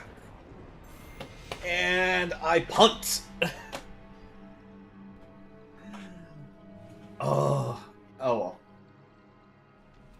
Yeah, because if I used Frostbite, kill Eye Twitch, it would have given them the ability to get another spell that they could have used against us, but at that point we should have been safe to be able to just use Sot coming against most anything that they try to resolve at that point. Now, they could have still potentially have had us, because if they had like another like 2-drop, like another Shigeki with Underdog on board, They could have gone for like Eye Twitch, get themselves the ability to destroy a artifact, mana cost 3 or less, destroy Mind Link mech, get themselves the 1/1 pest. So we'd have to counterspell that. Then it could play Shigeki and just crew up also. So I mean, there's not a guarantee they had the spells, but it's possibility. So I won't know because I can't just check their hand to know like how bad did I punt. Oh well. But in which case, it's probably a good idea for me to go ahead and end the stream here. Yep. Well, it's because we couldn't put anything else to the board to put pressure. The opponent just kept kill spell, kill spell. Like, they had so many binding to the old villains. But we'll go ahead and end the stream there. We'll go ahead and send ourselves off on a raid. Because I do need to get some more editing done for the YouTube. But also, I would like to head out and go get myself some food for the night. Because I've been doing this for just a few hours and would like to be able to stop to get a bite to eat. In any case, thank you very much for joining me, Izzy. Always great being able to chat with you. I wish you all have a nice night. We are going to go ahead and raid Quarantine Capricorn as requested by Izzy. So, I hope you all have fun over there, and we'll hopefully see you next time. Take care, everyone.